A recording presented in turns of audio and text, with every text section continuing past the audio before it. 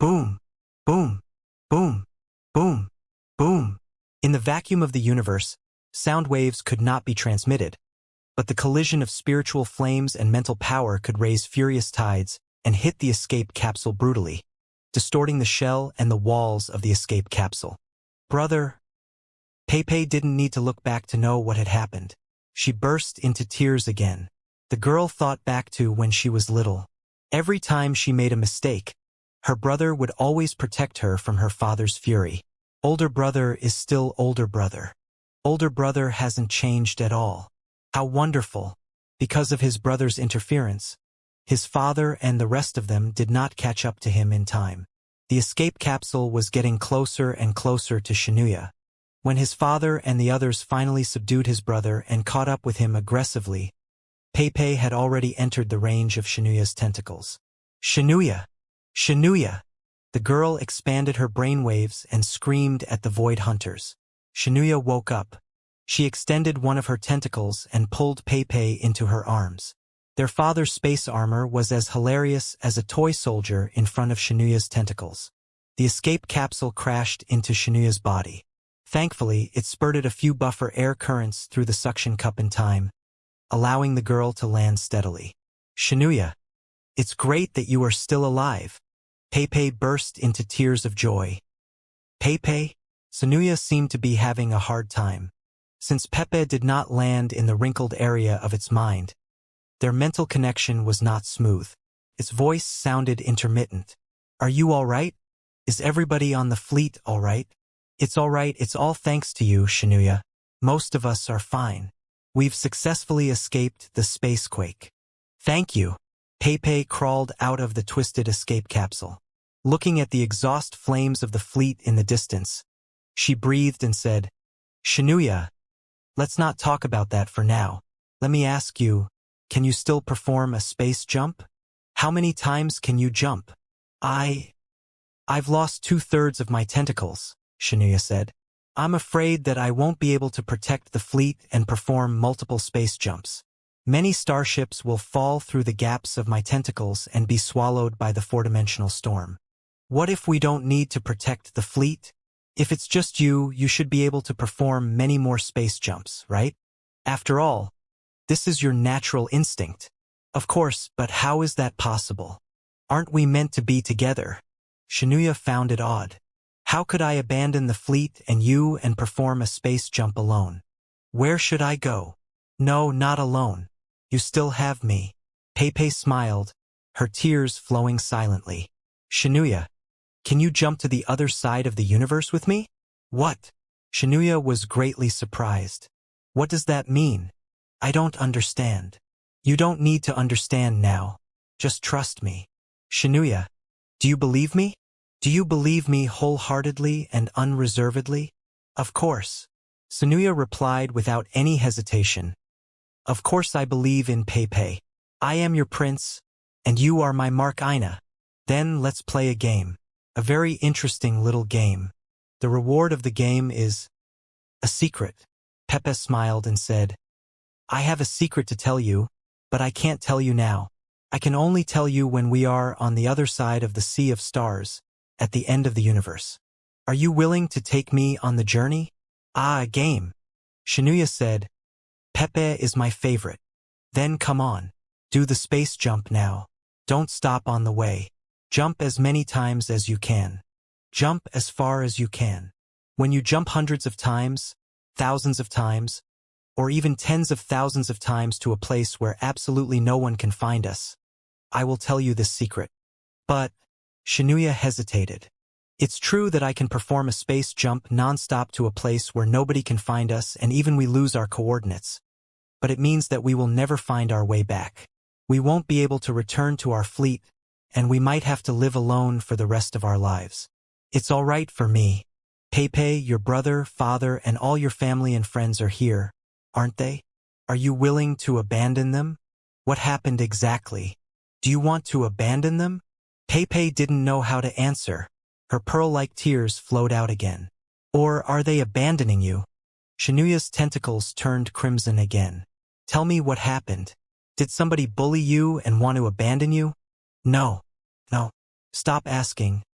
I will tell you when we reach the other side of the universe. Peipei took a deep breath and tried to hold back her tears. She forced a smile and said, I'm fine. No one is bullying me. It's just that there's a secret that I have to tell you. But I can't tell it to you here. I can only tell it to you in a place where no one can find you. I can't think of any other way. This is the only way. Believe me, this is the only way. I still don't understand. Xianxia said, You human beings are too weird. I think that human beings are too weird, too. Brother, father, and myself are all weird. Thankfully, you have 1,000 or even 10,000 years to get to know us. Right now, you just need to trust me wholeheartedly. Peipei begged, Please, Xianxia, don't waste your time. Let's go now. Just like Sinbad in the story, let's sail far away and brave the wind and waves. Let's venture into the depths of the sea of stars where there is no one. Aha! Adventure in the depths of the sea of stars. I like the idea. Xianxia said, Then I'm not Xianxia but Sinbad. A nice name, too. As nice as the Prince of Happiness. His temper was a bit like a child's. In the blink of an eye, it put aside its doubts. Then let's go, my Prince Sinbad. Peipei's voice was shaking. She did not dare to look at her own fleet anymore. Are you sure? Xianxia was suspicious. The spacequake just now made me a bit dizzy. I don't have a good sense of space right now. Once I perform a space jump, I might not be able to find my way back. If I jump dozens of times or even hundreds of times, I will definitely be far away from the active area of human civilization. I won't even know where I am right now. It means that you might not be able to see your family and friends for years, decades, or even your entire life. Why is that? I'm sure. Peipei closed her eyes. Stop asking. Stop asking. When we reach the other side of the sea of stars at the end of the universe, I will tell you. I will tell you everything. Then you will treat me as the representative of everyone. You can do whatever you want. Xianxia was silent. All the tentacles of the void hunters opened like petals and then closed again softly, protecting the girl. Although the girl was just a tiny creature in its body, it could sense the burning soul of the girl, as well as the sorrow and hope buried deep inside. I understand. Xianxia said, If you insist, let's go. Peipei took a deep breath and nodded. Right then, rustling noises came from the broken escape capsule. The communication channel was activated again. His father, his brother, and the rest of them all saw the changes of Xianxia's skin color and sensed the space ripples that were surging like tides. They all understood what it meant. Xianxia was going to perform a space jump with Pepe. Pepe! His brother was greatly shocked. He bellowed in the communication channel. What are you doing? What did Xianxia do exactly? This is the only way, brother. Peipei wiped the tears from the corner of her eyes and said with a smile, I'm stupid. I can't think of a second way. This is the only way to stop you from hurting each other, even if you can only fight for a few hundred years or even a few decades. Where are you going exactly? His brother panicked. Xianxia is heavily wounded. It is destined to be lost in the four-dimensional space. The furious storm will blow you to a random corner at the end of the universe. You might never find your way home again. You will never see us again. Yes, but at least I know that our home is still here. You and Dad must still be somewhere in the sea of stars. That's enough. Why? His brother sounded like he was about to cry. Is that the solution? Why didn't you tell me just now? You won't agree to what I just told you. I'm sorry, brother. You are going to be scolded again. I'm sorry. Silly sister. Is this something that can't be scolded? His brother roared. Come back. Come back now. Let's figure out a way together and find a perfect solution. There is no other way, at least for now. Peipei smiled again. However, there are so many smart people in the fleet, and so many kind, innocent, and righteous children. I believe that you will definitely find a way if you are given decades, centuries, or even millennia.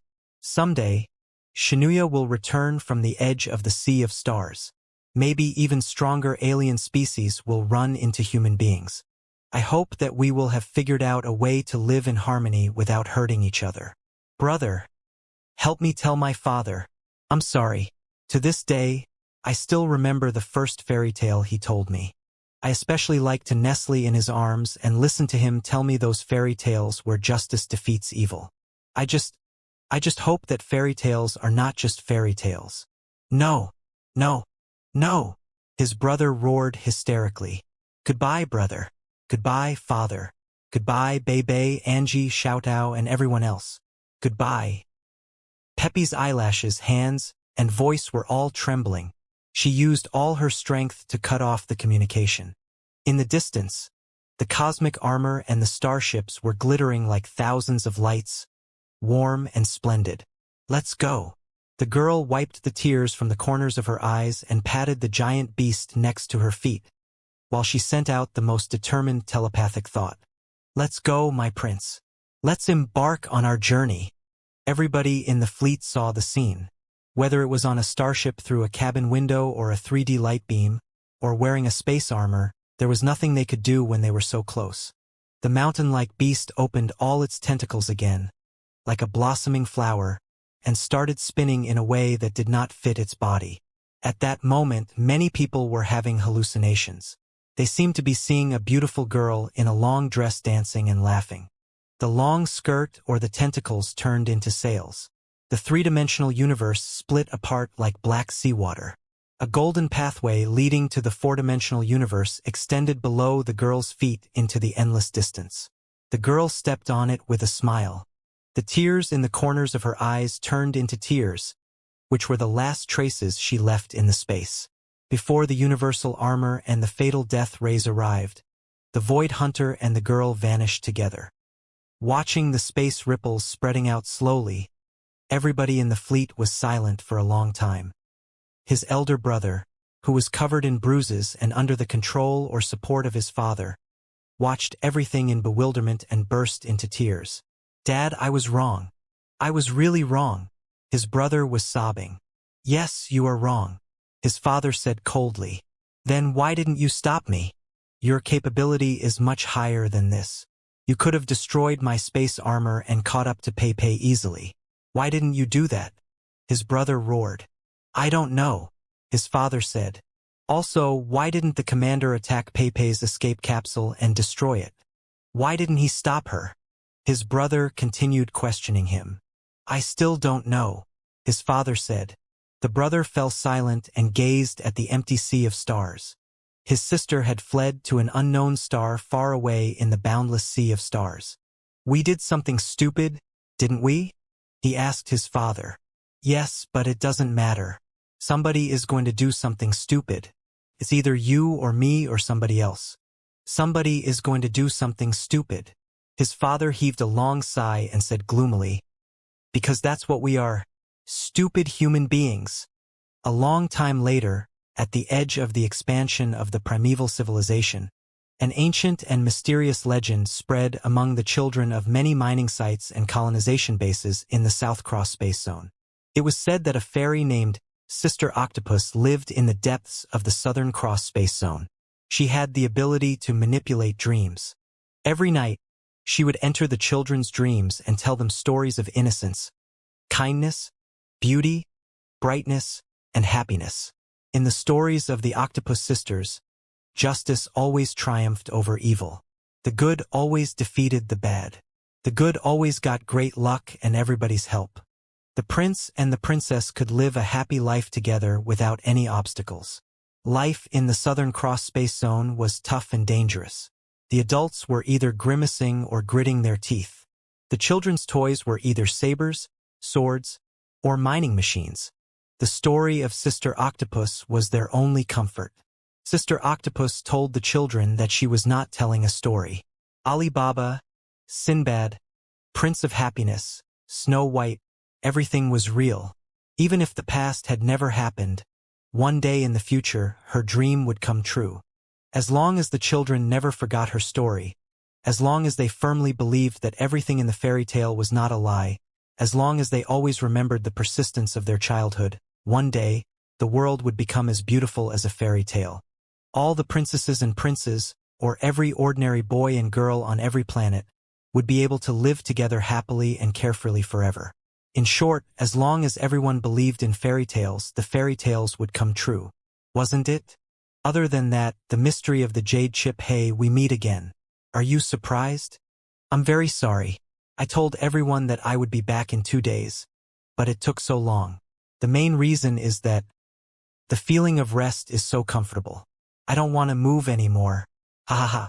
When I think of the new book I'm going to start next month, I'll have to do my best again. I'll let old cow indulge for 10 to 15 days. As for the progress of the new book, it was all right. He had written the first 50,000 to 60,000 words, but it didn't feel very good. Now, he was back to 50,000 to 60,000 words. He estimated that he would be able to save up to 100,000 words by the middle of next month. He had planned to write the stories of the few important supporting characters in chronological order, but now that he thought about it, it seemed to be better to keep them mysterious. The sea of stars was so vast and the universe was so splendid. Ding Ling Dang, Han Te, the boxing champion, Boss Bai, Long Yang Jun, they would certainly meet a lot of interesting stories. Why would the old bull finish all of them by himself? Therefore, the bonus will be mostly finished by the end of this month. Next, I will focus on my new book. If you really want to read the bonus, let's talk about it later. In the end, there are still 2 side stories, but they are really side stories and have nothing to do with the main plot. Do whatever you want. Then, he started reading The Mystery of Jade Slips. A long time later, in a certain timeline in a parallel universe. Ta-ta-ta-ta. On a starless night, the wind was blowing. On a steep, rugged mountain road, 2 dragons and wolves stomped on the green stones, making sparks fly everywhere. They crushed a lot of rocks and rolled down to the bottom of the abyss where the tides were raging. The terrain of the mountain was extremely dangerous. Even if it was a handsome horse that had opened its spiritual acupoints and was driven by a chi training expert, it would still fall to the ground and die without a corpse if it was careless. However, the 2 knights on the horses in front and behind did not care about anything else and simply sprinted. They stimulated the bloody holes on the horses with secret arts and accelerated their speed to the maximum. Hiss! In the sky behind him, more than 10 human-headed eagles were hovering. Manipulated by secret arts, their skeleton-like faces were full of brutality as they lunged at the 2 dragoons. 2 knights held gold crow fire crossbows in their hands and launched a series of fireballs into the sky, burning the entire sky with the karmic fire of the Red Lotus. They managed to resist the assault of the human-faced owls. It seemed to be impenetrable, but the number of bolts inside the storage ring was dwindling. At this moment, the mountain path in front of them collapsed, revealing a gap that was almost 100 meters wide. "Master!" the knight in the back exclaimed in a childish voice. He was a young man in his 20s. "Let's go!" The knight in front whipped his horse and jumped up. With a long howl, he turned into a bolt of lightning and dashed almost 1,000 meters away. Encouraged by his companions, Long Lang, who was at the rear, jumped high into the air and crossed the missing mountain path like a bolt of lightning before the knight raised his whip. However, before the 2 knights took a breath in relief, they had reached the end of the mountain road. In front of them was a high cliff. Below the cliff was a dark, bottomless spring, and the landing spot on the opposite side was at least 2,000 meters away. If one's eyesight was not good enough, they would not be able to see the other side at all. "There's no way out, master," the young knight shouted again. "Even if you don't have a road, you still have to make one. Zhao Chuang, listen to me carefully. This ultimate jade slip records the greatest secret of a supreme being who shook the sea of stars in the primeval era. It is very likely to be his peerless technique to roar the stars and shake the heavens." The knight in front gritted his teeth and said, "According to the legends, whoever decrypts and comprehends the content of the supreme jade slip will be able to dominate the world, suppress the 9 realms, and even roam among the stars. And over the past 10,000 years, the supreme jade slip has shown up 9 times, and every time it did, the world would be thrown into chaos. All living creatures would be killed, and the 9 realms would be soaked in blood. This time, the Heaven Wolves sect got the supreme jade slip by accident, which led to a catastrophe. If the supreme jade slip falls into the hands of the evil cultivators, there is no telling what kind of catastrophe the human world will experience. Zhao Chuang, the Heaven Wolves sect can be destroyed, and the lives of you, my master, and I can be sacrificed, but this supreme jade slip must be sent to Master Zihong, the leader of the 7 major sects and the sorrowful Sea Temple. He is the only one who knows how to seal the supreme jade slip in order to prevent it from harming the world. While they were talking, they had reached the front of the cliff. The human-faced owl chasing after them was shrieking in midair, as if it were mocking them for having nowhere to run. Zhao Chuang immediately understood his master's determination. He was greatly shocked. "Master, what are you doing?" "Take it, Zhao Chuang. Remember, your head can be cut off, your body can die, and your soul can vanish into thin air. But this supreme jade slip must be handed over to Master Ci-Hang in person." His master threw a green bamboo tube to Zhao Chuang and shouted desperately, "We can't let it fall into the hands of the evil cultivators. We can't." Shua! The dragon wolf under his master's feet was soaring toward the endless cliff. In the meantime, his master blew a weird whistle, and the handsome horse below Zhao Chuang jumped up. The 2 handsome horses, one in the front and the other in the back, drew a soul-stirring arc in the air. In the end, there was still a gap in altitude. Before they reached the other side, they had already fallen down. However, his master had carefully calculated the trajectories of the 2 handsome horses. The handsome horse under Zhao Chuang's legs fell precisely behind his master's handsome horse. Boom! Zhao Chuang's handsome horse stomped on the ground heavily. He actually treated his master's handsome horse as a stepping stone, thereby gaining a new height, strength, and speed. He continued rushing towards the opposite shore. But his master, together with the handsome horse, accelerated and fell into the dark clouds. Ah! Zhao Chuang felt as if his heart was being torn apart. However, the sect had undergone a series of drastic changes in recent days. Other than himself, everyone had died a violent death. This kind of anger caused him to not have the time to feel sad. He gritted his teeth and rode his handsome horse, falling on the opposite shore at a close distance. The gap between the 2 cliffs was too large. Zhao Chuang had suffered heavy wounds when he was fighting against the human-faced owl. His spiritual energy was no longer functioning, and he fell to the ground, spurting a mouthful of blood. His legs were broken, too, and he could not move forward anymore. Gritting his teeth, Zhao Chuang stood up and squeezed his clothes. The hard part was still there. He was somewhat relieved and looked at the sky behind him, only to find that a large group of human-faced owls were chasing after him with hideous smiles. Chi! Chi! Chi! Chi!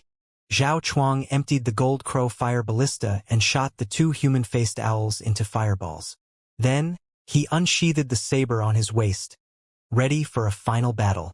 At the critical moment, dozens of mysterious ripples appeared in midair and condensed into wind blades that chopped off the heads of more than 10 human-faced owls. Fellow cultivators of the Heaven Wolves sect, don't panic. Han Zi of the Fierce Wind sect and 19 Hurricane Swords are coming to your rescue. From the forest on the 2 sides of the hill, more than 10 sword cultivators in neat clothes crawled out. 10 of them were fighting the remaining human-faced rascals with their flying swords, while 3 of them lunged at Zhao Chuang. Where is the supreme jade slip?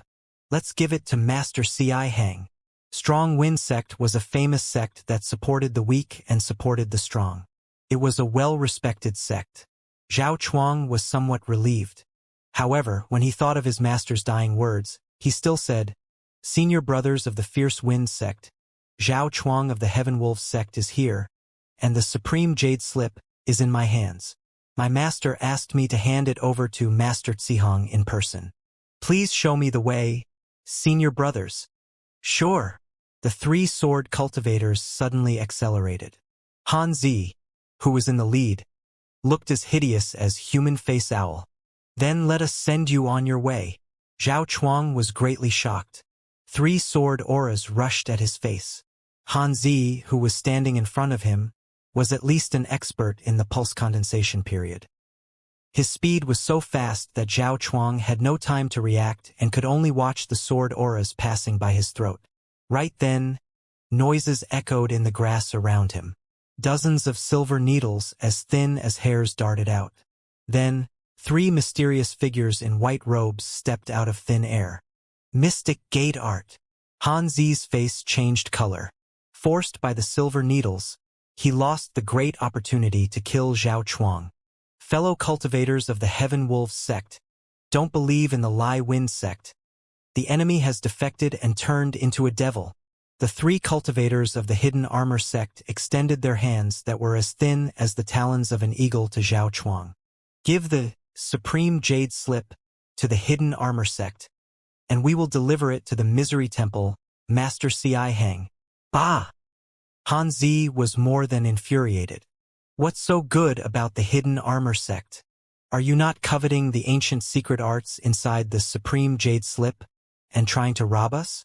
Don't trust the kids of the Heaven Wolves sect. Don't trust anybody. Hardly had he finished his sentence when 2 more warriors showed up on the hill. 2 flags were waving in the wind, with Giant Sword Gang and Giant Flag Gate written on one side. They were charging at them unstoppably as if they were galloping horses. There was no sign that they were going to stop at all. It seemed that they were going to crush everybody here into pieces. Zhao Chuang's mind went blank. The Heaven Wolves sect was located at the northwest border and was quite far away from the righteous sects of the 9 worlds. Zhao Chuang had listened to the teachings of his sect and knew that the Gale of Lifeng sect, the Escaping sect, the Giant Sword Gang, and the Great Flag sect were the orthodox sects of the 9 worlds. They supported the weak and supported the strong. They were chivalrous and chivalrous. Their heroic spirits soared to the clouds, causing him to yearn for them. How come today he had seen 1 or 2 of them? They were no different from the evil sects that had been hunting them for days. Seeing that the hundreds of cultivators of the righteous sects were engaged in a fierce battle, Zhao Chuang took the opportunity to crawl out of the battle formation. The opponents were not stupid. Although they considered each other to be a major problem, they did not forget that Zhao Chuang was the real problem. They sneered and waved their magical equipment at Zhao Chuang. Having lost all hope, Zhao Chuang made up his mind and jumped off the cliff behind him. He heard a long cry of a crane. Then he felt that Zhao Chuang had fallen on the back of an enormous crane, which was driven by a weird girl. The giant crane seemed to be an ancient species. It was born with the bloodline ability. With a flap of its wings, all the magical equipment was blown back, making the cultivators of the 4 major sects on the cliff scream in pain. After a few roars, the human-faced owls did not dare to chase after them. They could only watch Zhao Chuang and the girl flying higher and higher through the mountains toward the Sea of Bitterness Temple. Zhao Chuang's head was dizzy. Took a long time for him to calm down. However, he tightly clutched the bamboo tube in his arms and looked at the woman with complete vigilance.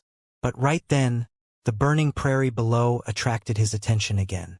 Looking down at the earth on a blood-stained plain, countless cultivators, evil cultivators, riders, and soldiers were fighting crazily under various kinds of flags, making a living hell. Chaos. The 9 worlds are in chaos. The 7 orthodox sects, the 5 devil sects, the northern Qin, the great Chu, the Zhuye, the mountain ghost, all the forces, heroes, billions of creatures, and even evil spirits are joining the meaningless competition for the Supreme Jade Slip.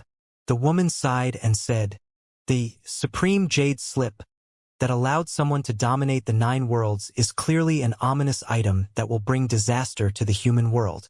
Over the thousands of years, the Supreme Jade Slip has shown up multiple times. It has never produced an invincible overlord. Instead, it has killed countless people who got it. What a joke. To this day, countless people still believe that it boasts unparalleled power."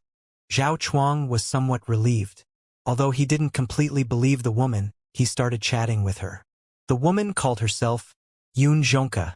She was not willing to tell Zhao Chuang her identity and background, but she knew everything about the anomalies in the 9 worlds. According to her, the news that the Heaven Wolves sect had received the Supreme Jade Slip had spread to every corner of the world. Countless sects and dynasties had set up ambushes between the Heaven Wolves sect and the upper levels of the temple, hoping to steal the supreme jade slip. Before the jade chip appeared, the sects and dynasties had been engaged in bloody battles. The forces that the woman belonged to were not willing to watch the people being killed. Therefore, they asked the woman to ride the ancient spiritual crane and help the heavenly wolf clan deliver the supreme jade slip to the Sea of Bitterness temple as soon as possible. The spiritual cranes soared in the sky and were adept at concealing their scent. Cultivators who rode their swords could neither find them nor catch up to them. While they were talking, the two of them had already flown hundreds of kilometers away. They could vaguely see the raging clouds in front of them. A streak of gold and a streak of black gas were tangled together and locked in a fierce battle. The Sea of Bitterness temple has come to reinforce us, and the blood lotus lamp, the leader of the devils. Standing on the crane, Xianxia's eyes were emitting sharp silver brightness. He observed for a moment and exclaimed, "Such powerful spiritual flames that can even tear apart the sky and the earth. Are Master Ci and Master Blood Lotus taking action in person?" Zhao Chuang was greatly alarmed. Master Ci was the leader of the righteous path of the 9 worlds, while Master Blood Lotus was the dominator of all the demons in the universe. The confrontation between the righteous and the evil was about to begin. As it turned out, the clouds had dispersed. The battles on the ground were 100 times more brutal than those between dynasties. If the Hell of Azura was classified as such, the next battlefield must be the 18th floor. Right now, he was only hoping that Master Ci could defeat Master Blood Lotus and destroy the Jade Chip. In the sky, gold brightness was shining on one side of the sky, and bloody mist was surging on the other. The two unparalleled experts of the 9 worlds were indeed displaying the aura of a great war. However, what Zhao Chuang feared came true. The golden brilliance and the bloody mist collided brutally for several rounds before the golden brilliance was torn apart. The bloody mist, on the other hand, was raging and colliding more and more. "Hee, kid, give it to me." With a hideous smile, a ghost claw appeared out of nowhere and snatched at Zhao Chuang. Before the ghost claw reached him, Zhao Chuang's eyes were already somewhat dull, as if he had been manipulated. He could not help but take out the green bamboo tube from his pocket and hold it up high. Ha ha ha ha ha ha. The ghost claw sucked the bamboo tube softly, and it fell into the hands of Lord Blood Lotus. Wild laughter echoed inside the blood mist before the bamboo tube was crushed into pieces. However, there was nothing inside the bamboo tube. What? Zhao Chuang was dumbfounded. He sat on the back of the crane, not knowing what was going on. What? Xianxia was dazed for a long time, too. He looked at Zhao Chuang and then at Master Blood Lotus in midair, not knowing what to say. "We've been fooled. You are not the rightful owner at all." From the bloody mist came the roars of the Blood Lotus Lord. The ghost claw pointed at Zhao Chuang first, before it pointed at the direction where the gold brightness had dispersed. Murderous intent as intense as blood was surging out of the claw. That was not the real sorrow of the bitter sea. We were fooled. Everybody was fooled. While the Blood Lotus Lord was exclaiming that he had been fooled, more than 500 kilometers away from the main battlefield of the confrontation between the righteous and the evil, in a bottomless cliff surrounded by clouds, the place where Zhao Chuang's master, the leader of the Heaven Wolves sect, sacrificed himself to save Zhao Chuang and the Supreme Jade Chip not long ago. No one had expected that there would be a crack at the bottom of the cliff, which was as smooth as a mirror. Deep inside the mountain through the crevice there was another world. It was a spacious, airy underground palace. Moreover, the underground palace was filled with clean water, food, heavenly materials and earthly treasures, and elixirs. It was enough for a cultivator to train in seclusion for 3 to 5 years. The leader of the Heaven Wolves sect, who was supposed to have fallen off the cliff, had shown up in this place. Everything around him had been prepared by him, and his most beloved disciple, Zhao Chuang, was merely a bait that he had set up. However, at this moment, the leader of the Heaven Wolves sect was no better than dead. His bones were broken, his limbs were broken, and his veins were shattered. He was living a life worse than death. Even the Supreme Jade Slip, that he saved at the cost of the entire Heaven Wolf sect, and his own fake death fell into the hands of someone else. It was a square-jawed, kind-looking man. One look was enough to tell that it was the beacon of mercy for all living creatures. If he was not the leader of the righteous path, who could he be? For the sake of a supreme jade chip, you killed your entire family, which led to the betrayal of your family and the loss of your reputation. Why did you do that, leader of the Heaven Wolves Guild? Master Xianxia sighed. He groped for the jade chip in his hand while he stomped on the leg of the leader of the Heaven Wolves sect. The leader of the Heaven Wolves sect was crying in pain, but the excruciating pain stimulated his soul and made his thoughts clearer. He glared at Master Xianxia and shrieked, "Xianxia, you are not a good man either. If you really had no evil thoughts, you wouldn't have waited for me in this place alone. With your capability, you could have captured me alive and brought me to the Misery Meditation Temple where I would be interrogated by the righteous cultivators. You were unusually merciless and killed me here. Are you going to swallow the supreme jade slip like me? Ha ha. Ha ha ha ha. I am a wildling from the northwest, an unknown figure in the world of cultivators. I was hoping that I could soar into the sky with the help of the supreme jade slip. That's why I had evil thoughts. I didn't know that you, the leader of the righteous path and the Master Zihong, who is respected by billions of people and cultivators, would be unable to control yourself and sink to the same level as me and Master Blood Lotus. How hilarious. How hilarious. It's different. You and I are still different. Master Xianxia was neither angry nor angry. He smiled and said, "Leader of the Heaven Wolf sect, do you know the content of the Supreme Jade Slip? Do you know how to unlock the seal of the Jade Chip? No, you don't know anything, and yet you were tempted by greed and tried to crack the mystery of the Supreme Jade Slip by training in seclusion for 3 to 5 years? That's hilarious and suicidal. Are you and I the same? My race has been pursuing and studying the Supreme Jade Slip for thousands of years. It was not until the hard work and sacrifices of our ancestors that we were able to figure out most of the content of the Jade Chip. I also knew that the Jade Chip contained a strong mental test. In order to stabilize the soul, I dedicated myself to the Misery Meditation Temple for more than 100 years and practiced all kinds of secret arts to calm the soul. That was why I had a 20% chance to withstand the power of the Jade Chip. It was just a spur-of-the-moment decision, but I've been waiting for 100 years for today. Leader of the Heaven Wolves Guild, are we really the same? Even if you waste 100 years, it will still be a dream. You will never succeed." The leader of the Heaven Wolves sect struggled and said, "Don't underestimate the heroes of the world. Very soon, somebody will see through your scheme and learn that the Supreme Jade Slip is in your hands. By then, the image that you've been pretending for 100 years will be completely destroyed. You will become the biggest traitor of the Sea of Bitterness Temple and a rat that is hunted by both the righteous and the evil sections. There will be no place for you in the entire 9 realms. So what?" Master Xianxia was still smiling. Reputation, status, image, the Sea of Bitterness Temple, the righteous and the evil, the mouths of the people of the 9 worlds. None of that matters in the face of absolute strength. As long as I can solve the mystery of the Supreme Jade Slip and master the unparalleled primeval technique, I will be the well-deserved overlord of the world, the king of kings, and the god of all gods. With a light cough from me, who in the 9 worlds and 10,000 provinces would dare to disobey? How could the righteous leader, who only has a false reputation, compare to me? All right, leader of the Heaven Wolves Guild, it's time to send you on your way. Since you helped me get the Jade Chip, do you have any unfulfilled wishes before your death? Wait! The leader of the Heaven Wolves sect thought of something and said, "What kind of ancient heritage is stored inside the Jade Chip that even Master Xianxia is willing to give up everything that he has been working on for 100 years in exchange? I want to know. I want to die knowing.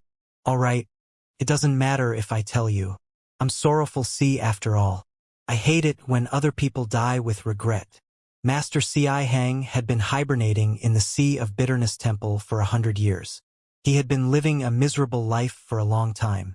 Now that his disguise had been torn apart and his true face revealed, he couldn't have felt more comfortable.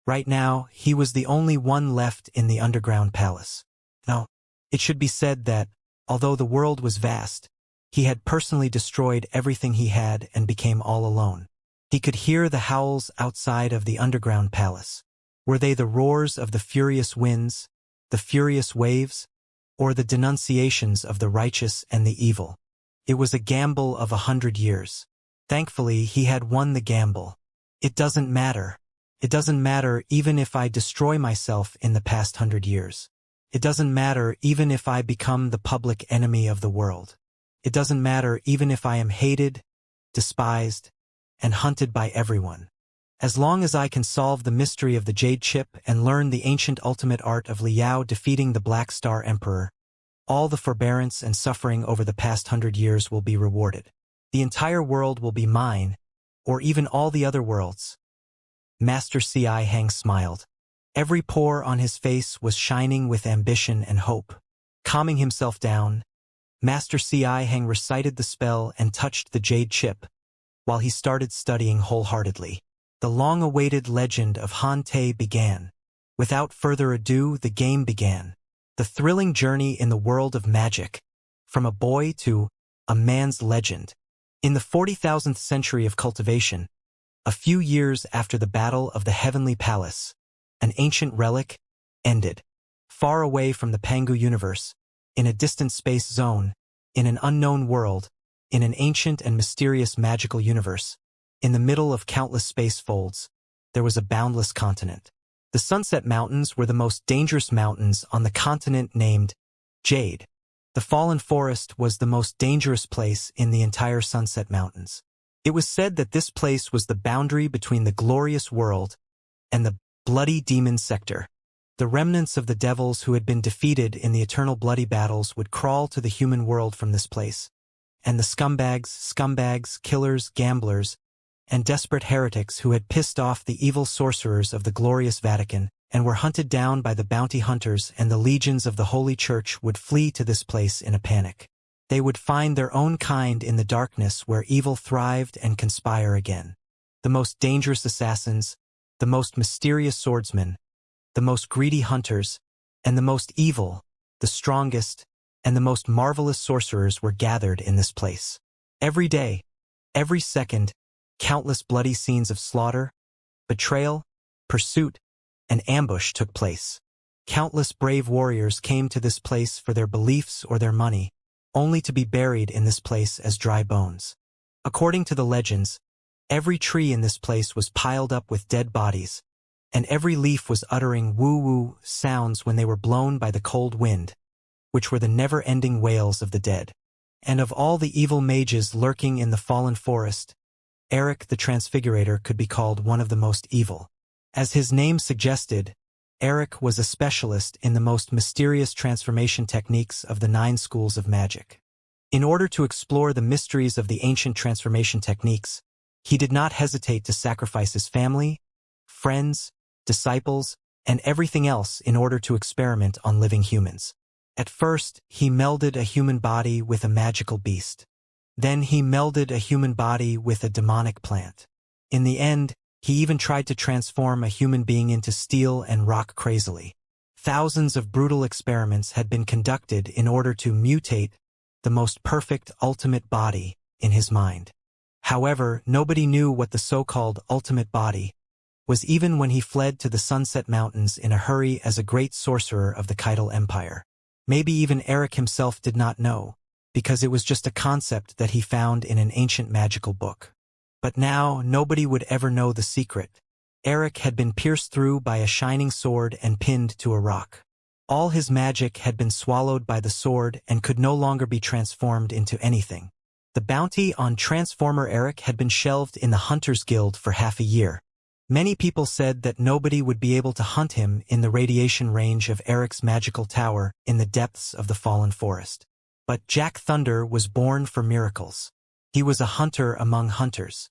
3 years ago, when he rose to fame like the rising sun, nobody knew where the mysterious young man with black hair and golden eyes came from. Today, with his unique hair color as his nickname, the name Black Jack was well known. Not to mention that he had slayed 27 criminals on the bounty list of the Hunters Association with lightning-like sharp moves, and that he had won 33 matches in a row in the underground arenas affiliated to the Hunters Association and set an unprecedented brilliant record. Just by looking at the harem group of women around him, one could tell how outstanding this young man was. Whether it was a princess of the ancient Imperium, a female assassin of the underground world, a female captain of a mercenary group, a cat girl with sharp ears and sharp claws, countless young girls had submitted to Jack Thunder and were loyal to him until death. He was like a favored son of heaven who was born with the destiny of the entire world of magic. He was destined to create one miracle after another. It was only natural that Eric, the shapeshifter, was killed. The best he could do was smile evilly. And this smile caused the members of the harem group, the female assassins, female orcs, female dragons, female devils, princesses, female magicians, and female swordsmen, to scream. Jack Thunder was already used to everything. He scratched his nose and unsheathed his sword from the dead body of the evil sorcerer. Then he strode into the magical tower of the shapeshifters. The bounty was not enough to pique his interest, and justice was not his purpose in this place. He only wanted to know what the ultimate body that Eric the shapeshifter studied at all costs was. Inside the dark and deep magical tower, pungent smells were everywhere. In the middle of the mist, hideous experiment subjects were appearing one after another. Some of them looked like human beings and beetles. Some of them had metal armor growing out of their bodies. Some of them had even stuffed magical equipment into their bodies to replace their internal organs. The so-called transformation was truly cruel black magic. Most of the experimental subjects were already dead. Judging from their shabby appearance, they did not look like ultimate entities. Without him knowing, Jack Thunder had arrived at the core of the magical tower. In the mist, something was wriggling and moaning. The members of the harem were all ready for battle. Jack Thunder also raised his sword high. When the mist cleared, what they saw was beyond their expectations. It was an extremely complicated rune array, as if hundreds of ordinary rune arrays had been overlapped and painted with the blood of hundreds of devils and powerful demons. But there was nothing in between the arrays. No, not on the ground, but in midair. For chains dangled down from the sky and tied up a young girl, who was hanging in the air above the array. Woo-woo-woo-woo. The girl's mouth was blocked by the animal bone. She found it hard to breathe, and her face was twisted in tears of humiliation. Despite the embarrassment, there was still nothing that could conceal the shocking beauty of the young girl. Even Jack Thunder, a legendary hunter who could topple half of the billions of young girls of the Jadeite continent, could not help but be deeply moved by the young girl's indescribable beauty. Her beauty was soul-stirring and devastating. Even the glittering crystals on the continent were no match for a drop of tear in the corner of her eye. The infinite brilliance of the holy city of the Holy Sea was no match for the smile that had not yet appeared on her face. Even Lake Wald, the fairyland of the elves that was as bright as a starry night, was no match for her shallow dimples. In front of her, Jack Thunder's entire harem was eclipsed. It was as dull and boring as being carved out of wood. There was no need to mention her figure, which was the complete opposite of her pure appearance, and was so popular that even the queen of succubi of the blood demon sector was jealous of her. Jack Thunder was completely dumbfounded. He couldn't help but step forward and pull out the bone. He asked in a daze, Who is this honorable lady exactly? Is she a princess of a certain country captured by an evil magician? Fuck you, Transformer Eric. I'm going to kill you. I'm going to kill you. How dare you treat me like this? Ah! I'm going to cut you into pieces. You sick pervert. The unparalleled beauty struggled hard and cursed so loudly that the chains were rattling.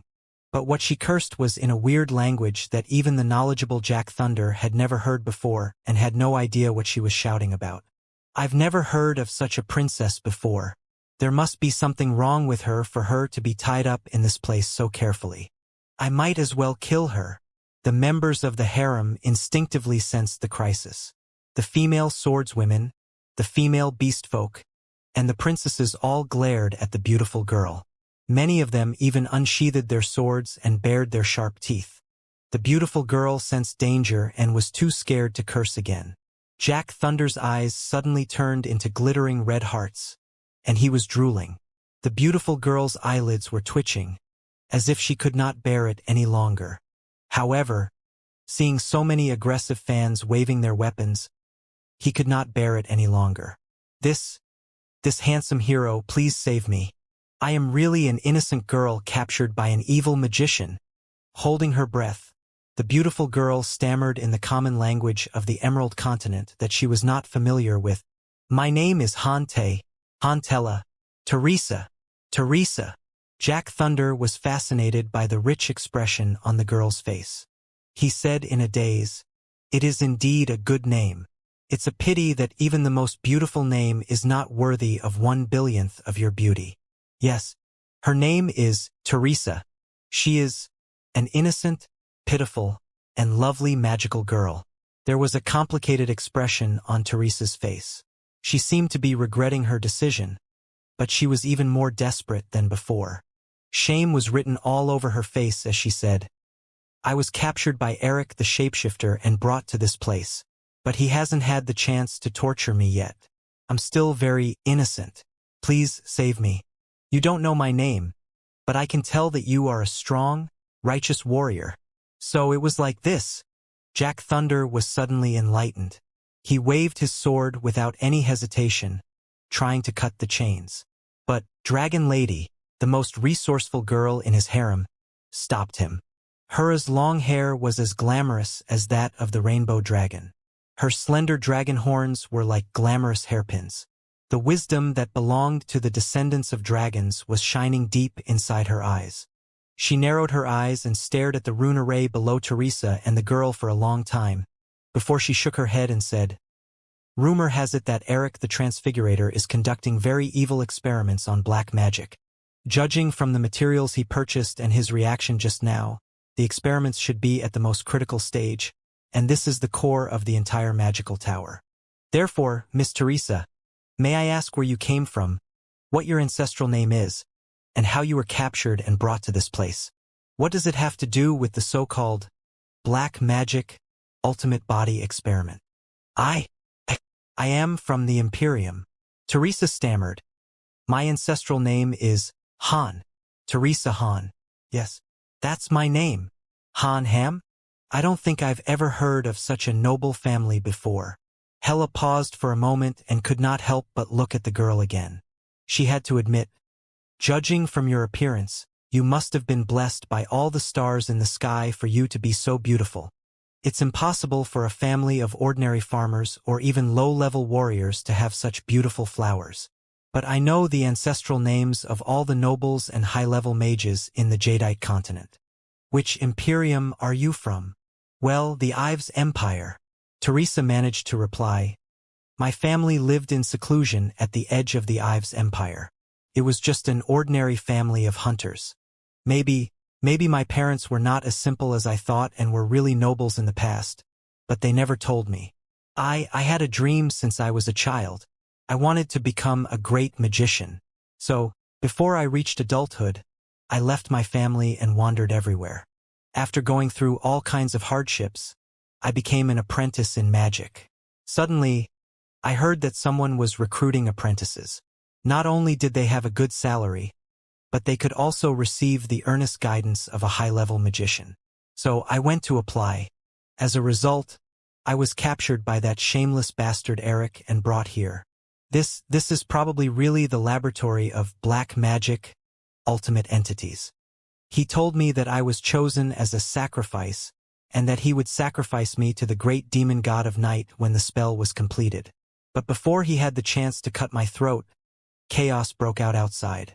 He went out to fight with all the demons and you arrived in time. Other than that, I don't know anything about the ultimate entity, nor have I been corrupted by any black magic. Please believe me." Hera shook her head disapprovingly. "I would like to believe you, but your words are full of loopholes. Mysterious Miss Teresa Han." Hella's eyes could not bear to leave Teresa's face, either. "Do you know what the biggest problem is? Your beauty. If you had indeed traveled far and wide as a magical apprentice, your beauty alone would have been enough to raise a riot, no matter your level of magic. Why have I never heard of such an unparalleled beauty like you? I don't know. Teresa was so anxious that her eyes were brimming with tears. Believe me, you must believe me about this. I don't want to look like this, either. When the girl was crying, she was already devastatingly beautiful. When her pearl-like tears streaked across her snow-like skin, even the stars in the sky would fall for her. Not only was Jack Thunder deeply moved by her tears and distracted, his harem was also attracted to her. Besides jealousy and wariness, he could not help but feel sorry for her. Even Hera, the dragon girl who had raised the question, felt sorry for her and blamed herself for going too far. Enough, Hera. Jack Thunder's eyes were glued to Teresa's body like magma. Miss Teresa Han was captured to the Armageddon Mountain and the depths of the fallen forest. She was too shocked. It's not unusual for her to miss a lot of details. She is so weak that she looks like a delicate flower that has been savaged. She is definitely not an ugly slave of black magic. Stop torturing the poor girl.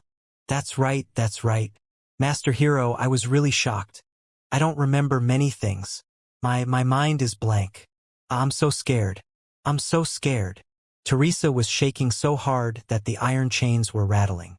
The iron chains tightened her body and accentuated her soul-stirring body. Crack! Jack Thunder couldn't hold it any longer. He cut off her chains, and the magical girl fell into his strong arms. Shwa! Jack Thunder took off his cloak casually and covered Teresa with it. He looked at her affectionately and said in a magnetic and manly voice, "Don't be scared, Miss Teresa. It's all in the past now. Nobody can hurt you now that I, Black Jack, am here. I swear that I will protect you with my life as a bounty hunter and a stray knight." He lowered his head and stared at the girl. Teresa Han shuddered hard. Then she vomited. Blarg, Blarg. I'm sorry, Lord Braveheart. I didn't mean to vomit on you.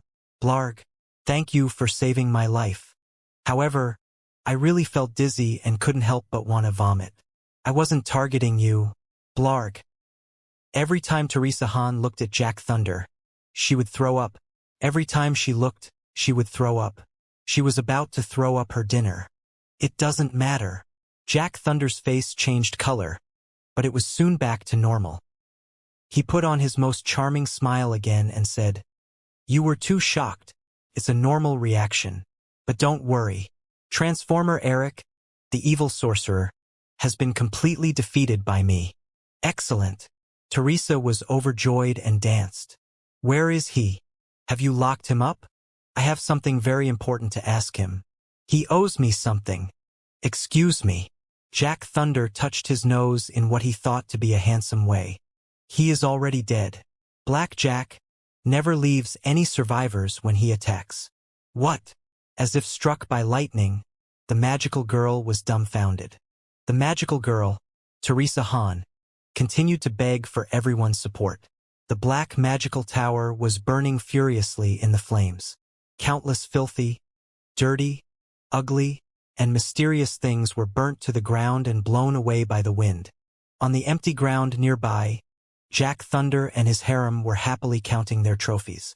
The treasures and powerful magical equipment amazed them.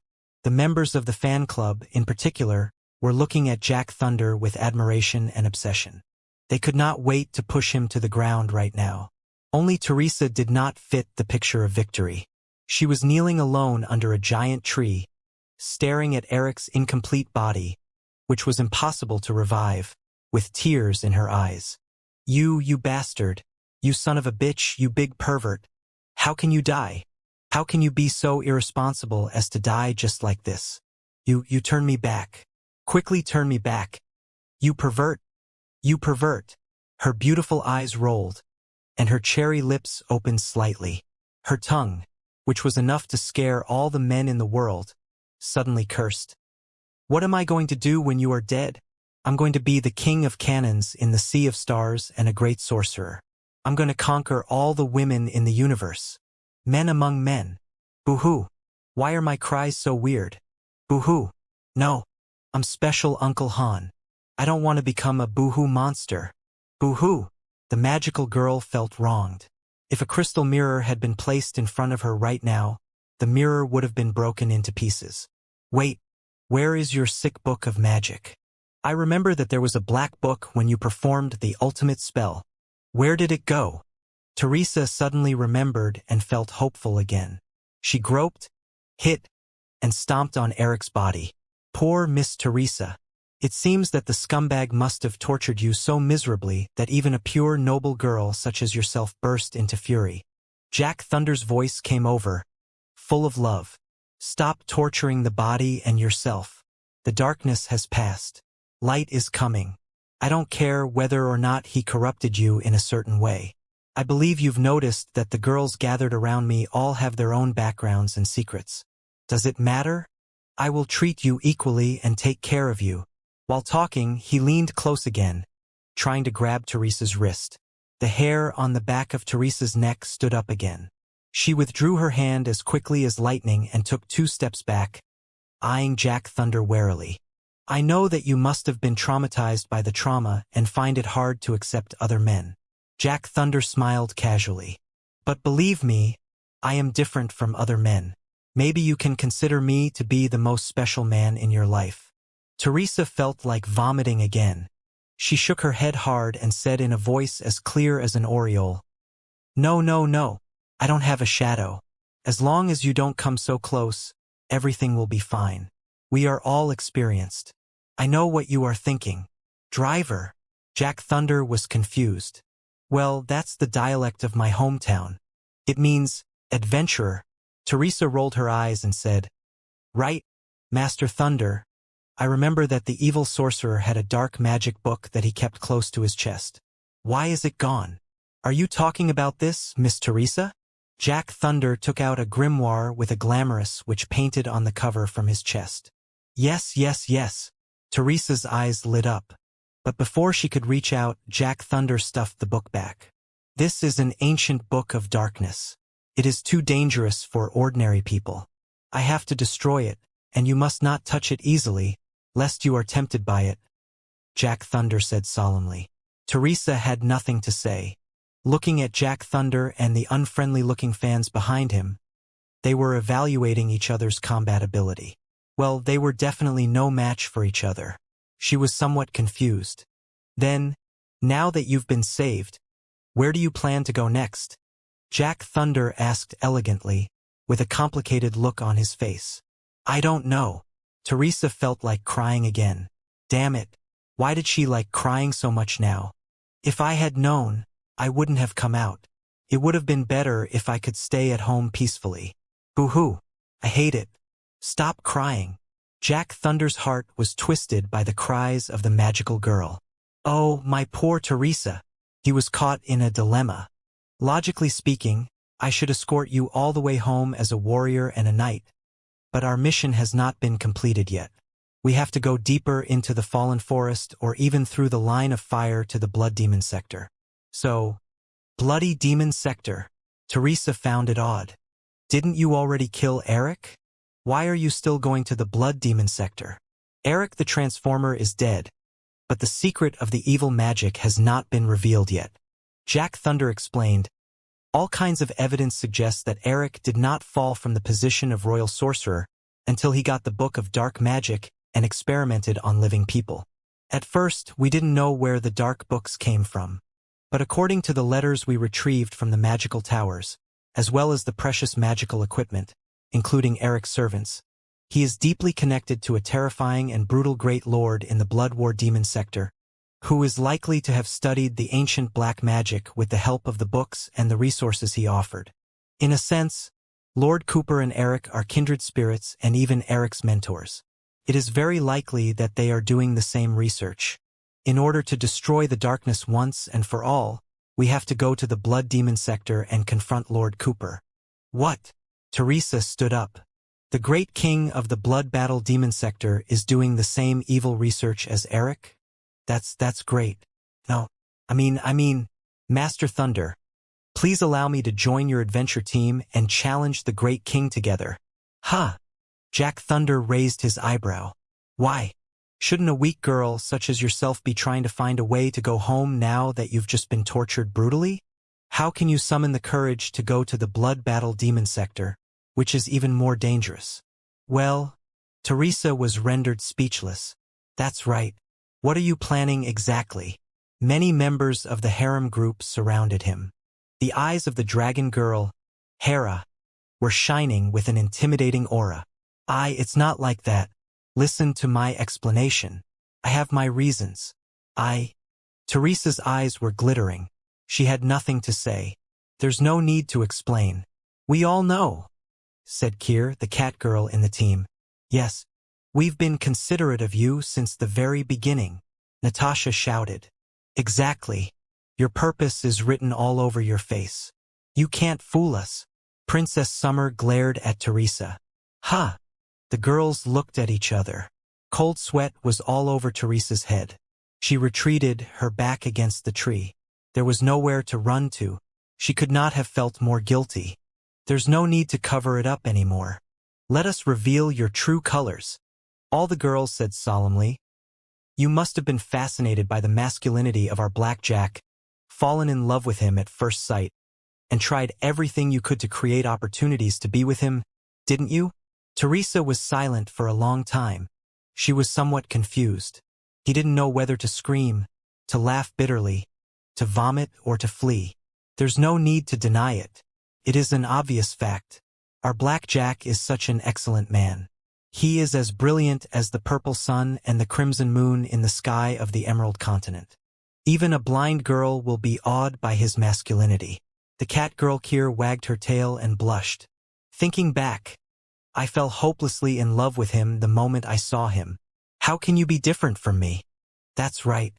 Although you are very beautiful and may have been sought after by countless young masters, Blackjack is completely different from them.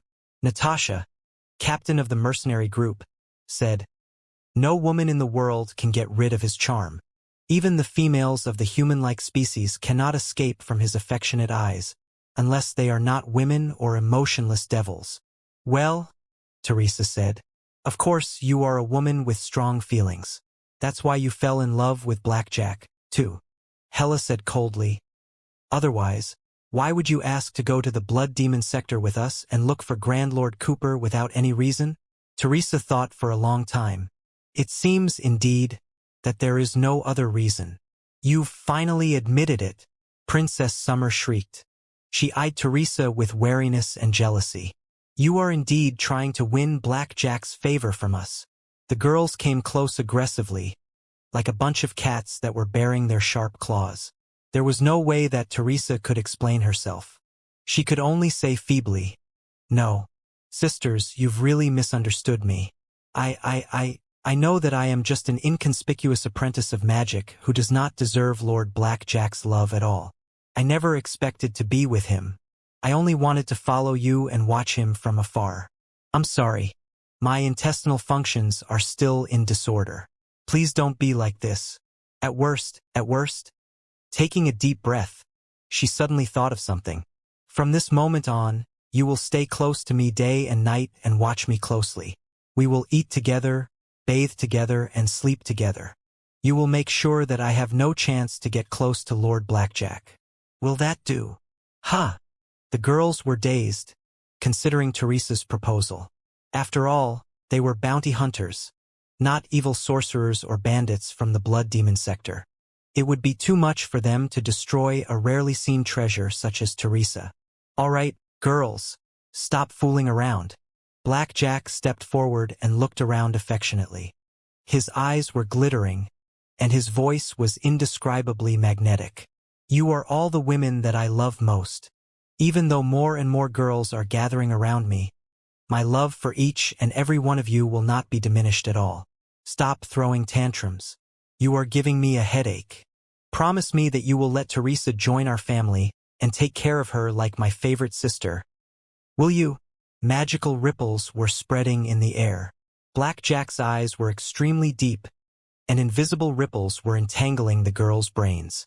A weird scene took place.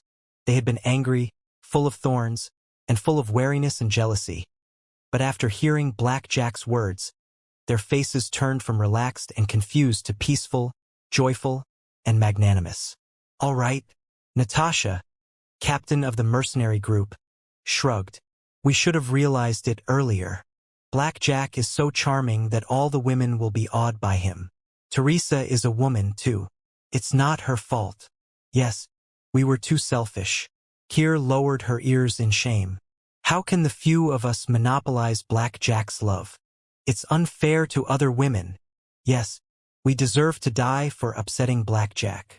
Princess Summer said, since Black Jack likes you, we should like you as much as Black Jack does. We will take care of you and protect you with our lives. Welcome to our big family, Sister Teresa. Welcome, welcome. Welcome to our family and become Black Jack's woman just like us.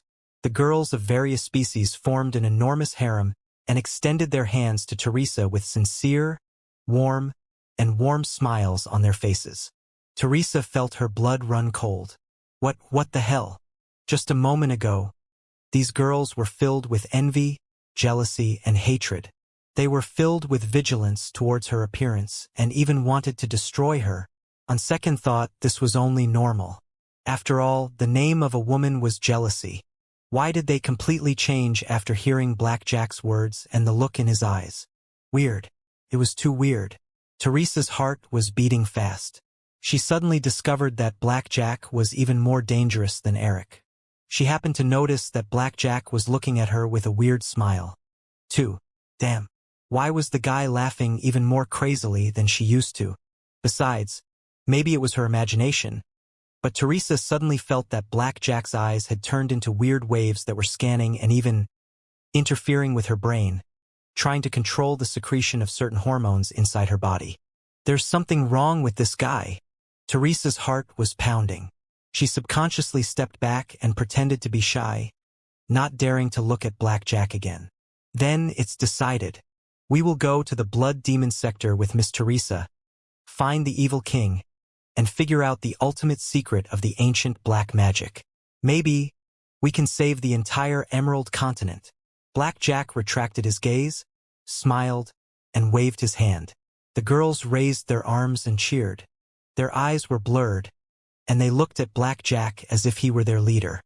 At night, deep inside the fallen forest, bonfires and tents were bursting with laughter. Although it was a perilous place, nobody dared to mess around with the extremely dangerous hunter team. The news that Eric's black magic tower had been destroyed had already spread to every corner of the forest. All the demons, devils, evil mercenaries, and bloody killers in the darkness knew that Black Jack had arrived. Teresa crouched in the deepest shadow of the tent, pondering the weirdness of the day and her future. How is that possible? The most important thing about picking up girls is not how to pick up girls, or even how to pick up 20 girls at the same time, but how to make so many girls live in harmony. Years ago, when this great one roamed the sea of the stars and commanded the winds and clouds, it's not like this great one didn't try to have a girl on my left and a girl on my right. I dated quite a few girls at the same time. But as long as they knew of each other's existence, they would definitely be screwed. Even if there were a few times where we agreed not to talk about feelings, over time they would still make a fuss. What did this Black Jack do to make all the girls listen to his command without making a fuss? They are like puppets or slaves. Also, who is Grand Master Cooper? Is he better than Eric the shapeshifter? Does he really have what I want? Teresa pondered in distress. She scratched her crotch out of habit and found that it was empty. She was even more frustrated, but her eyes were brimming with unwillingness and stubbornness.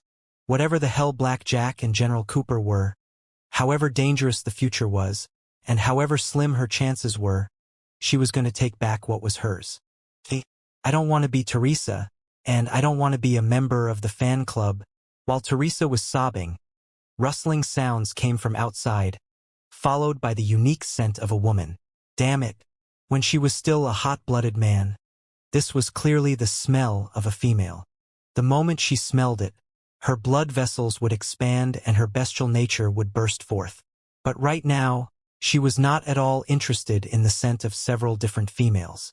Dear heaven and earth, what kind of evil magic was this? Please save her. With tinkling laughter, Hella, Natasha, and Princess Summer crawled into the tent together. Their faces were flushed, and their eyes were glittering. They looked at Teresa weirdly. In the past, sharing a room with 3 gorgeous and exotic beauties was simply the happiest thing in the world. But right now, scratching her empty crotch, Teresa had an ominous feeling. What do you want?" she stammered as she retreated. "Don't be scared. You have become one of us. You are our most beloved sister. We will not hurt you." Princess Summer smiled. "I just want to help you dress up." Dressing up? Teresa was about to ask why she was dressing up in the middle of the night, when Natasha, captain of the mercenary group, picked her up. Despite her kicking legs, they brought her to a clear stream deep inside the forest. Many fallen leaves were floating in the stream, each of which was lit by a small candle. It was a very romantic scene. There were also a lot of fruits and peaches. All kinds of sweet and delicious food were placed in a basket made of fallen leaves. They were floating on the stream and emitting refreshing smells. There was even wine that had been washed to a suitable temperature by the stream. What was more alluring than food were the beautiful girls. Black Jack's enormous harem was playing, and laughing in the water of the stream in a carefree manner, turning the harsh and bloody forest into a paradise on earth. Seeing Teresa, they all smiled from the bottom of their hearts, as if sunlight was shining on their faces. "Welcome, welcome," the court ladies greeted him in unison. Teresa felt creepy again. Maybe the transformation of certain organs and adrenaline had given her the ability to resist beautiful women. She was able to keep a calm mind even when faced with such glamorous scenes. How did Black Jack establish such a harem? It was even more obedient than the imperial guards of the Imperium of true human beings. It was too. Teresa was going to say that it was too enviable. But on second thought, the dozens of girls had completely lost their jealousy and monopolization. They were as obedient as robots and welcomed their competitors without any hesitation. One look from Black Jack was enough for them to die for him. Was such a harem really enviable? Teresa thought for a long time and sighed. She discovered that she was different from Black Jack. Although they were all playboys, she did not like the feeling when so many puppets or robots surrounded her. As for girls, it was more normal for them to be jealous and act on their feelings. "Why did you bring me here?" Teresa was suspicious. "I'm tired. I want to go back to bed first. The night is still young. Why are you in such a hurry to go back and rest?" Hera smiled. "Shall we take a shower first?" Cough, cough. Cough, cough, cough, cough, cough, cough. Teresa coughed loudly. Her skin turned as pink as rouge. "Bee bath?" she repeated, swallowing. "Yes. After staying in Eric's dark tower for such a long time, shouldn't you clean yourself up and get rid of the bad luck of the past, so that you can welcome a new life?" Hela, the dragoness, must have been the leader of the harem. She clapped her hands, and the females of various species crowded close and pulled Teresa into the stream. They wiped Tressa's delicate skin with the softest handkerchief. They nourished her waterfall-like hair with the most precious resin. They clicked their tongues in amazement at her beautiful face and declared that she could make the most brilliant starry night pale in comparison, while they put all kinds of jingling jewelry on her. Stop, stop, stop, stop. First, Teresa quite enjoyed it. Her biological urges might have disappeared, but her psychological tendencies were still firm. Or rather, because of the disappearance of certain organs, she had to stick to her only thought. Therefore, she was happy to get along with the girls. But as she was taking a shower, she felt that something was not right. You are dressing me up so formally as if I'm going to attend a gala. What are you up to exactly?" "Nothing.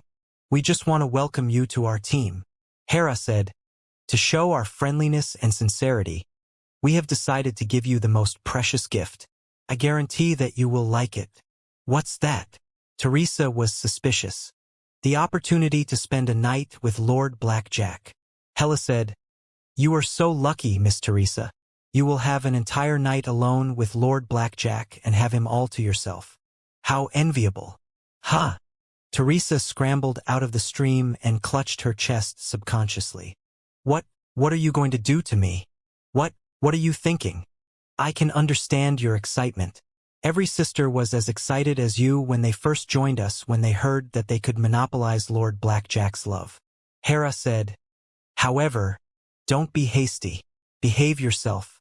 Except for Captain Natasha and a few other female warriors, Lord Blackjack does not like girls to be too aggressive. I don't care if he likes it or not. Teresa was mad. She thought for a moment and found it more and more terrifying. Wait, are you suggesting that sleeping with Blackjack is a great blessing among you? Of course, Lord Blackjack has a lot of things to do every day. He has to work hard for the future and destiny of the entire continent. There are so many girls around him. How can he stay with a girl for a long time? Hela said, generally speaking, Lord Blackjack chooses his partner for every night according to our performance. Besides, the chosen ones can only serve him for an hour or two before they are replaced. Isn't it lucky that you can have him all night before you make any contributions? Exactly. Look at our little Teresa. She is still shy. A girl from the harem smiled. All the girls were shaking with laughter. There's no need to be shy, Teresa. Now that we've sincerely accepted you as one of us, we certainly won't be jealous of you. Just wash yourself clean and welcome Lord Blackjack's gift, said Hera, smiling. She waved her hands, and all the members of the harem crowded close. Countless hands that looked like tender lotus roots tried to lift Teresa up high and send her to Jack Thunder's tent. Teresa's mind went blank. She had never seen such a scene before. Not even one brain cell had ever imagined such a scene in the craziest dream. She felt that she was like a piece of pork that had been washed clean and thrown onto a chopping board. It was about to be eaten. Damn it. She had always been a glutton. Surrounded by countless girls, Teresa felt that she was surrounded by zombies. Ah! Teresa held her head and screamed. In the depths of the forest, a flock of strange birds with long, slender wings were startled. They flew into the colorful night sky and vanished into thin air. The smiles on the beautiful girls' faces gradually disappeared, replaced by confusion and worry. What's wrong, Teresa? Are you not feeling well? Asked Hela, who was acting like a big sister. Is the black magic that Eric the shapeshifter planted in you still torturing your mind? Natasha guessed. It doesn't matter. Lord Blackjack possesses mysterious and powerful strength. Princess Summer smiled. Let him exorcise you, Teresa. I guarantee that you will experience the feeling of rebirth when you wake up tomorrow morning. You will feel that your entire life has been renewed. Teresa held her head helplessly, finding it hard to understand what the girls were thinking. How could it be? Do we have a problem? We really consider you one of us and want to give you the best. Princess Summer said, somewhat aggrieved. Weren't you attracted to Lord Blackjack just like us? Isn't it the greatest joy and the most sacred sacrifice in our life to offer ourselves to him? The most sacred sacrifice, Teresa shuddered. He felt that there must be something wrong with the girls' heads, but she could not point it out directly. Judging from their fascination, they must have been deeply possessed. Whoever tried to refute them would be torn to pieces. She could not even say that she did not like Jack Thunder. Otherwise, there would be no reason for her to join an adventure team and go to the Blood Demon sector. Listen, I like Lord Blackjack very much, but... Teresa racked her brain, trying to find the right words. But don't you think that it was too fast and hasty? We didn't even go through the normal procedures. A normal procedure? Hera frowned. What is that? It's the normal procedure of love. Teresa said, a boy should at least treat a girl to a romantic candlelit dinner, listen to a concert, watch a play, and say some sweet nothings. Even if everybody knows that sweet nothings are just nonsense, the ritual of self-deceiving is still very important, isn't it? If you don't want to go through the formalities, don't you think it's a bit cheap? So, Teresa, you like watching drama, too? You are truly a descendant of a noble family, Princess Summer said in surprise and joy. In the Jadeite continent where resources were scarce and the glory of the church was everywhere, where thrift and simplicity were valued, watching a show was not a way of entertainment for the ordinary people. However, Princess Summer was still confused. What's a concert? That's not the main point. The main point is that we have to go through the procedures. We have to pretend to be a phoenix in the moonlight and deceive each other. Teresa hurried to say, it's like a suitor who wants to show off his talent and courage by reciting sonnets or, yes, by killing the giants of the blood battle demon sector, such as Lord Cooper, in order to attract girls to him. Isn't that more reasonable? The girls looked at each other in bewilderment. As long as Lord Blackjack is willing, he can certainly kill Grand Monarch Kuba, said Dragon Lady Hera with complete certainty. Is that so? Teresa was skeptical. Although Blackjack's combat ability was quite impressive, the infamous Grand Lord Kuba of the Blood Demon sector was still far from what Eric, the transformation bug, could achieve. Of course, all the girls of the harem shouted at the same time, their faces full of infatuated confidence. Lord Blackjack is invincible. Therefore, what are you hesitating for? In regard of valiance, Lord Blackjack is definitely the strongest man on the continent. No, in the entire world.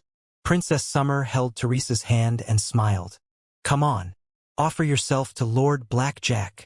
Terrified, Teresa shook off Princess Summer's hand subconsciously. Listen. I've discovered that we have a minor disagreement on certain concepts. Teresa took a deep breath and tried to calm her burning brain. Let's say that I admit that I do like your Lord Blackjack a little bit. I also admit that he is the strongest man in the world. But that doesn't mean that I have to throw myself into his arms, wash myself clean, jump into his bed, and even offer myself to him. Firstly, don't you feel that every one of us should be an independent entity? Our lives don't just belong to Blackjack, but also belong to ourselves. Besides racking our brains to figure out how to serve Blackjack, do you not feel that we have a lot of things that we can do ourselves? At most, Blackjack occupies a very small part of our lives. For example, 1%. Secondly, we love each other and hate each other. It is something that we all enjoy. Of course, we have to pick a time when we are both relaxed and in a good state. But right now, we are in the middle of nowhere, and there are so many people watching us. I don't have such a hobby. I can't relax at all. Why should I dedicate myself to Blackjack? Speaking of which, dedication is such a weird word. We are merely fulfilling each other's needs. Can you understand what I'm saying or not? Hey, just say something. Don't look at me in such a weird way. Teresa's words confused the entire harem. Princess Summer frowned and pursed her lips, as if she were thinking about something. But very soon, the glimmer in her eyes was enshrouded by the crazy fog. Teresa, what are you talking about? We don't understand. Princess Summer touched her forehead and mumbled, the black magic inside your body must still be lingering. Damn it! Teresa wanted to roar to the sky, but it did not fit her current appearance and identity. What I mean to say is that we girls must have self-respect and self-love. We want our daughter to be strong. There's no need to live with a man and think about how to please him all day. Teresa finally couldn't help it any longer.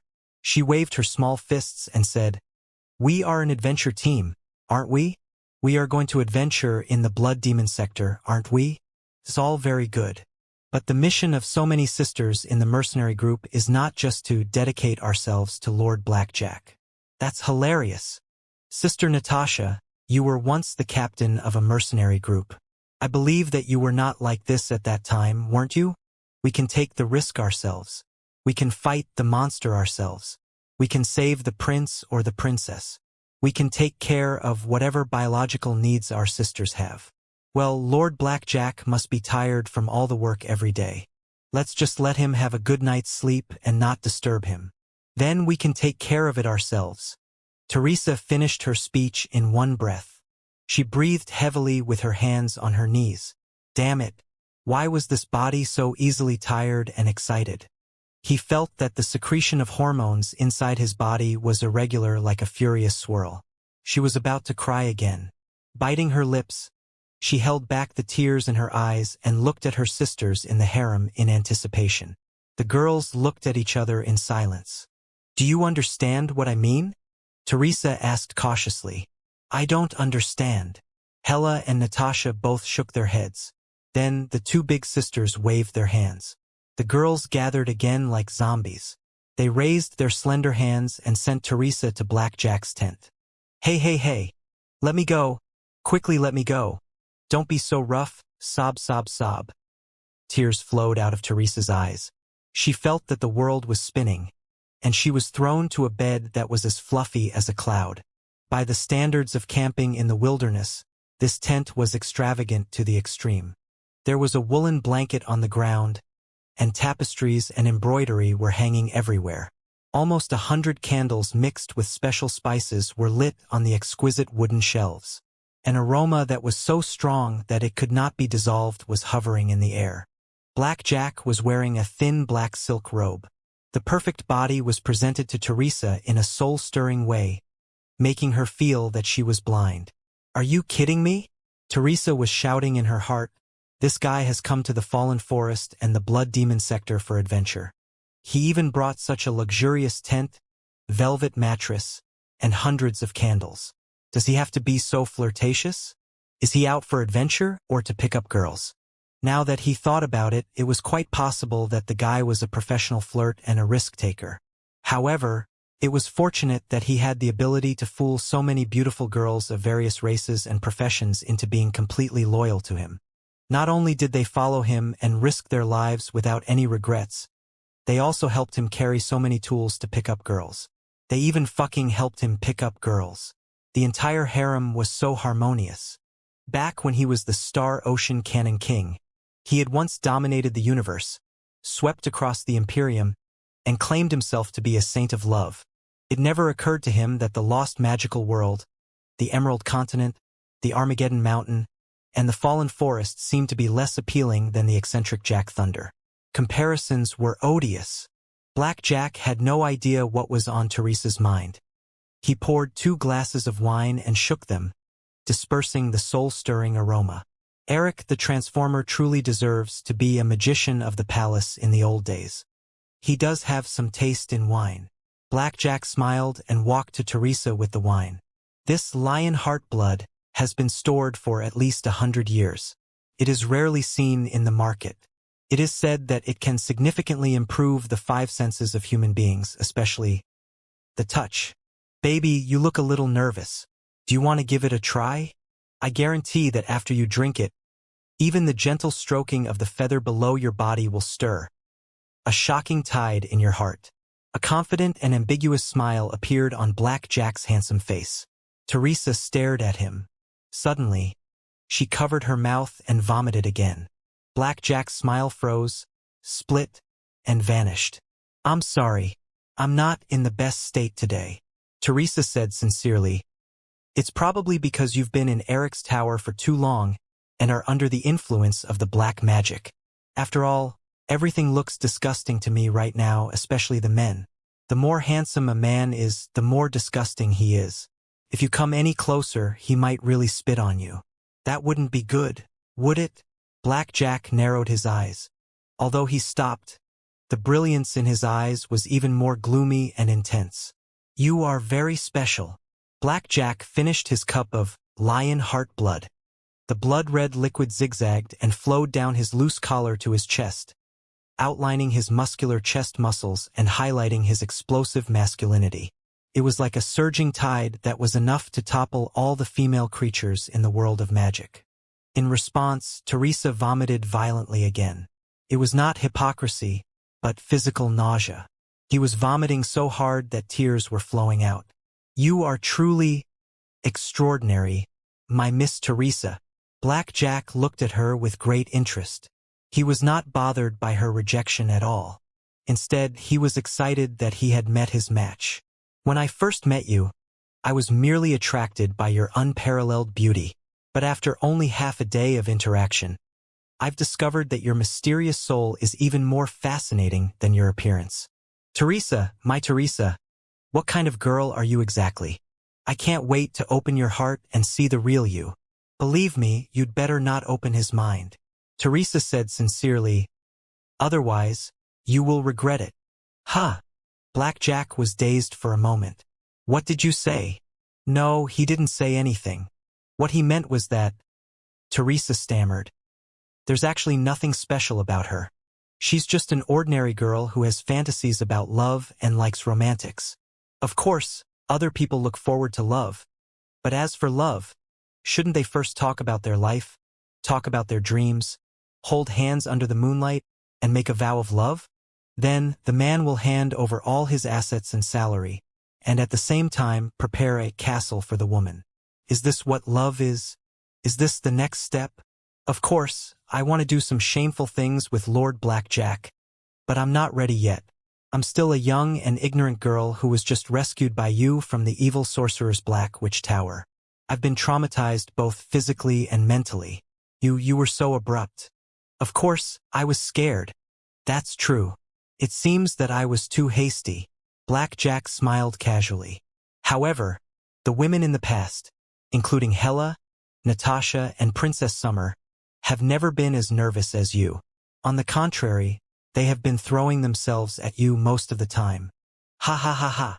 They've all been to a lot of places and seen a lot of things.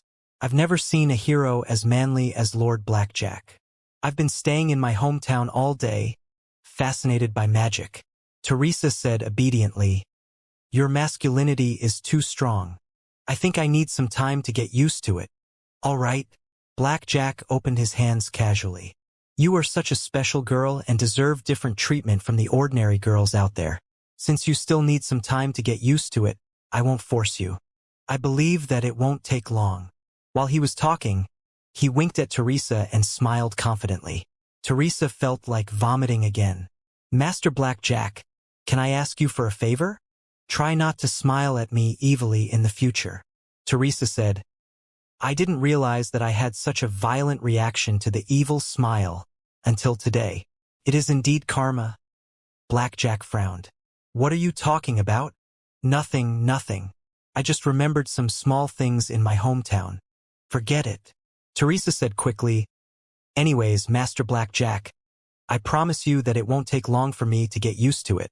When you defeat Grand Lord Cooper of the Blood Demon Sector and figure out the secrets of black magic, I will definitely be impressed by your masculinity. While she was talking, Teresa glanced around and found Eric's black book on the dressing table next to the bed. However, she did not dare to reveal her intentions. After a quick glance, she hid her eyes. Of course, I will defeat Lord Cooper. A mysterious smile appeared on Blackjack's face.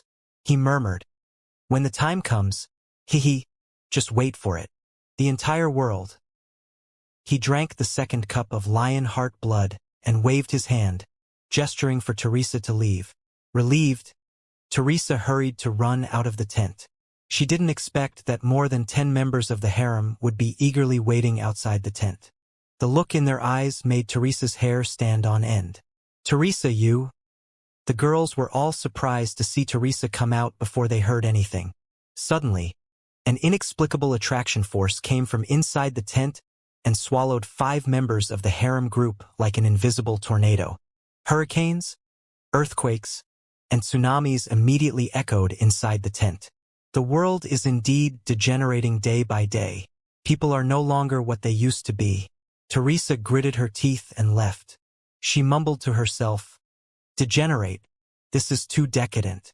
I should have given the treatment plan that the boxing champion used on me to the jerk Blackjack. Hew. An arrow pierced through the dense forest. Howl! The roar of an animal was followed by the sound of trees breaking. An enormous animal that looked like a boar but was 3 to 5 times larger with a horn on its forehead dashed out in a hurry. Other than its thick skin, the beast was also covered in a layer of delicate scales. As it sprinted forward, the scales rubbed against each other and ignited raging flames. It was like a rampaging tank of flames. They had always been the dominators of the fallen forest. Even the lone mages and wanted criminals considered it a nightmare that had escaped from the Blood Demon Sector. However, faced with Jack Thunder's entire harem, it could only flee in embarrassment. Hew! Hew! Hew! Hew! Hew! Hew! Water arrows, icy showers, and fireballs exploded behind it one after another. Hailstones the size of meteor hammers hit its ass non-stop, making it dizzy. Finally, after a walla sound, it did not see an invisible wind blade on the way forward and crashed into it. The immense impact caused the wind blade to pierce deeply into its head, splitting its skull from the middle. The contents inside poured out like a volcanic eruption. Even the tough vitality from the blood demon sector was not enough to withstand such heavy wounds. After running forward for another 100 meters, leaving blood stains on the ground, the one-horned boar finally collapsed and lay flat on the ground. Haha! I can make some delicious food for Lord Blackjack again. Hela, Natasha, and the rest of Jack Thunder's harem all jumped out of the forest and danced and cheered around the horned boar. Half an hour later, the aroma of meat filled the air. They camped in the unpredictable, perilous environment again. Teresa was crouching in a corner by herself, observing every movement of the harem. This was her third day in the adventure team. They were about to pass through the entire Armageddon Mountain and enter the deepest part of the fallen forest, the intersection between the Blood Demon sector and the Glorious Land. For the past 3 days, Teresa had been observing the weird adventure team. She had to admit that, apart from Jack Thunder's weird masculinity and his disgusting charisma, as well as the unreasonable infatuation of the girls and the female creatures, the adventure team was definitely strong in terms of combat ability. No, it was more like a small army than an adventure team. Jack Thunder had quite an eye. The female creatures under his feet were of various species and professions. They boasted all kinds of weird abilities and were willing to sacrifice themselves for him like crazy believers. The valiancy of Natasha, the wisdom of Hela, the quickness of Kier, the cat girl, and even 2 girls with the blood of the demon race in their harem. They were born and raised in this place and were very familiar with the terrain. With such mental power and combat ability, no wonder they dared to trespass into the depths of the fallen forest or even the blood demon sector. Teresa! While the distressed girl was thinking hard, Princess Summer's sweet voice echoed behind her. I brought you food. Eat it while it's hot. Speaking of which, Teresa and the members of Blackjack's harem had been getting along quite well. With her stunning appearance, it was difficult for her not to be liked by everyone. More importantly, she fully displayed the shyness of a lost girl and never fought for Blackjack. When they were talking about Blackjack, their cheeks would blush, and they would run far away. All in all, it was not threatening at all. Everybody in the harem was greatly relieved. Although everybody knew that Teresa would surrender to Blackjack sooner or later, as a woman of Blackjack, she was already used to such things. Her obedience and shyness made everybody want to love her. However, they were in the most dangerous place on the Jadeite continent after all. Everyone in the harem group had their own duties and had to do their best. Reconnaissance, combat, healing, cooking, camping, serving Lord Blackjack. He was too busy to take care of poor Teresa. The glorious task fell to Princess Summer. According to Teresa's observation over the past few days, Princess Summer was a rather awkward existence in the harem. She had neither the valiancy of Natasha, the captain of the mercenary group, nor the agility and animalistic instincts of Kier, nor the aura and wisdom of Hela.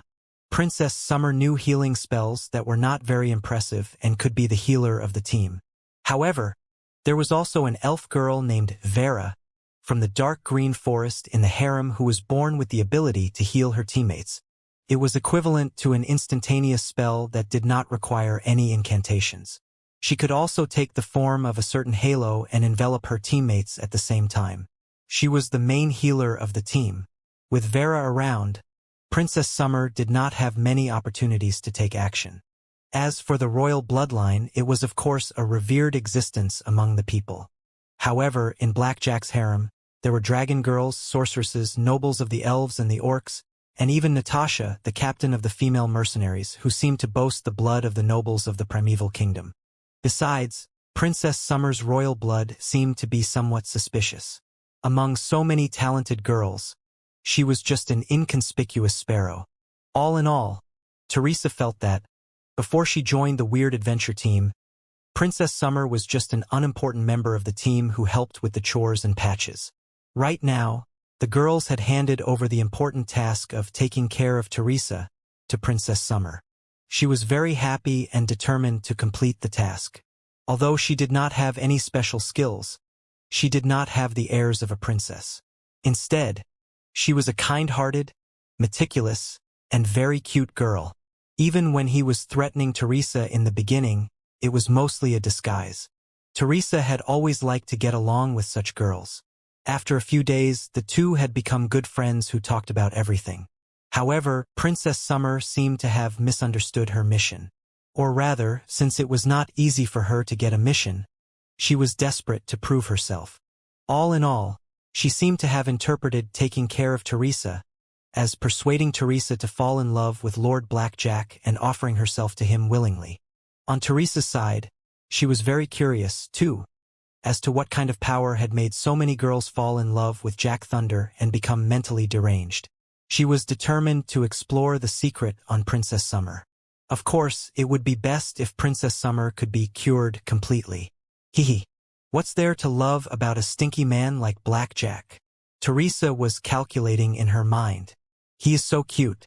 How can he be worse than Blackjack? Come on. Sit next to me. Teresa patted her shoulder with a smile and took a kebab from Princess Summer. Ah, so fragrant. Ah, so hot.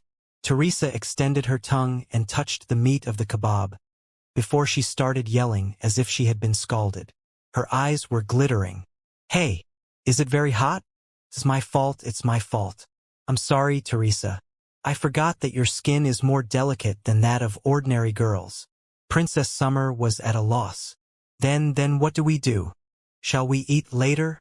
But I'm so hungry. Holding her stomach, Teresa said innocently, Sister Summer, can you blow for me? Well, all right. Seeing Teresa's eyes that could melt steel, Princess Summer's heart melted, too. She opened her mouth and started blowing. Teresa, on the other hand, was staring at her with such a weird look that Princess Summer was somewhat embarrassed. What are you looking at? Princess Summer wiped her face and blushed. Is there anything on my face? Yes, there is. Teresa smiled. Sister Summer, close your eyes. I'll wipe them off for you. All right. Princess Summer did not doubt him. She closed her eyes and leaned close. Suddenly, Teresa pouted her cherry-like lips and kissed her burning cheeks as quickly as lightning. Ha! Princess Summer's cheeks were almost burning. She asked in panic, Teresa, what are you doing? I'm thanking Sister Summer for cooking for me and cooling me down so patiently. You must know that nobody has been as good to me as Sister Summer except my parents. There was nothing but sincere gratitude on Teresa's face. This is how we thank other people in my hometown. Don't you like it, Sister Summer? No. It's not that I don't like it. But Princess Summer felt that her cheeks were numb, with inexplicable feelings. Ah, what's the big deal? We are all good sisters. Sisters should be this intimate. Teresa smiled and lunged at Princess Summer. She took a bite of the kebab and chewed without caring about her image. Then she brought the kebab to Princess Summer's mouth. Delicious. Sister Summer's kebab is the most delicious thing I've ever eaten in my life. Sister Summer, why don't you try it yourself? I don't need it. This is specially prepared for you. I will eat with everyone later, Princess Summer said in a flurry. Why is Sister Xianxia eating with someone else instead of me? Teresa pouted and sniffed. Her eyes were glittering like diamonds again. Is Sister Summer complaining that the food I've eaten is too dirty? How could it be? Princess Summer's face was even redder than the chili on the kebab. She thought for a moment and bit the meat, before she tore off a small piece of meat from the kebab and tasted it carefully. This is my best Sister Xianxia. Teresa took the opportunity to hold her hand and rubbed her bottom against Princess Summer's. What were we talking about yesterday, right? What happened after you escaped from the Eagle Kingdom, Sister Summer? Princess Summer had grown used to Teresa's intimacy over the past few days. She only considered her to be an innocent little sister. The two of them shared stories of the past while they shared meat skewers. Princess Summer said, Ever since my uncle took over my father's throne, I've run away from the Eagle Kingdom. I swear that I never thought of fighting for the throne with my uncle. I'm not good at commanding an army, nor am I as strong as Natasha, or my sister Hera's wisdom and magic. I was just an unknown princess in the court. That's why I was able to run away from my uncle's slaughter. However, even though my uncle killed so many people, I did not have the courage to fight him. Even my father did not expect that I could avenge him before he died. He only asked me to run as far away as possible to the end of the world. It was a pity that, even though I ran away from the Eagle Kingdom obediently according to my father's last wish, my uncle still wouldn't let me go. After all, I was the last of my father's bloodline and the rightful heir to the throne. My uncle sent a lot of brutal assassins and mercenaries to hunt me down. The guards who were loyal to my father and me were all killed. In the end, I was the only one left to face the enemy of an entire mercenary group. Ah! Teresa's eyes bulged. Then what can we do? Yes, at that time I was desperate too. I even felt relieved. I closed my eyes and thought that I would meet my father and my brothers and sisters in the netherworld very soon. But I did hear the sounds of fighting and blades tearing the air apart, and I did not feel any pain. Excitement was beaming out of Princess Summer's eyes and face. I saw him when I opened my eyes. Him? Teresa asked. Yes, Lord Blackjack. Princess Summer's voice was shaking in excitement when she mentioned Blackjack. She shook Teresa hard and said, "You can't imagine what it was like. It was a brilliant morning with a red sun. Lord Blackjack fell from the sky on a bronze dragon and defeated all the evil mercenaries with nothing but his saber. He was simply the strongest and most handsome man in the world." "I see," Teresa mumbled. "The guy has indeed spent a lot of money on girls." "Huh." Princess Summer blinked. "Teresa, what did you say?" "And nothing. Please continue." Teresa said, "What happened next?" "Later, I followed Lord Blackjack all the time. Only with his protection was I not harassed by the pursuers of the Eagle Kingdom." Princess Summer said, "At first, Uncle sent a lot of evil mercenaries, assassins, and sorcerers to hunt me down. But they were all easily dealt with by Lord Blackjack. Later, as more and more sisters joined Lord Blackjack's adventure team, they gradually formed a force that was not to be underestimated. Uncle did not dare to mess with us anymore." "It's like this?" Teresa asked. "Sister Summer, what are your plans from now on? Are you going to stay with Lord Blackjack? Have you ever thought of going back to the Eagle Kingdom to take revenge and take back the throne?" "Take back the throne?" Princess Summer's eyes bulged, as if she had heard the most absurd joke. She shook her head hard and said in self-mockery, "Forget it. I know myself. I'm a good-for-nothing girl who can't even be a princess, much less a queen. My uncle, although his methods to seize the throne were cruel and he killed so many of my family, I have to admit that he is a good king. Under his leadership, the Eagle Kingdom has become stronger than ever. After such a long time, how can I go back and challenge him? Forget it. Staying with so many sisters and serving Lord Blackjack forever might be my destiny. It is the best arrangement that God has given me." "Destiny? Heaven? Bestow?" Teresa turned around and pursed her lips in disdain. "Sister Summer, do you really think that staying by Lord Blackjack's side forever is a happy thing?" Teresa asked solemnly. "Of course. For a princess in exile who has lost her country and doesn't have much capability, it was already a blessing from fate that I was protected by Lord Blackjack. What is there to be unhappy about?" Princess Summer said, "But you, Teresa, are so weird. What's so strange about me?" Teresa's expression turned unnatural. "Your attitude toward Lord Blackjack seems to be more than shyness. It is also indifferent." Princess Summer eyed her suspiciously. "How is that possible? Lord Blackjack is the most handsome, powerful, and manly hero in the world. How can any girl not like him? He had been seen through. The princess had keen instincts. Maybe because...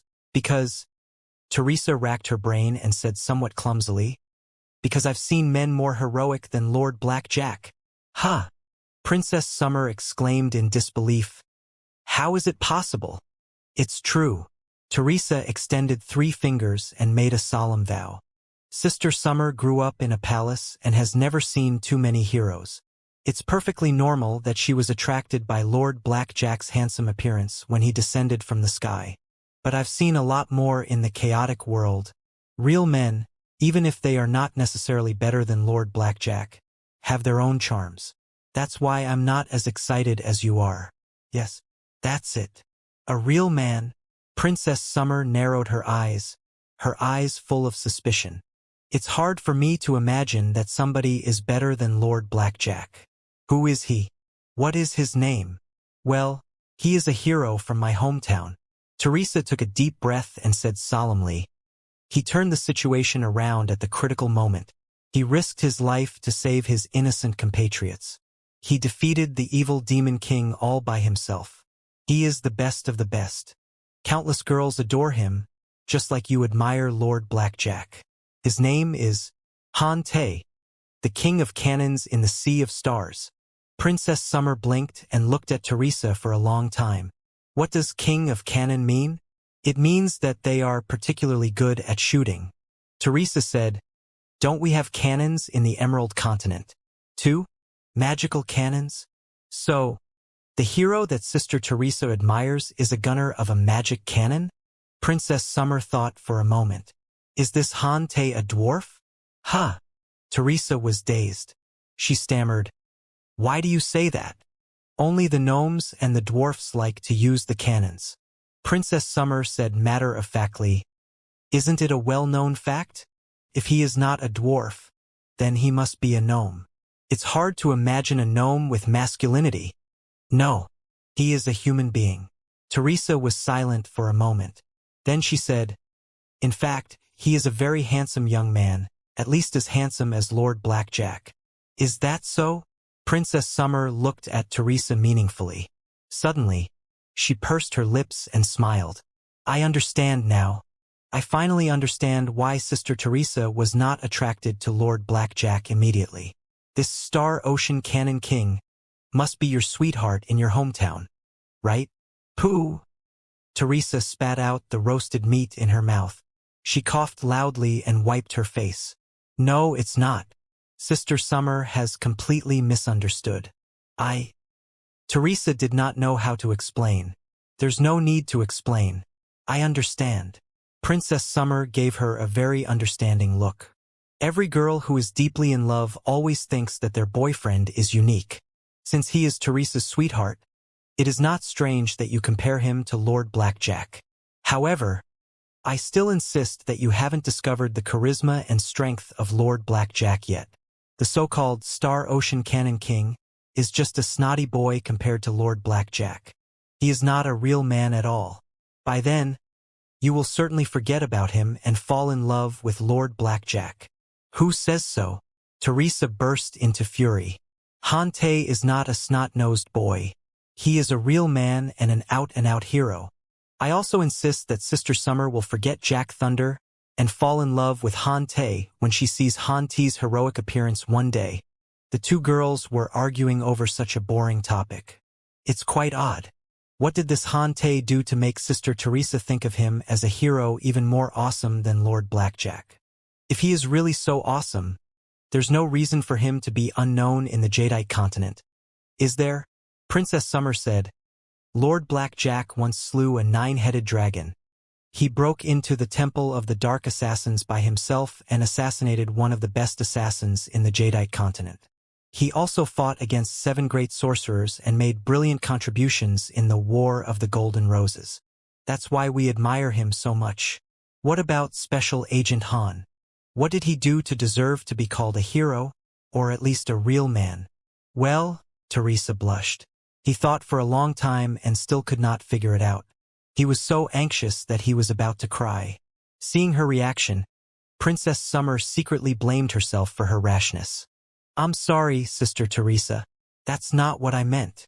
Princess Summer said, what I'm trying to say is that you might not have seen a real hero when you were in your hometown. That's why you are obsessed with the nobodies in the small towns. But from now on, you will be following us and Lord Blackjack on adventures. You will certainly see a lot of shocking scenes. By then, you will know what a real man and a hero look like. Who says I've never seen a hero? Teresa bit her lips and said stubbornly, all right, Star Ocean Cannon King aside, I've seen more heroes than anybody else on the Emerald Continent. All right, Princess Summer wanted to end the topic. Maybe there are many heroes in your hometown. It is not maybe. It is true. Teresa held her head high and said proudly, in my hometown, a man named Punching King attacked a city in the sky single-handedly with a body of steel that was as magnificent as a castle. There is also a man named Boss Bai. He is an all-powerful bandit. There are no obstacles that can stop him from moving forward. As for Li Jialing, forget it. Let's not talk about him. He is just lucky and not a real hero. However, the biggest hero is a senior of mine. He may be a jovial old man, but when the time comes, he will always come forward no matter how dangerous and difficult the mission is. Even if all the stars in the sky are standing against him, he will always run away and charge at the enemy's rear without any hesitation. All in all, these people are the real heroes. Their strength, valiance, bravery, determination, and wisdom, as well as the soul-stirring and soul-stirring legends, simply make my blood boil. I can't wait to learn from them and become an indomitable out-and-out man. How can a mere blackjack shake me? What are you talking about, Sister Teresa? Princess Summer was amused. You are a girl. How can you become an out-and-out man? I mean, even if you are a girl, you can still be a hero. Women are no weaker than men. With a red face, Teresa said, in my hometown, other than the indomitable men, there are many women who are as good as them. I once met a queen of a kingdom who personally led a revolution, hoping to purge the decadent nation with flames.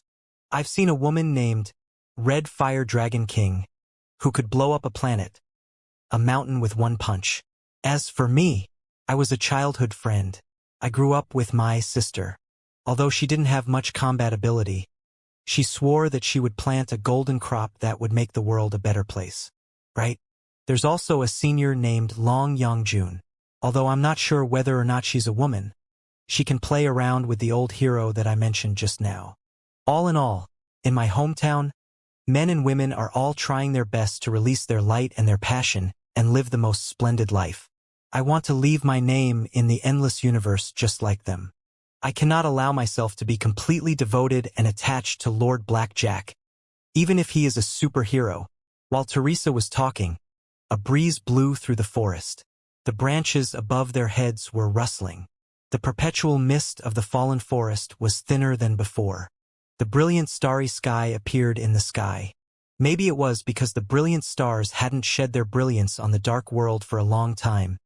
But when they found a tiny gap, they all rushed forward and splashed on Teresa's shoulder like a silver waterfall, as if they were putting on a magnificent armor for the seemingly delicate girl. Princess Summer was fascinated. She did not believe Teresa's words. Of course, he wasn't saying that Teresa was lying. It was just that children from small places were like this.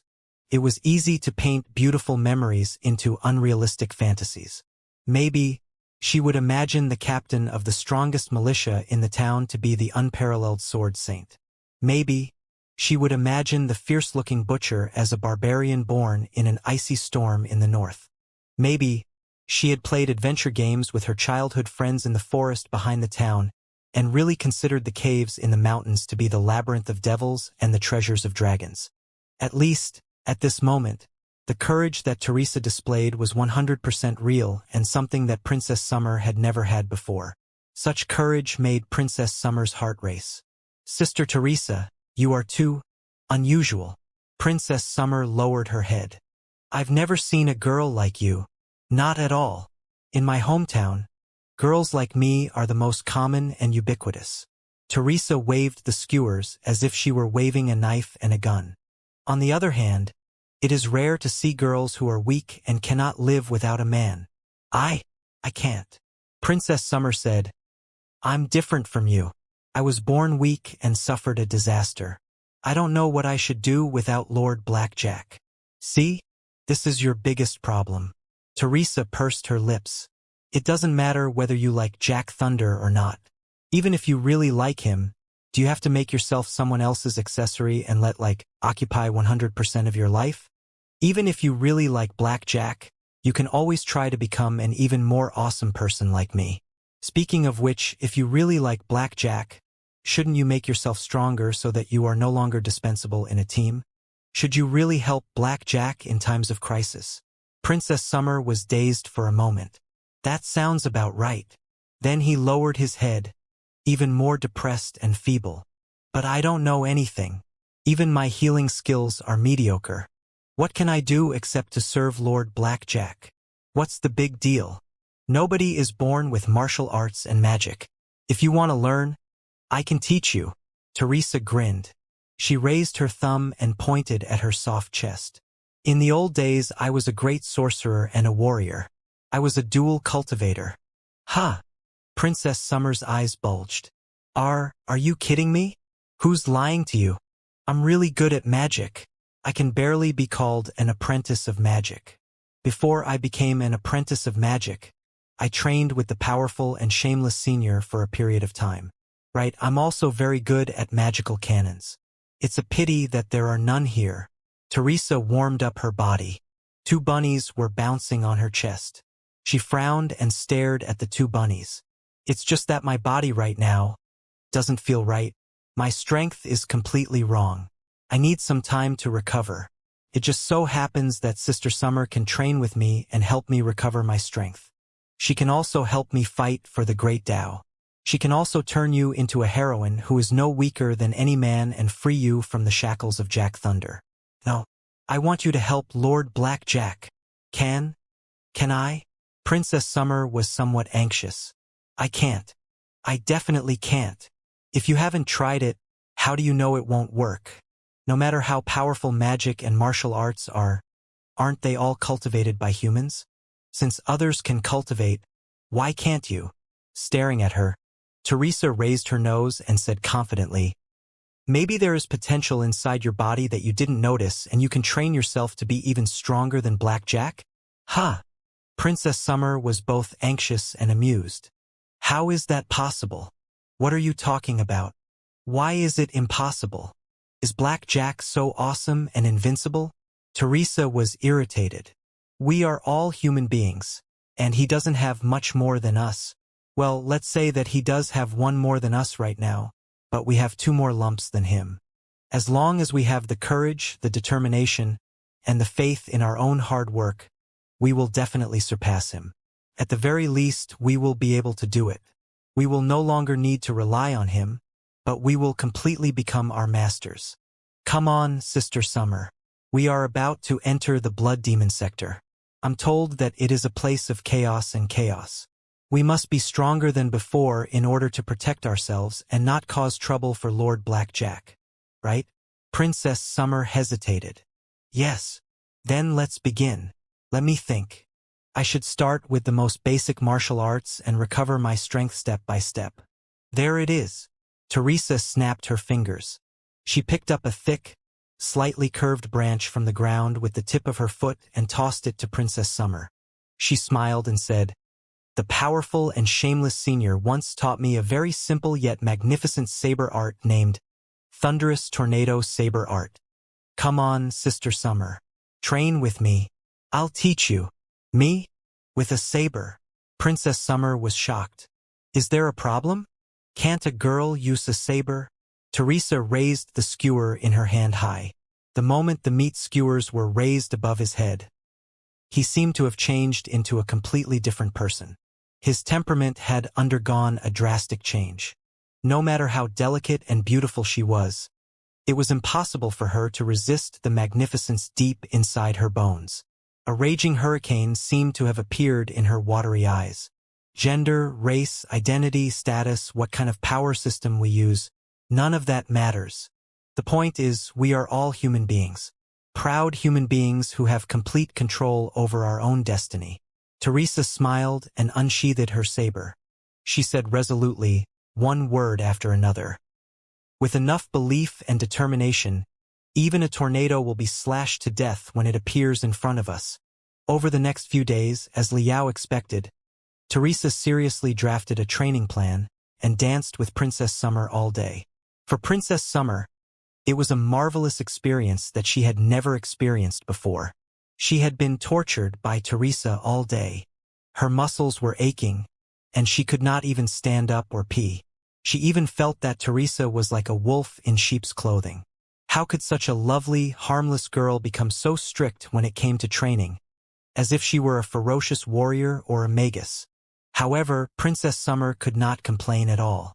Weakness and meekness were two things. More importantly, Teresa was not only cruel to her but also to herself. The difficulty and burden of Teresa's training were at least 10 times higher than those of Princess Summer. She was often covered in bruises.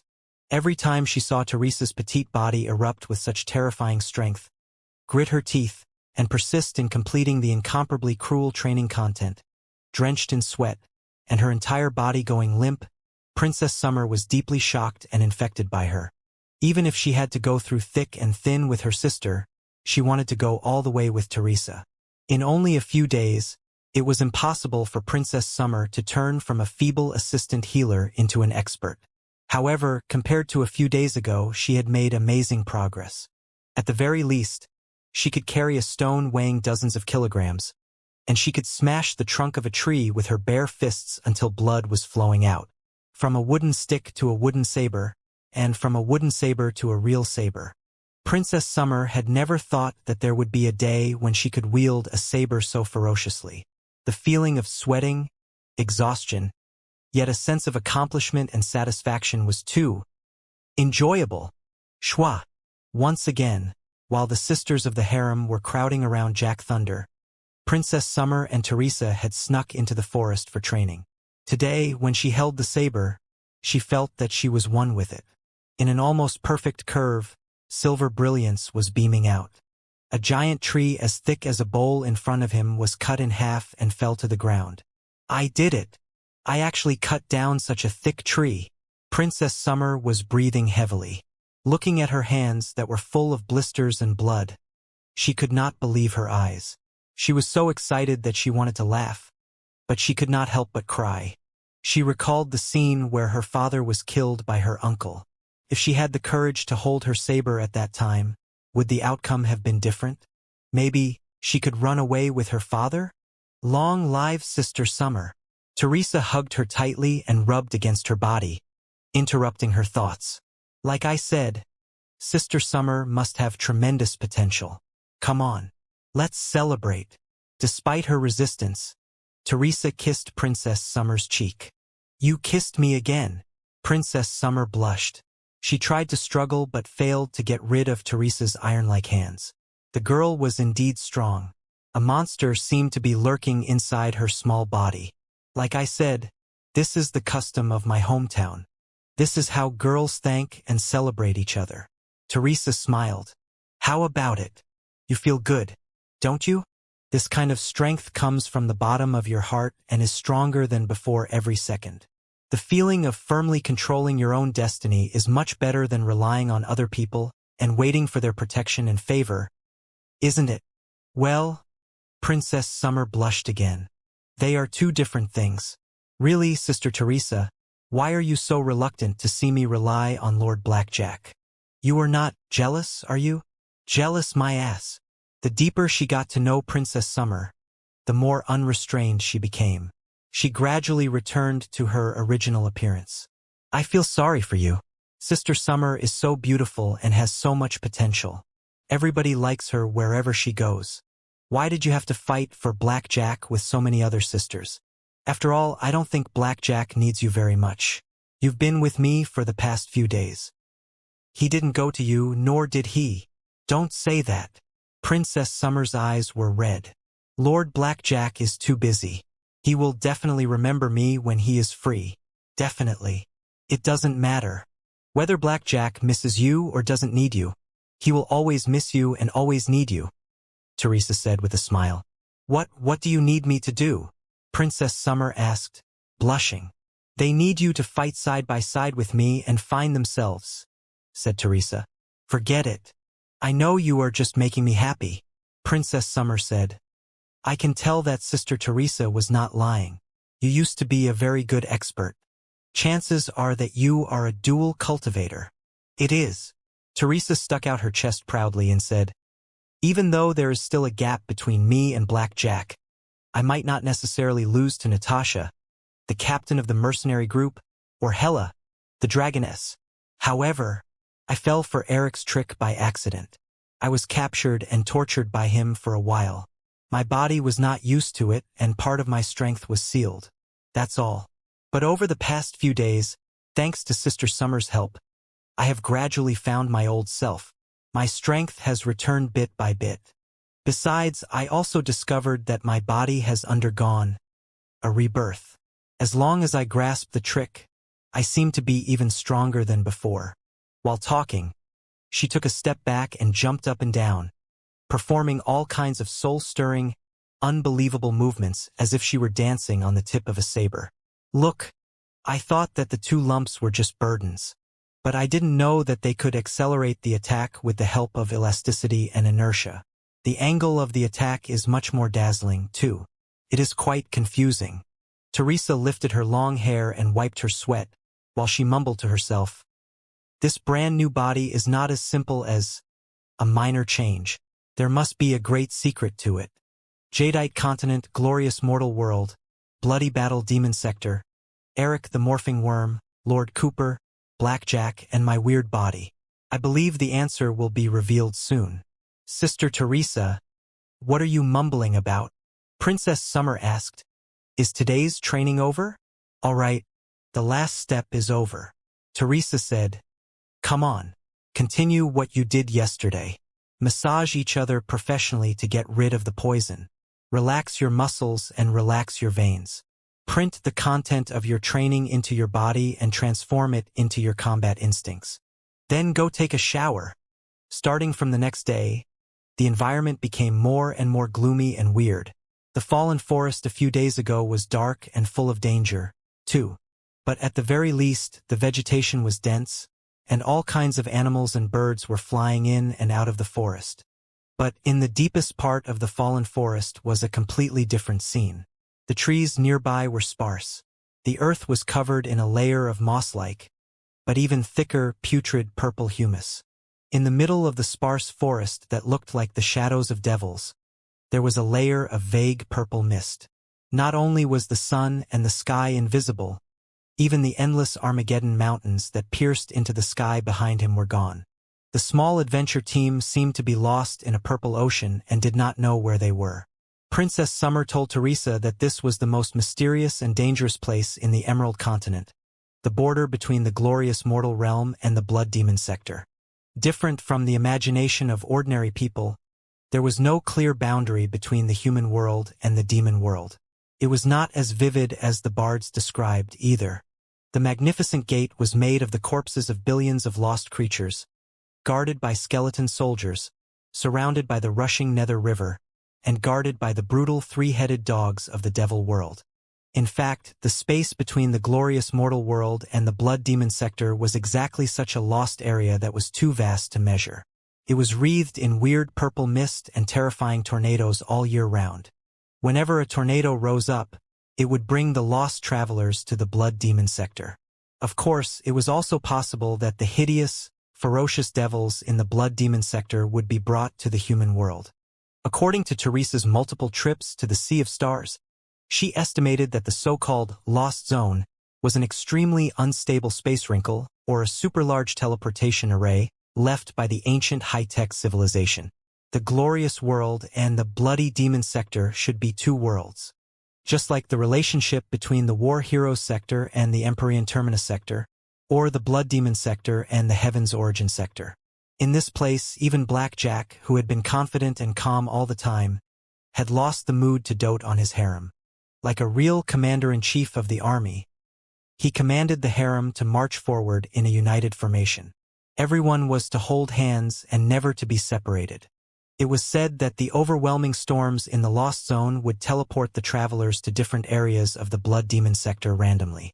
It was very likely that they would be dozens of kilometers away from each other after they teleported to the Blood Demon sector.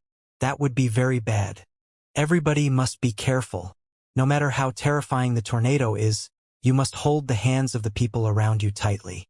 Even if you are completely lost, don't be scared. Every one of us has a magical crystal smoke signal in our pocket. When we arrive in the demon world, just send out the signal and let everyone gather around me without caring about anything. Blackjack's voice was as loud as a bell. It was resolute and full of confidence. Even Teresa, who was secretly jealous of him, had to admit that the guy had the charisma of an ignorant girl. He was like the only rooster in a flock of hens. No wonder Princess Summer and her other sisters in the harem were fascinated by him. Of course, he was not any worse than him. One day Teresa swore that she would show the guy what a real man was. "I'm 100% a real man. You're far from that, stinky man." Teresa secretly made a face at Blackjack's back. The deeper they went into the lost zone, the denser the purple mist became. In the end, their visibility was no higher than 20 meters. The weirdly shaped trees nearby seemed to have been burnt into charcoal, but they did not collapse because of the freezing force. Teresa drew close and observed carefully, only to discover that the shadows were not trees but enormous armor and bones. "Ah!" Teresa shouted subconsciously. Princess Summer and her sisters in the harem exclaimed, too. Even Hela, who was best known for her knowledge, was somewhat moved when she saw the thousands of bones and armor scattered around. But Jack Thunder was as calm as before, as if he had seen similar scenes before. However, the weird brilliance deep inside his eyes indicated that he was not calm at all. It was not surprise but excitement and ambition beyond description. According to the legends, 10,000 years ago, billions of devils in the blood demon sector surged out of the ground and savaged the human world. They were known as the primeval demonic tribulation. Jack Thunder said casually, seeing that the entire human world was about to be occupied by the surging demon tide, the kings, heroes, and supreme sorcerers of the human world gathered and fought a bloody battle against the army of the demon race in the Armageddon Mountain. In the end, they successfully drove the demon race back to the devil world and sealed the place with a large area of the lost area. It was the Battle of the Demons. The feature of the Lost Zone is that the travelers and the army passing by will be randomly disrupted and distributed.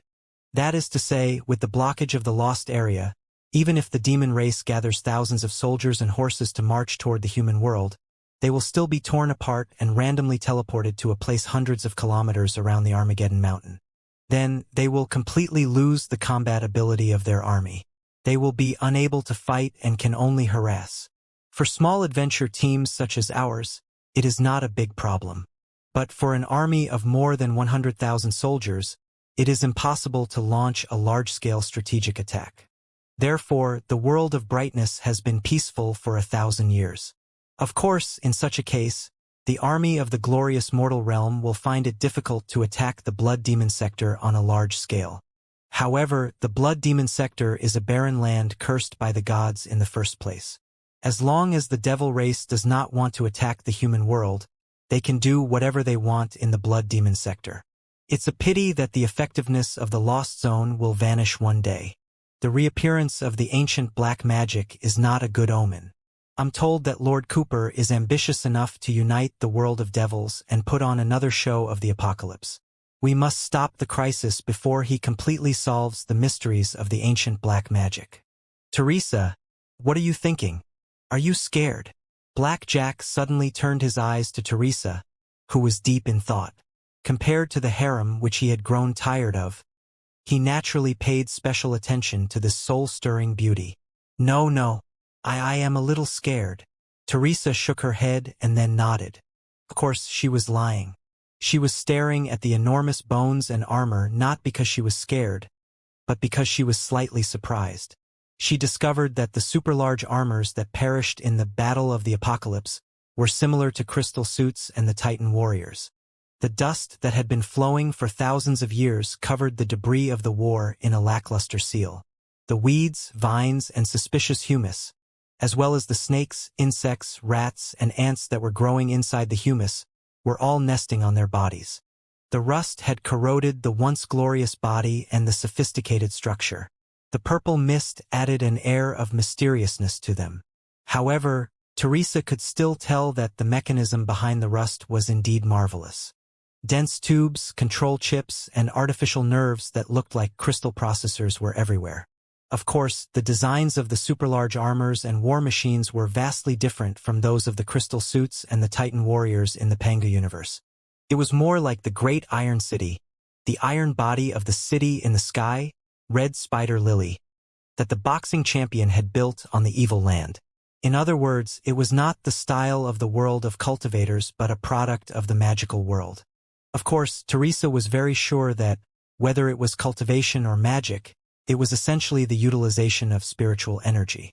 It was an extraordinary technology that could be explored, studied, learned, absorbed, and improved. There were no illusions or tricks in it. It appeared that the Jadeite continent used to be a world of technology, too, which might be even more advanced than the Pangu universe right now. However, due to the fault of the civilization, most of the technology had been lost. Even the natives living here had gradually forgotten the glory of the past and regarded the so-called magic as a gift from the gods and devils. The collapse of civilizations and the loss of technology were not unusual in the 3,000 sectors of the Pangu universe. Not to mention the collapse of the Star Ocean Imperium, even the War Heroes sector, Teresa's hometown, had degenerated into the evil land, where the strong preyed on the weak because of the thunderous fury of Black Star Emperor Wuxia. According to the legacy of the primeval clan that Liao had received, when the tides savaged the universe, countless branches of the primeval civilization formed a fleet in exile and scattered to the edge of the multiverse, giving birth to all kinds of brilliant civilizations, including the Cultivation civilization of the Pangu universe. The magical civilization on the Jadeite continent must have been one of the refugees who ran away from the flood. Chances were that they were from the same fleet as the Fist King's hometown. Seems that I've found the right place. Teresa thought to herself, my mission is to find the descendants of the refugees of the primeval clan who ran away from the flood so that the universe, which used to be a pile of loose sand, can be consolidated into an indestructible whole again and form a brand new alliance of arsonists. Although the natives of the Jadeite continent are not very strong, their mysterious magic can indeed help the people of the Pangu universe gain new inspiration and understanding about the utilization of spiritual energy. If we can convince them to join us, the Arson Union will be a good start. It's a pity that when I transmigrated, my starship was damaged. Even now, I can't contact my hometown, let alone go home. Besides, how am I going to go home with such a body? If that brat Li Jialing saw my current appearance, especially the 2 lumps on my chest, he would definitely laugh to death. At that time, how would I be able to conduct myself? It would be too shameful. Got it. It seems that ancient black magic must have something to do with the extraordinary magical technology before the fault of civilization. Chances are that a magical starship that hasn't been damaged yet can be found in the depths of the Blood Demon sector. After all, I've been training with Boss Bai for so many years. Driving a starship is not going to be a problem for me. Even the starships of the civilization of magic are 30 to 50% sure that they can reach out to the Fist King with the techniques they learned from him. At the very least, they can reach out to the Fist King who is in charge of the Pangu universe with the deep space communication facilities here. The odds of success are not small. By the way, I suspect that the ancient black magic also involves the mysteries of genetic adjustment and chromosomal mutation. That's why the gender of the test subject can be changed at will. Anyway, why does the ancient black magic have to change from male to female? It's too evil and annoying. Is it possible that the ratio of males to females was imbalanced in the rogue fleet at that time, and some of the male refugees had to be turned into females so that the entire species could reproduce? Can't be. The rogue fleet of the primeval civilization at that time was quite advanced in technology. Sexless reproduction, artificial wombs, gene-replicating technology. It's impossible that they did not have any. Why did they have to turn men into women and have babies for 10 months? Is it really that inefficient? Teresa could not figure it out. However, the weird things that happened to her were definitely not magic but technology. Since it was technology, there was a possibility of reversal. No, it was not a possibility. He had to take back everything that he had lost, not a millimeter less. Teresa! At this moment, she felt a sharp pain on her wrist. Princess Summer had grabbed her tightly. Ha! Teresa was freed from her complicated thoughts. When she raised her head, she saw that a burning wind was roaring at them from afar like a moving city wall. The wind is blowing. Be careful, everybody. We are going to the Blood Demon sector at any moment. Blackjack shouted not far away. He wanted to lunge over and grab Teresa to protect her tightly against his chest. Teresa, on the other hand, took a step back quietly and hid behind Princess Summer, pretending that she was panicking. Blackjack was dazed for a moment. Since the situation was critical and many girls were screaming, he did not force them. Instead, he turned around and went to take care of the panicking girls in the flying sand. Teresa hugged Princess Summer from behind. "Hold me tight." Not taking no for an answer, she said to Princess Summer somewhat rudely, Don't be scared." Looking at the overwhelming wind, Princess Summer was almost scared to death herself. But she did not forget to comfort Teresa. "It's all right. Lord Blackjack will protect us. Of course, we will be fine." Teresa grinned, her eyes shining with confidence and stubbornness. "Even without the protection of Blackjack, we can fight side by side and protect ourselves. Remember that forever, Sister Summer." The wind was like a surging tide. It was not an ordinary wind, but ripples in the folds of space. The two broken worlds were colliding brutally. Teresa saw that, when the wall of wind swept over the land unstoppably, the debris that used to be as magnificent as towers suddenly vanished. It must have been blown to the Blood Demon sector by the wind. There were also a lot of bizarre-shaped war debris or demon beast skeletons on the ground. They were all carried out of the Blood War Demon sector by the space ripples and blown into the human world. Forward, Blackjack waved his hands hard and roared at the space ripples. "Blood Demon sector, here we come." "Who?" The space ripples passed over everyone's head like surging tides and level 9 hurricanes. Everybody felt that countless invisible hands were grabbing them and pulling them in different directions. For a moment, their bodies were translucent and unpredictable.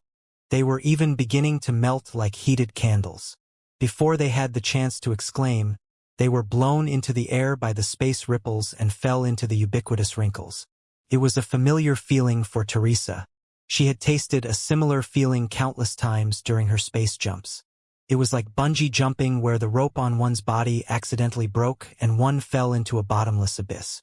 Sure enough, is it some kind of teleportation array? Teresa secretly clicked her tongue.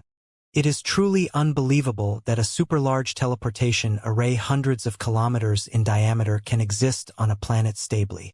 In the Pangu universe we had such a large teleportation array too, but it could only be built in the orbit outside of the planet's atmosphere because it could not solve the problem of the space ripples disrupting the stable space. The escape fleet of the primeval civilization that fled to the Jadeite continent thousands of years ago is indeed very advanced. She closed her eyes and calmed herself down. She curled up her limbs and waited patiently for the teleportation to be over, trying to minimize the impact of the space ripples on her internal organs and her soul. An unknown amount of time passed. Deep inside her soul, a springy catch seemed to have appeared and pulled her hard. The howling wind around her was much weaker. The soft feeling under her feet gradually turned solid and stable. She sensed her limbs, head, and internal organs again. The transmigration ended. Is this the Blood Demon sector? Teresa opened her eyes slowly. She held her saber with one hand and was ready to launch attack spells with the other.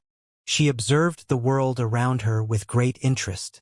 As he expected, the super-large teleportation array connecting the Heaven's Origin sector and the Blood Demon sector must have been partly damaged. It had lost the ability to lock onto the corresponding location and gather a large number of people automatically. She and her sisters in Blackjack's harem should have been randomly distributed within a range of dozens of kilometers or even hundreds of kilometers. They could not see each other. Thankfully, she had been hugging Princess Summer until the last moment. Their distribution coordinates should be relatively close. Teresa's heart was beating fast. She took a deep breath and immediately felt the cold, damp, stinky, and thick, with the vague smell of sulfur and rust. The demonic energy, that was unbearable for ordinary people, on the other hand, gave a strange sense of familiarity to Teresa. Wasn't her hometown, the foreign land of the martial world, a harsh environment with dirty air? Even the unholy land of blood failed to trap me. I'm not scared of you at all. Teresa stuck out her tongue and made a face at someone. She raised her nose and observed the environment. The surroundings were still enveloped in a layer of faint mist. Purple, tawny, dark green, deep blue. The air here seemed to have been washed in a 7-color dye bottle. The entire world seemed to be a painting of crazy imagination. Visibility was extremely low. However, despite the low visibility, Teresa could tell that there was no sky in the Blood Demon sector. Naturally, she could not see any stars or satellites either. Every few hundred meters, a lackluster light source would be distributed on the dome, bringing light and heat that were better than nothing to the unpredictable world. Isn't this the surface of a certain planet? Teresa thought to herself, if it were a habitable planet, I would definitely be able to see the sun and the stars, just like I could see the sun clearly during the day in the Jadeite continent. Even if it is an extremely twisted world fragment, there shouldn't be such a well-arranged light source in the sky. It is clearly man-made. She looked around and discovered that she seemed to be in a complicated canyon. The two sides of the cliff were steep cliffs that were covered in all kinds of suspicious vines and humus. Colorful, weird-looking tapestries seemed to be hanging on them.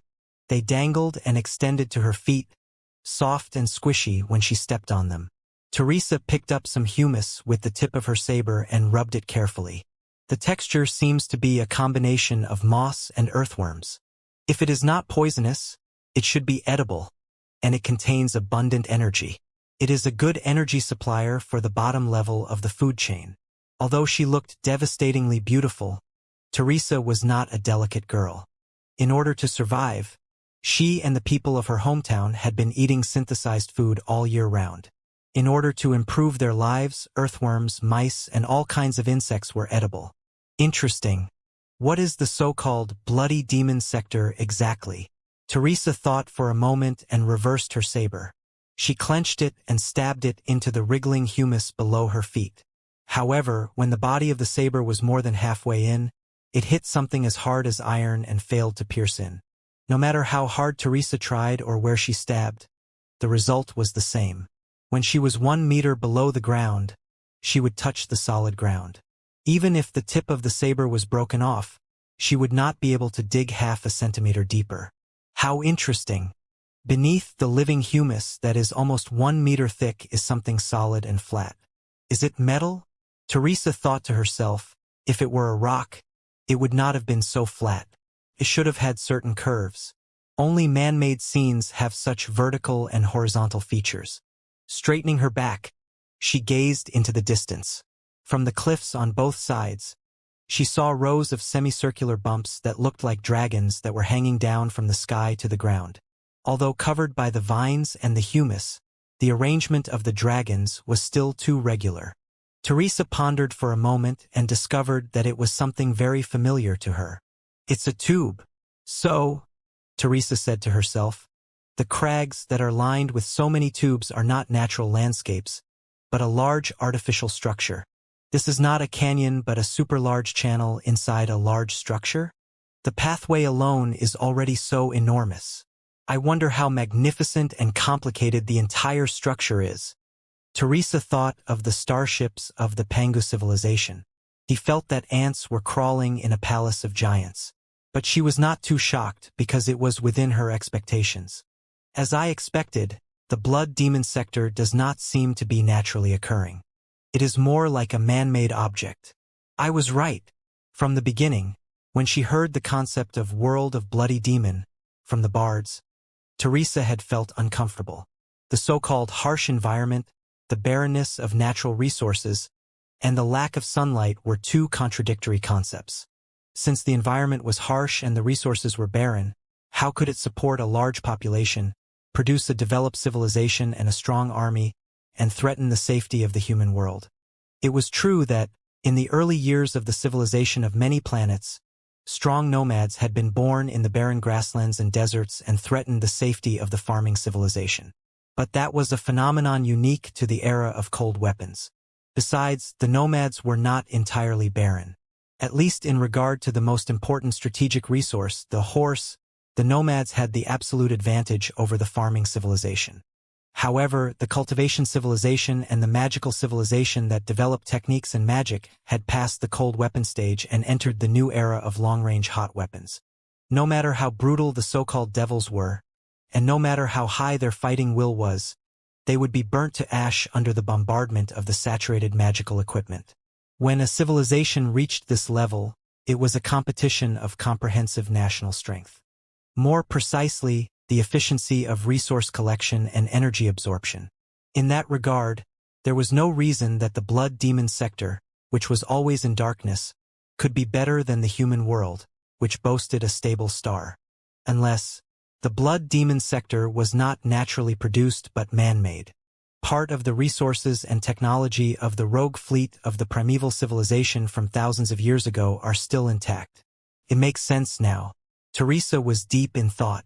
For example, her hometown, War Valiant, had Red Spider Lily, a city in the sky, as a source of supplies. That was why so many ferocious sinners of the land had been raised and made a playground for the immortal cultivators. It was also like the Heaven's Origin sector, Mr. Yao's hometown. The blood demon sector on the other side of the world was barren and short of resources, too. But the blood demon sector was known as the last kingdom of the demon race in the Pangu universe. It boasted a lot of knowledge about the demon beast empire during the Great Dark Age of 30,000 years ago.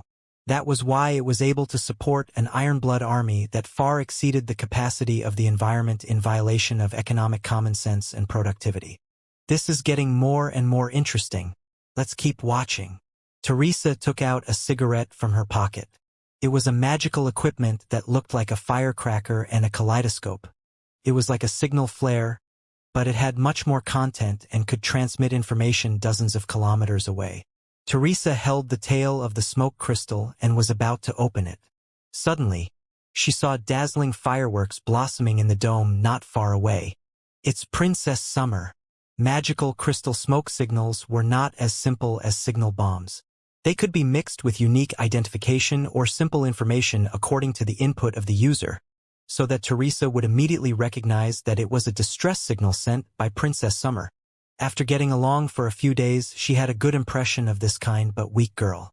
Watching the princess changing bit by bit in his hands, he had an inexplicable feeling. It was like the thrill of stealing from Black Jack's hands and the sense of accomplishment of raising a princess must be both. Couldn't be helped. Right now, she could only find the illusion that she was still a real man in Princess Summer. Princess Summer, hang in there. I'm coming. Teresa immediately ran toward the source of the smoke. The two of them were not far away from each other. After a turn, Teresa heard Princess Summer's exclamations and the roars of the demon beasts. She saw Princess Summer fleeing in panic with a hill-like magical beast behind her. This guy, it looked like a boar that was wearing iron armor. Sharp spurs were growing out of the gaps of the armor. Bloodthirst was beaming out of its crimson eyes. A stinky smell was spurting out of its mouth and nostrils. Together with the colorful mist around it, it looked like the incarnation of a nightmare. It's the mutated horned boar, sword halberd boar. Teresa accelerated and lunged at Princess Summer. Sister Summer, don't run in a straight line. The guy is good at sprinting, but he does not like turning. Teresa! Princess Summer had used up all her strength to dodge the attack of the demonic halberd pig just now. She was merely holding on with her spiritual gas. Seeing that Teresa had shown up, she was immediately relieved.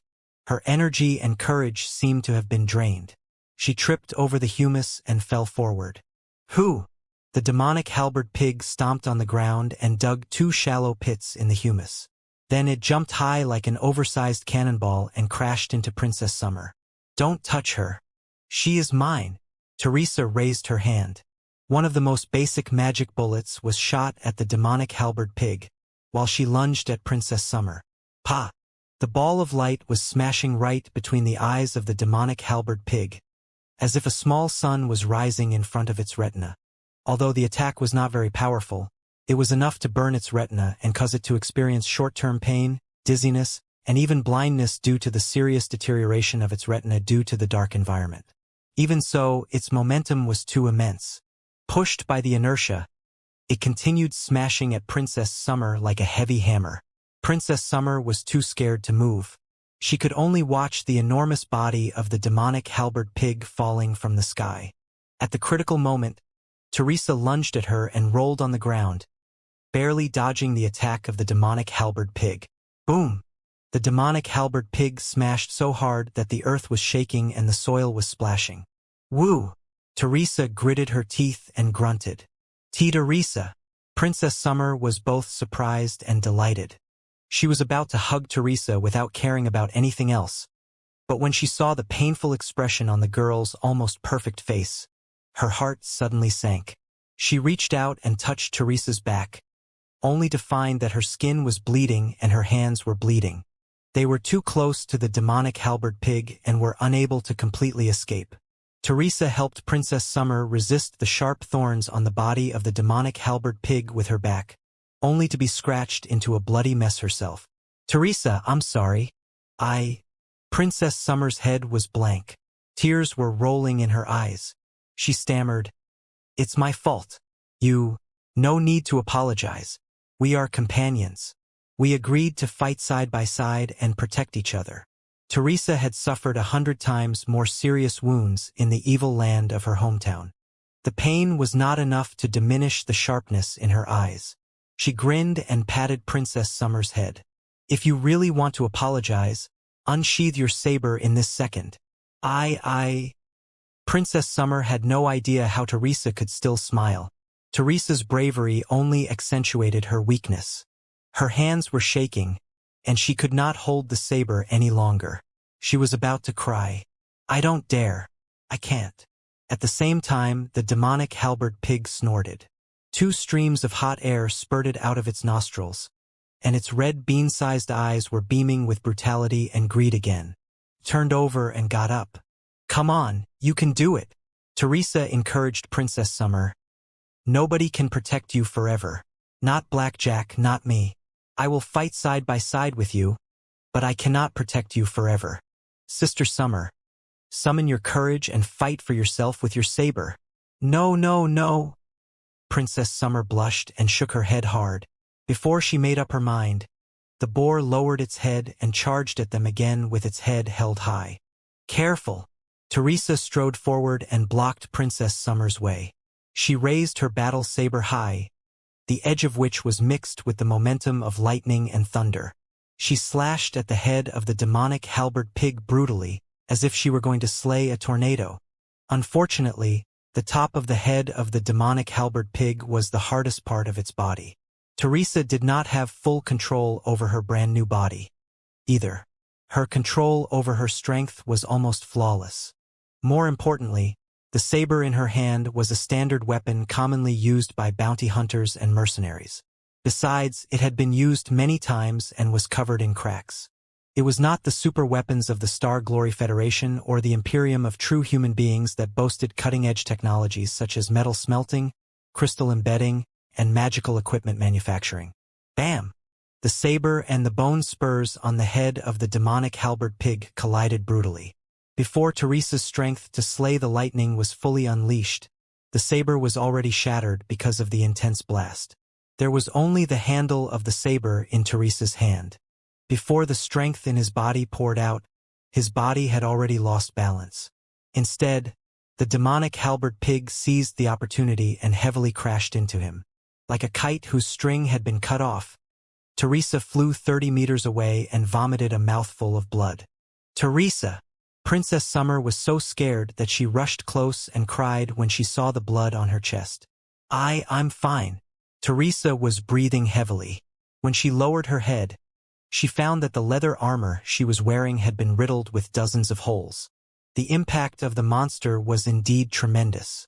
Thankfully, he was wearing leather armor, and the cushion on his chest was strong enough. Otherwise, several of his bones would have been broken.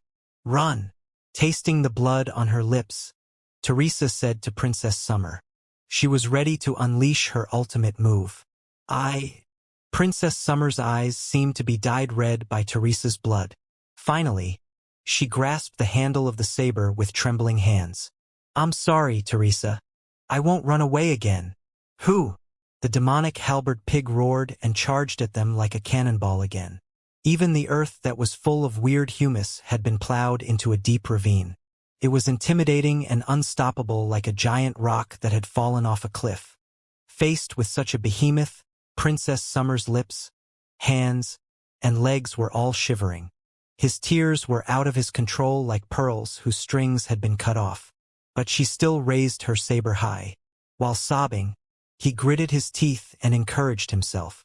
Come on. I'm not scared of you. I won't let you hurt Teresa. I won't run away again. Come on. I'm not scared of the demonic halberd pigs or the uncles. She was so terrified that she closed her eyes and slashed her saber down clumsily. Teresa sniffed.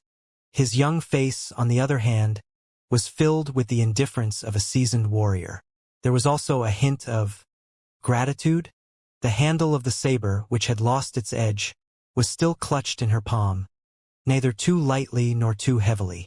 Instead, it was raised high by her, like a torch that was about to be ignited. Mysterious magical power was swirling around her. Spiral ripples were condensing toward the handle of the saber. Teresa started singing in a voice that had a hint of the ancient era. Search. All available level 3 offensive spells. Order. Casting speed. From fast to slow. Extract. Level 3 spell. Flame Dragon's Roar. Attack pattern. Attach to the saber and lock onto the target. Ignore the target after shooting. Target locked. 10 meters ahead. Demonic halberd pig. Number of attacks. If the attack is effective, continue to attack until the target dies. If the attack is ineffective, after 3 attacks, it will automatically be replaced by a level 2 offensive spell. Ice Arrow Sting. Application description completed. Submit and execute. When he uttered the last sentence of the spell, a series of complicated runes appeared around his raised arm, forming a 3D magical array. On the handle of the saber, a burning torch was ignited where it had been empty. The flames soared into the sky like a spring and condensed into a raging dragon of magma. Go to hell, animal! With a weird flash, Teresa appeared in front of Princess Summer. His hands performed a beautiful trick. The flame dragon saber, which had been raised high, was slashed down. Instead of fighting the hardest part of the demonic halberd pig's skull head-on, Liao locked onto the softest part of its throat below its head. Who? The fiery dragon pierced into the throat of the demonic halberd pig at a lightning-like speed. The beast opened its mouth and screamed in pain. But Teresa was much faster than it had imagined. A second flame condensed into a sharp blade on the handle of the saber and darted at its bloody mouth. The demonic halberd pig's reaction was quite quick. It gritted its teeth, trying to bite off the handle of Teresa's saber along with her wrist. But as it turned out, Teresa was still fainting. There was no body of the saber, but the handle of the saber was hundreds of times more agile. The saber turned into a dagger and stuck to the left eye of the demonic halberd pig easily. Chi! The third attack spell, Roaring Flame Dragon, burst out in front of the left eye of the demonic halberd pig. The flames of magic marched forward unstoppably, crushing the eyeballs and burning the optic nerves in the blink of an eye.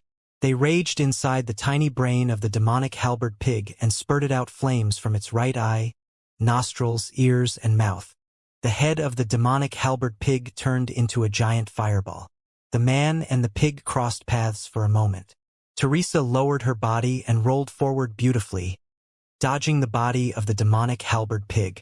The demonic halberd pig continued charging forward for dozens of meters with its burning head. In the end, it was powerless to reverse the situation and collapsed to the ground. Princess Summer felt that a strong wind was blowing in front of her.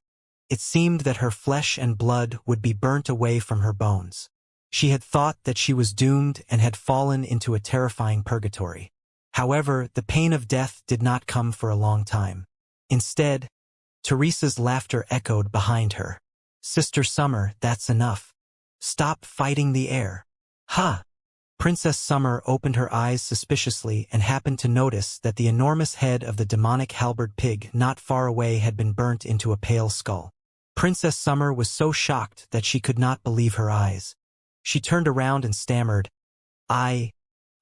You, what are you talking about? Are you scared? Teresa stepped forward and grabbed Princess Summer's hand gently but firmly. She took off the saber in her hand and massaged her shoulders to loosen her muscles. You did well, Sister Summer. Teresa blew into Princess Summer's ear mischievously to ease her anxiety. We defeated the demonic halberd pig together. It is really dead. Princess Summer finally realized what had happened. Relieved, she simply wanted to collapse in Teresa's arms. Teresa, I didn't know that you were so strong that you defeated the demonic halberd pig all by yourself. Is this really how an apprentice magician should behave? Princess Summer blushed. She felt that she had been a fool to stand in front of Teresa and protect her. Like I said, other than being a magic apprentice, I have also learned martial arts from experts. This is how dual cultivation works. Teresa smiled. Besides, I didn't defeat the demonic halberd pig by myself. Sister Summer's help was very important, too. It was because of your distraction that I was able to capture its critical parts. It's true. Not many people can stand still and raise their saber when they see the demonic halberd pig charging at them. Sister Xia, I was right about you. Incomparable strength and courage are indeed hibernating inside your seemingly weak body. Your performance is even better than my first time on the battlefield with a saber. We have to develop your body in the future. Is it true? No one had ever said such words to Princess Summer before. She was flattered. Looking at Teresa's sincere eyes, she seemed to have gained new strength and courage. I thought that I would never be able to pick up a saber in my life. But the moment I raised the saber high, I realized that the weight of the saber was not so unbearable after all. Thank you, Teresa. I will try my best. Princess Summer nodded at Teresa solemnly and waved her fists in excitement. Then, she complimented sincerely, I didn't know that Teresa was a spellblade. It is a rarely seen profession in the Emerald Continent. A spellblade was a special profession that combined magic with martial arts, attaching demonic energy to a weapon, compressing it to the extreme, and releasing it in the form of battle energy. It was an extremely destructive profession. To become a spellblade, one had to walk on the path of both magic and martial arts, both of which were extremely difficult. One could not neglect any of the two paths. It was extremely difficult. In terms of the probability of success, it was also a very risky and uneconomical career. As a result, the number of spellblades was extremely small. Neither the glorious Vatican nor the major kingdoms and mage organizations encouraged teenagers to become spellblades. As time went by, the legacy of the fiend swordsman was coming to an end. They fell into a vicious cycle and naturally, they were on the brink of death. However, in the tales of the bards, the spellblades either did not show up, or they were mysterious, unpredictable, and strong main attackers.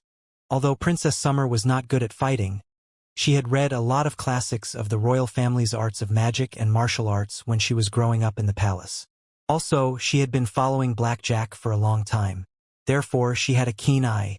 Judging from the head of the demonic halberd pig, which had been burnt to ashes in the blink of an eye, she could tell that it was not an ordinary spell but an effect that could only be achieved by compressing the demonic energy to the minimum and blowing it into the head of the demonic halberd pig with the most marvelous martial arts. Only a spellblade could do that. Teresa stuck out her tongue. I'm not a spellblade. I'm sort of a apprentice of the demon sword. Please don't tell anybody, Sister Summer. If other people find out, they will definitely stop me from walking on this path and persuade me to be a minor sorcerer. It will be our little secret. Is that okay? All right. No one could say no to Teresa's innocent eyes. Princess Summer nodded, but she found it odd. However, even if you are a spellsword, your casting speed is still too fast. If my guess is correct, the move just now should be the Roar of a Fire Dragon, which is a level 3 spell. If you want to cast a level 3 spell, shouldn't you be preparing for a long time with a lot of magical materials, pray to the Flame God and the Dragon God, and ask for their blessings and gifts, and even draw a magical array in the air, on the ground, or on a weapon? Even if the spell's word can reduce the speed of the spell, it is still too fast. I seem to have heard that you were mumbling something that did not seem to be a spell at all. You performed such a terrifying spell multiple times. Princess Summer finally came back to herself. Come to think of it, Teresa's performance just now was more than unexpected. She had overthrown the inherent concepts of magic in her head. Teresa simply opened her hands casually. Magic should be simple and concise. Teresa said, "The master who taught me magic once told me that magic is the simplest and most direct power in the world. As long as there are conditions to perform magic, if one knows the language of magic, how to retrieve it, and even how to write a spell, then no matter who it is, from beginner to expert, they can instantly summon power from the high-dimensional universe, the world of gods and demons. On the other hand, if there are no conditions to perform magic, it will be useless no matter how devout you pray, how long you recite the so-called spells, or how many weird magical materials you prepare." Ha! It was a subversive concept that Princess Summer had never heard of before. She was a half-baked healer. When she performed recovery, she had to pray sincerely, exhaustively, and prepare weird magical materials, just like all the other mages. Could it be that Teresa was saying that all the mages on the Emerald Continent were wrong? Teresa, I don't understand what you mean. Isn't that how all the mages on the Emerald Continent perform their magic? Princess Summer pouted. That's just admiration for cargo, Teresa said casually, yet confidently. Ship cargo worship? What's that? This was the first time Princess Summer had heard this strange term. It was like the first time she met the weird, beautiful girl, Teresa. Ship cargo worship is also known as cargo culture worship. How can I explain it to you? Teresa thought for a moment and said, for example, in the center of the ocean, there is an isolated island where a lot of primitive natives live. You know the barbarians, right? Of course. The Eagle Nation was not far away from the great northern region. Naturally, Teresa had seen the barbarian warriors who were bare-chested, covered in animal hide, and carrying giant axes in the snowstorm. The natives used to live a primitive life of hunting and collecting. Although there were no natural enemies on the island, they were short of resources, doctors, and medicines. They did not even have the habit of farming or raising animals. Their lives were extremely hard, and they worshipped the gods day after day. They even had their own primitive religion and entrusted their unpredictable destiny to the so-called gods. Teresa said, one day, the superpowers on both sides of the ocean were at war with each other. The most advanced, crystal warships were slashing the waves, and the magical airships were sailing in the sky and on the ocean. The lone island was discovered by both sides of the war and became a strategic location that all the strategists were fighting for. It was a natural fortress and port. Therefore, an army of a magical nation landed on the lone island. In the face of the magical army, which was armed to the teeth, the natives, who ate raw meat and drank blood, naturally had no ability to fight back. They never even thought of resisting. Faced with all kinds of gorgeous magic released by the army, the natives completely regarded them as the legendary gods. They cheered for their arrival, bowed down to them, and demanded whatever they wanted. Although the magical army was strong, they were not used to the environment. Unless it was absolutely necessary, they were not willing to mess with the natives. Therefore, the two parties lived on the lone island together under a weird tacit understanding. Naturally, the magical army had to transform the island into a real military fortress.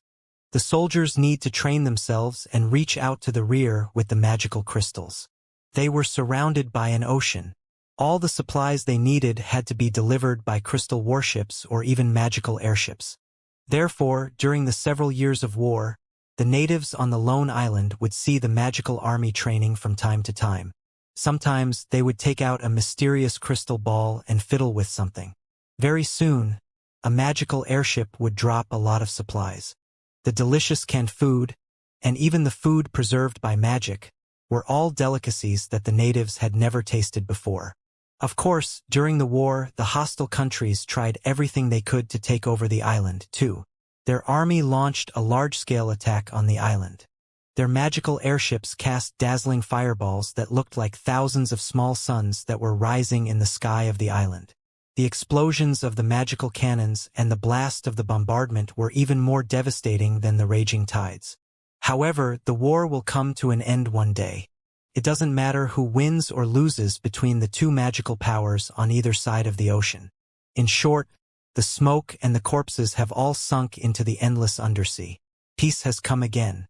The lone island has lost its military value.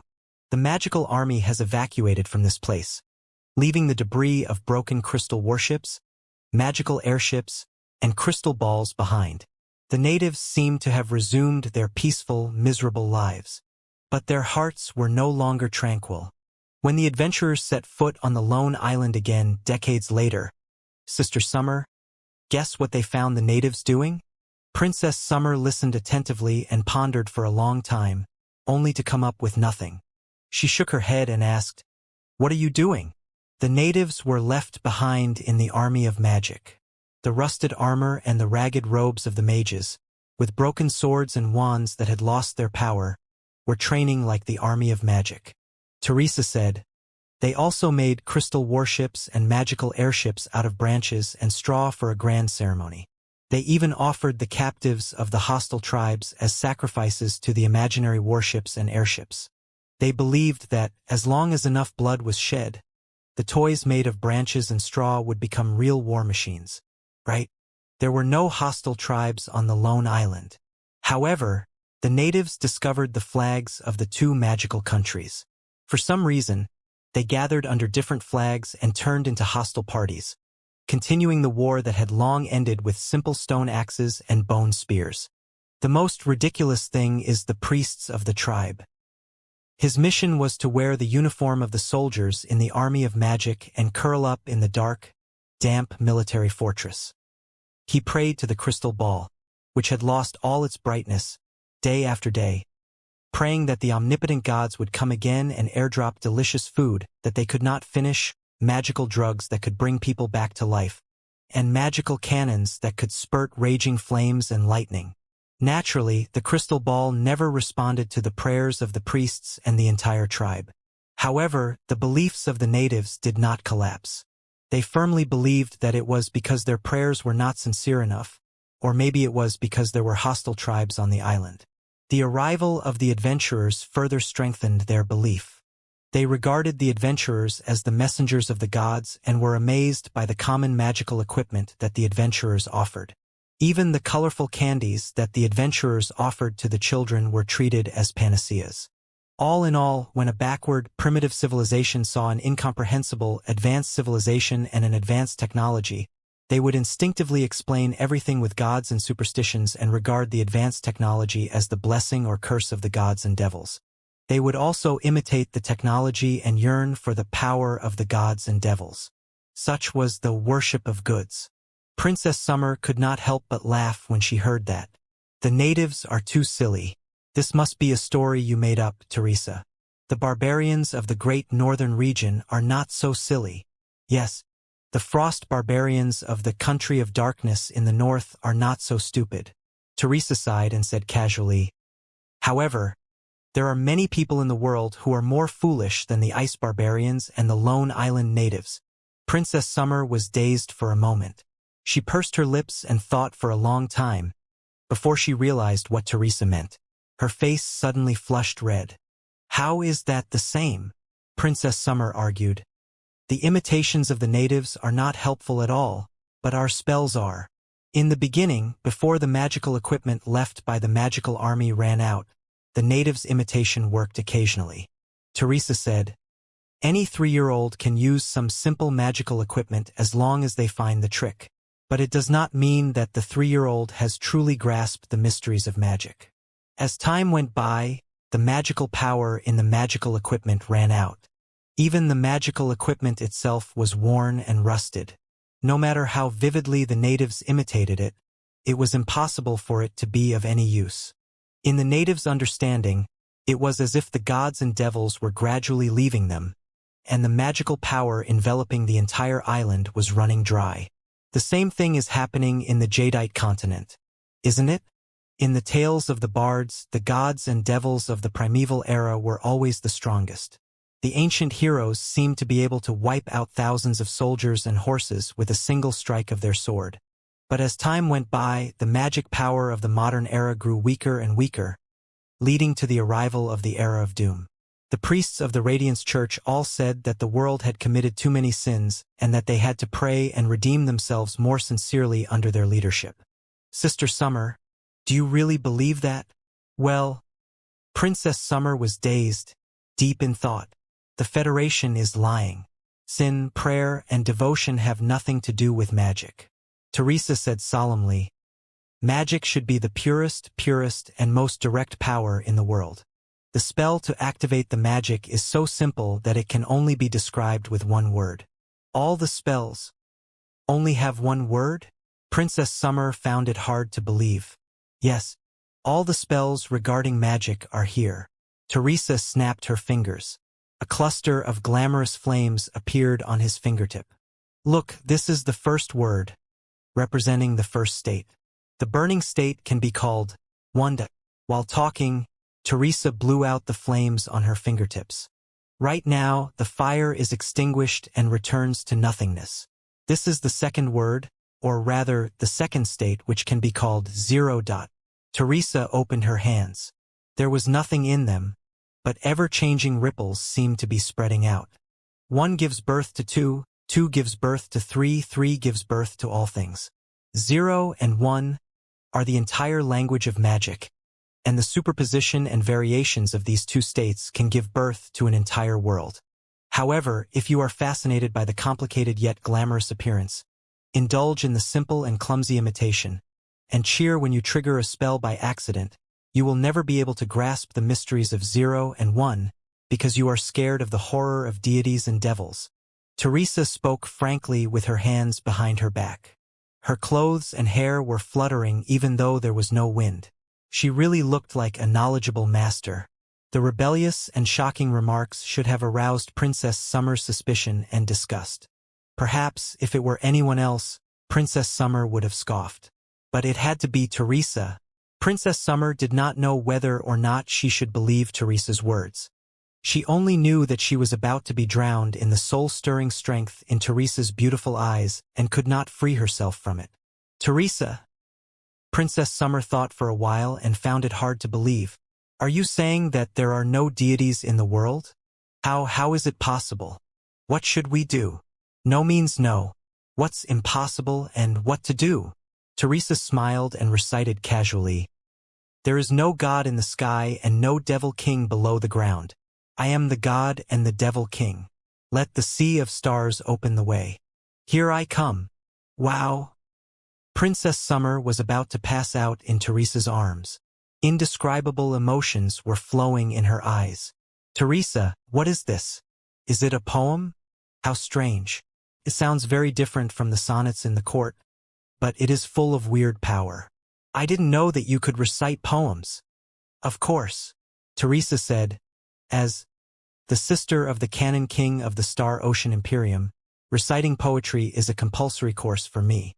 If Sister Summer likes it, I can recite it to you every day. What do you think? Very impressive. Even better than Black Jack. At the mention of Black Jack, Princess Summer was immediately back to herself. What? Teresa, you are so weird. Why do you want to compete with Black Jack all the time? You are totally different. There is no comparison at all. Princess Summer narrowed her eyes and looked into the distance. Speaking of which, we've wasted too much time. We should look for Black Jack and the rest of the team. If a bunch of demonic halberd pigs show up, we won't be able to deal with them alone. Of course not. Black Jack is just a short, small worm. How can it be compared to the Star Ocean Cannon? Teresa secretly mumbled in her heart. Today, I exerted a little bit of my charisma. It was just an appetizer, and I almost conquered you. It seems that even this body is not enough to resist the passionate charisma of a man. Just you wait, Black Jack. How dare you seduce me? No, no, no. You will pay the price for seducing me. All right, let's go find Black Jack now. Teresa smiled at Princess Summer. Then she suddenly thought of something and ran to the corpse of the demonic halberd pig. Sister Summer, come and help me. Cut off some of the meat. The blood demon sector might not be able to find any food. After hunting the demon beasts, they would butcher the meat and collect the materials. Occasionally, they would find precious demon crystals and beast cores. which were the usual procedures for bounty hunters and adventurers. It was especially so when a lone soldier was marching into a perilous place such as the Blood Demon sector. Supplies were hard to come by, and no prey could be spared. However, when Teresa went down on one of her knees in front of the body of the demonic halberd pig and took out her dagger to cut it open, she found that there seemed to be something on the burnt skull of the animal. "What is this?" Princess Summer noticed it, too. The two of them craned their heads at the same time, and their heads almost hit each other. They discovered that a square mark had been neatly carved in the center of the skull of the demonic halberd pig. It was a bunch of stripes that were wide and narrow like some kind of barcode. Could it be? Teresa blinked and touched the barcode on the skull of the boar. She then touched the muscles and bones all over its body carefully. It is not natural but man-made? As I recall, the skull of the demonic halberd pig is the hardest, right? Hiding behind Teresa, Princess Summer observed the skull that had been carved with weird codes carefully and mumbled. It can pierce through the scales and fur on the head and carve the information directly into the hardest bones. What kind of magic can do that? Also, why did you do it? It is a code and a brand. Teresa thought for a moment and said, for example, the rancher of the livestock will leave his mark on the bottom of the livestock or the horses to mark or count. Of course, the code is more complicated and contains a lot of information. Maybe it can be remotely controlled, too. The reason it can be stamped on the skull through the scales and the fur is that it was stamped before the scales and the fur grew out. Ha! Princess Summer's eyes bulged. You mean, when the demonic halberd pig was just born? No, earlier than that. Teresa seemed to have thought of something. It must have been generated in its embryonic stage, or even directly through the genetic information, instead of being branded. Princess Summer did not know what genetic information was. However, she had heard a lot of weird terms from Teresa over the past few days. Princess Summer was no longer surprised. So, the demonic halberd pig is a man-made monster and a battle weapon? The concept of man-made devils was not unfamiliar in the Jadeite continent. According to the bards, the cunning and unpardonable devils could create monsters for killing, which was not unusual. Man-made is man-made. However, I'm afraid that its original purpose was not to fight. Patting the butt of the demonic halberd pig, Teresa suddenly changed the topic. Sister Summer, do you know the difference between a domestic pig and a boar? Well, Princess Summer did not understand why Teresa suddenly brought up the topic. Moreover, the meat that the high society of the Jadeite continent ate was mostly beef and mutton. They rarely ate pork. Whether it was domesticated pigs or wild boars, they could not be cooked. The smell of meat was too strong.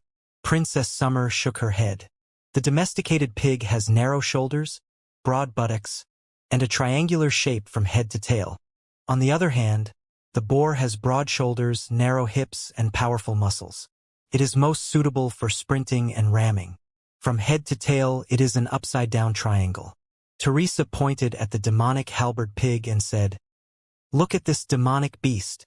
Although it has grown tusks, scales, and bone spurs that look like halberds and looks untamable, if you observe it carefully, you will notice that its shoulders are narrow, its waist is broad, and its ass is fat. It is clearly a product of man-made domestication or even genetic modification. For some reason, it has returned to the wilderness and is showing signs of anti-taming. It was exactly because it was not a biological weapon that it was so clumsy during the sprint. Could only walk in a straight line, but it was not very good at turning corners. Could fall down at any moment, which was why we were able to eliminate it easily. In other words, no matter how hideous and terrifying it appeared to be just now, I believe that it was conceived or manufactured to serve as a fat, juicy food. Hey. This time, Princess Summer was truly shocked and found it hard to believe. She stammered. Why did somebody make such a ferocious animal as food? Wait, that's not the point. The point is, can food be manufactured? The food that it produces has left a mark on the skull. Why is it allowed to run around and regain its wildness? Of course, food can be made. If one day we want to take a look at the dazzling stars in the sky, synthetic food and high-efficiency circulation systems are both essential technologies. Teresa looked around and said, Sister Summer, you should be able to tell that we are not in a vast world, but in a magnificent super-large enclosed structure that looks like a palace of giants. Right? Princess Summer was not a fool. She nodded and said, Yes, this is probably the underground. The bards call the blood demon sector abyss or hell. Naturally, it is dark and tortuous. Then, in such a world where there is no sunlight, ordinary crops will not be able to survive, and there shouldn't be too many animals. It will be difficult to capture pigs, dogs, cattle, and sheep. Therefore, most of the food sources, except for the fungi and moss that require neither sunlight nor heat to thrive, can only be synthesized, Teresa said. However, there is a problem with the synthesized food in general, which is that it is too unpalatable. The so-called tasteless food is like eating candles. Princess Summer burst into laughter. Nonsense, she said. There is no food that smells like candles. Teresa pursed her lips. Back in the Badlands, she had eaten a lot of tasteless synthesized food. She had had enough of the tasteless and dry taste. The people who created the blood demon sector in the past must have found the smell of synthesized food unbearable too. Therefore, they manufactured livestock with their excellent technology. Teresa mumbled to herself, The lifespan of this demonic halberd pig won't be very long. At most, it will be in its teens or 20s. In other words, even after thousands of years, the fresh food automatic manufacturing system in the blood demon sector is still functioning. Moreover, it is highly skilled and self-controlled. However, some bad things happened in this place before which led to the loss of order. The delicious food that was supposed to be made for human beings escaped and degenerated into the most brutal demon beasts. It was definitely not a day or two ago that food turned into magical beasts. The collapse of the order of the blood demon sector could have been thousands of years ago. Anyways, if I can find the automatic fresh food manufacturing system that manufactures the demonic halberd pigs, I should be able to trace it back to the central hub, control center, mainframe crystal processor, or magical energy optical brain. Chances are that I will be able to find a starship, or at least a long-distance communicator. Teresa, what are you whispering to yourself about? Princess Summer pouted. For some reason, she felt that Teresa had a lot of secrets that she would like to share with her. Nothing. The meat has been cut off. Let's go now. Teresa stood straight and looked at the neatly arranged dome of light. She said confidently, Let's find Black Jack and the rest of them and go to the center of the blood demon sector together. Hiu! Pa! Black Jack's magical crystal smoke was blossoming in the distance. A bright red mushroom umbrella was blossoming under the dome. When Teresa and Princess Summer followed the signal, they found that Black Jack had gathered his entire harem. Thankfully, they were not far away when they were blown by the space ripples. Besides, they were quite lucky. Other than Teresa and Princess Summer, who encountered a demonic halberd pig, the rest of them barely encountered any strong demon beasts or devils. They all found each other unharmed. Excellent! Princess Summer and Hela hugged each other in excitement. Kier was dancing in excitement too. Even his sisters, who were half demons, were greatly relieved. No one had expected that they would be able to cross the border between the glorious mortal world and the blood demon sector without drawing blood. They had thought that a brutal battle was coming. Weird. Black Jack counted the people and found that none of them were missing. He was both relieved and suspicious. It shouldn't be. Logically speaking, there are always patrol teams of the demon race on the border between the human world and the demon world. Even if they don't kill anybody they see, they should at least interrogate them and determine their background. Why is the defense of the demon world so lackluster today? There are no demons at all? Kier. He called the cat girl Kier. The cat girl shook her tail and lay down, pressing her ears close to the ground. She held her breath and listened for a moment before she said, Follow the southwest direction. There are sounds of fighting no more than 10 kilometers away. It should be a large-scale battle, but I can't hear it clearly. The humus here is too thick for the noises to reach us. More than 10 kilometers to the southwest? Black Jack frowned. That's Thousand Gates Mountain. Have the demons started fighting among themselves on a large scale again? The members of the harem group discussed among themselves according to their experience and knowledge. Princess Summer quietly pulled the confused Teresa aside and explained to her. Since it was named Bloody Demon Sector, it was naturally a place where battles took place all year round. Corpses were everywhere, and blood was flowing everywhere. The brutal devils were not united. Instead, they were divided into at least 7 main tribes that were governed by 7 grand lords and engaged in endless wars. Maybe it was because the resources of the Blood Demon Sector were too scarce to feed the overexpanding population. Or rather, due to the evil nature of the devil race, it was their destiny to prey on the weak and kill each other until the ultimate king of the 7 devil kings was selected in the competition of survival of the fittest. Then, they would unite the entire Blood Demon Sector and lead the magnificent army of the 7 devils to march into the glorious world. In the tales of the bards, a real devil king would emerge among the 7 devil kings every 1,000 years. He could unite the 7 tribes, break the barrier, and march into the human world. Princess Summer told Teresa, "Judging from the time, it has indeed been thousands of years since the Battle of the Apocalypse. It's about time that a new devil king was born." Sister Hera and the rest of them speculated that the regular infighting among the demons escalated into a brutal civil war. All the troops of the demon race were involved, and there was no time to defend the border between the demon world and the human world. After all, the army of the human world was unlikely to attack the demon world. Teresa nodded and asked, "Then, what is Thousand Gates Mountain?" Princess Summer pricked up her ears and listened to the description of the 2 half-blood sisters who were born and raised in this place. Then she turned around and explained to Teresa, "The terrain of the Blood Demon Sector is very different from that of the glorious mortal world. There are no mountains or rivers, no sun, moon, or stars, nor are there any splendid palaces or magnificent castles. There are only complicated tubes, forked ditches, vertical shafts, and countless slits above and below. Every fracture is equivalent to a city. When the countless fractures are combined, it will be a 3-dimensional world that looks like a honeycomb or an ant nest. The devils call it the Devil Nest. The Devil's Nest is so complicated that it's like a giant maze. Even the devils who are born and raised in this place might be lost. The army will be marching and mobilizing. Naturally, they cannot crawl slowly in the tubes.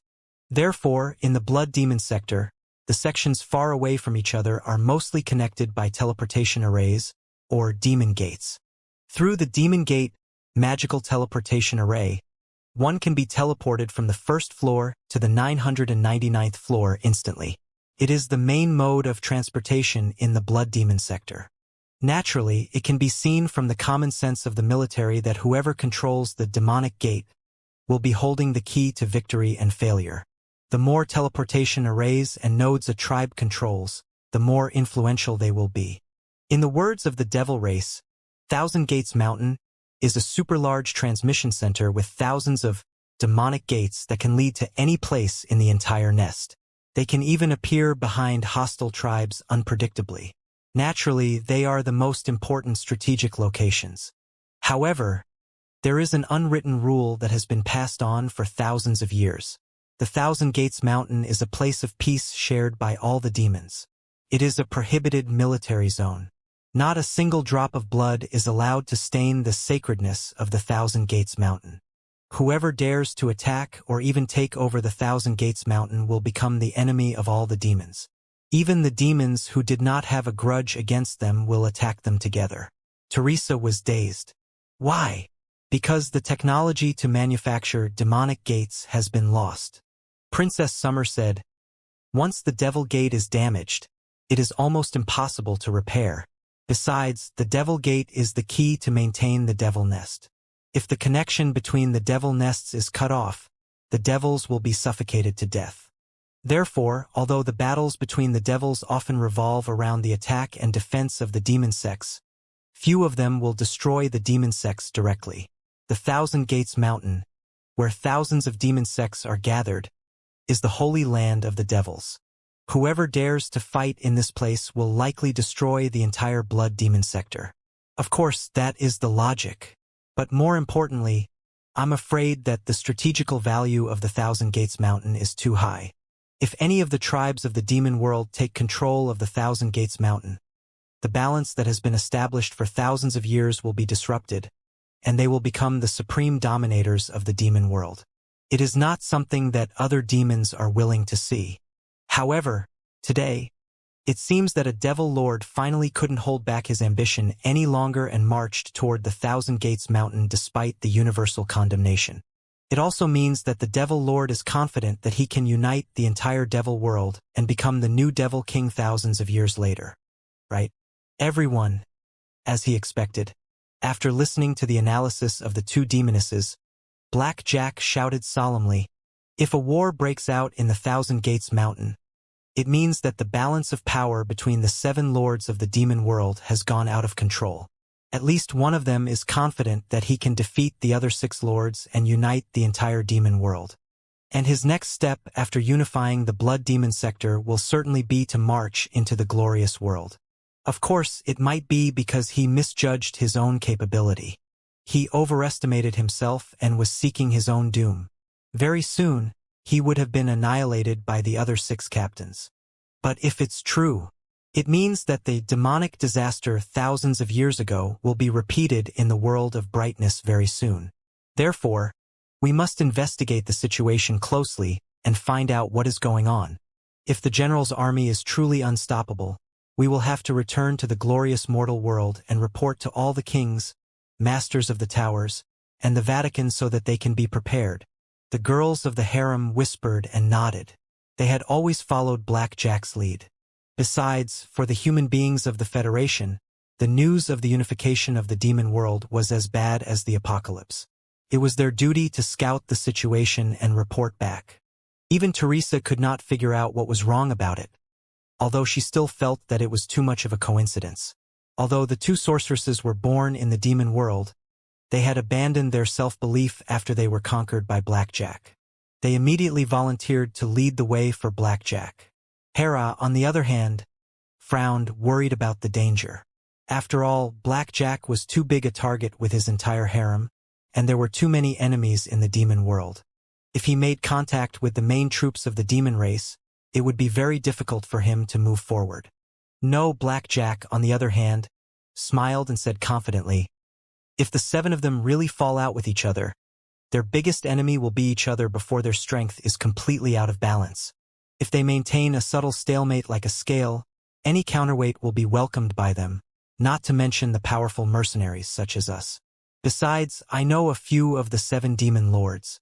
If I run into their team, everything will be fine." "Ha!" The girls all widened their eyes. This was the first time that they had learned that Black Jack was a friend of the demon clan's great general. "Jack, do you know the devil general?" Hera found it hard to believe. "Have you been to the demon world before?" "Yes, I've been here several times when I just started my career. I've talked to a few of them and I owe them a few favors." Black Jack smiled casually and said casually, "It's a pity that I don't know the best Grand Monarch Kuba.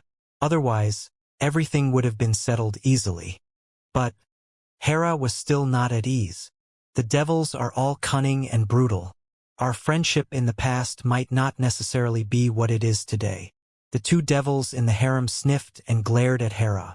One of the sorceresses mocked, "Dragons are too headstrong and domineering, but there are always good people such as Sister Hera." "Good dragons. Are the devils really so unreasonable? You—" Hela was about to burst into fury. Black Jack hurried to intervene and said, "All right, you are all the women that I love most. You should get along with each other like blood sisters. Besides, a catastrophe is coming soon. If the bloody war between the blood demon sector and the human world breaks out again, both worlds will certainly be burnt to the ground. Nobody will benefit from it. Therefore, our real purpose is not to defeat the blood demon sector but for the peace of the 2 worlds. Peace, the most precious thing in the world, is worth everything. Don't you agree?" Weird ripples spread out in the depths of his black eyes again, like 2 bottomless pools. Although his voice was gentle, it was filled with unquestionable pressure and alluring charm. The 2 demonesses and the dragon girl, who had been furious, were all dazed after hearing Black Jack's words. They blinked, and their eyes were clear again after a moment of confusion. Black Jack, we were wrong. The three girls smiled at each other at the same time, as if the argument a moment ago had never happened. Teresa felt her blood run cold. She tugged the corner of Princess Summer's clothes and bit her ear, while she said in a low voice, "Sister Summer, do you see it? Black Jack is not a good man. He must have hypnotized you with the most brilliant hypnotizing technique just now. He was not really hypnotizing you with the charisma of a real man at all." Princess Summer's eyes turned into two hearts as she gazed at Black Jack. Teresa shook for a long time and even blew into her ears several times before she came back to herself. "Teresa, stop it." Princess Summer looked at Teresa in dissatisfaction as if her sweet dream had been disturbed. "What did you say?" Looking at Princess Summer's face and Black Jack's weird smile, Teresa shut her mouth sensibly. "Forget it." Not far away, Black Jack took out the black book that transformation bug Eric had given him from his pocket and explained to the girls. "Besides, we have a knock-on brick, which is this. The king of the demon world, who is the strongest in the army, handed the book of black magic to Eric, a mage of the rogue court, for his own research. He must have a good reason. There is a good chance that a great secret is buried inside the book of ancient black magic. If we run into Lord Cooper or other kings, we can use the book as a bargaining chip to deal with them. Therefore, don't worry, girls. Gather your courage and march toward the Thousand Gates Mountain." Faced with Black Jack's confident and frank smile, his sisters in the harem burst into cheers. Teresa's heart skipped a beat. She realized why she had been feeling weird. What a coincidence! At first, our target was Transformer Eric's Black Magic Tower. But after we got the ancient black books, we marched toward the Blood Demon sector. After we arrived in the Blood Demon sector, we encountered a civil war that was about to escalate to Devil King. Is it because Black Jack has a special body that he is trapped in the center of swirls wherever he goes, just like Master Yao? Or is it because he knew that a civil war was about to break out in the demon world and was planning something? Teresa pursed her lips. There could only be one weirdo such as Master Yao in millions of worlds. How could he meet a second one so easily? Therefore, Black Jack, what are you up to exactly? Just wait and see. Staring at Black Jack's back, Teresa followed the main troop to the Thousand Gates Mountain. Hoo, destruction is glory, death is home. Soldiers of hell, charge. Kill. Motor furnace above. Maintenance. Maintenance. Maintenance. The Thousand Gates Mountain of the Blood Demon sector was wreathed in smoke, venomous fog, and soaring bloody clouds. Countless devils were fighting each other like wild bees. Black Jack and his harem were crouching on a high tube a few kilometers away, observing the situation of the battle carefully. It was the first time that Teresa had seen a war of the demon race. More precisely speaking, it was the first time that she had witnessed the brutal, large-scale battles of the natives of the world of magic. He could not help but widen his eyes. He stimulated his eyeballs with his magical energy and condensed an invisible telescope in front of him with the laws of optics, not missing any detail. Teresa had thought that the Thousand Gates Mountain was truly a mountain. It was not until he arrived that he realized that it was a giant pillar in the middle of a vast space. The cone-shaped pillar shrank higher and higher, but it gradually expanded when it reached the tip of the cone. Looking from afar, it seemed to be a giant hourglass, or a terrifying cave beyond description. Stalagmites and stalactites were extending toward each other, growing and hanging, and eventually merging. Other than the main body of the Thousand Gates Mountain, a lot of crooked tubes were hanging down from the dome where the light sources were neatly arranged. Looking at it from such a perspective, the Thousand Gates Mountain was like an enormous banyan tree. Other than its main body, its air roots were even denser, forming a forest that covered the sky and the earth. Whatever the materials of the Thousand Gates Mountain and the tubes used to be, they had been smeared with a thick layer of rust after thousands of years. Weird moss and fungi that fed on the rust had grown out too. Bright green, deep purple, crimson. The colorful carpet of fungi wriggled and covered the Thousand Gates Mountain and all the tubes, making them look like the internal organs of a certain beast in space. Weird eyes were embedded on the inner organs, blinking every now and then. Every time they blinked, new devils would appear near the eyes. As it turned out, the eyes were the short-distance teleportation arrays or demonic gates. The fierce battle around the demon gate had entered the climax. Teresa had thought that the so-called demons, like the demons in the Pangu universe, were the products of the genetic modification of normal human beings. For example, the two harems of Blackjack, except for their bright green and deep purple skin, seemed to be no different from the ordinary human beings in the world of brightness. Therefore, after they disguised themselves, they could enter and exit the towns of the human beings normally. However, most of the devils in the blood demon sector did not seem so normal. They were not as simple as the genetic mutations of the demon race. Most devils were like a combination of human flesh and metal. Some of the devils had attached a pair of coldly shining giant axes or spiked clubs to their black bodies. Some of the devils had been highly modified and melded with the hideous armor. When the enemy smashed his armor, the flesh behind would be torn apart, too. Some of the devils only had the upper half body of a human being, while the lower half body was attached to some six-legged mechanical spiders. The left half of their body was still in the form of a human being, but the right half was now a bizarre-shaped war machine. Teresa even discovered a troop that looked like a suicide squad of the demon race. All the members had heads made of pure flesh and blood, but their bodies were enormous creatures that looked like giant soldiers. They were crushing the enemy like moving castles. All the blades, sabers, armors, machines, and war automatons were covered in a thin carpet of fungi, or rather humus, which made them look like the skin of the devil race in the darkness. It was quite natural and not too weird. However, it seemed to be more than a competition of cold weapons. The war automatons that had melded with the flesh and blood of the demon race were all spurting furious flames and surging steam when they were attacking with their full strength. When the warriors of the demon race waved the hammer on their wrist, the hammer was like a super mini boiler that would spurt out powerful air currents from the back to increase the speed and damage. The gaps of the armor that grew directly on the flesh and blood would spurt out powerful air currents nonstop, too. The entire army seemed to be enshrouded in mist, adding to the weirdness and horror. Not to mention the devils whose heads were made of flesh and blood, but whose bodies were enormous fortresses. It was quite possible that powerful boilers were hidden inside their bodies, and what the surging steam was pushing were the squeaking tracks.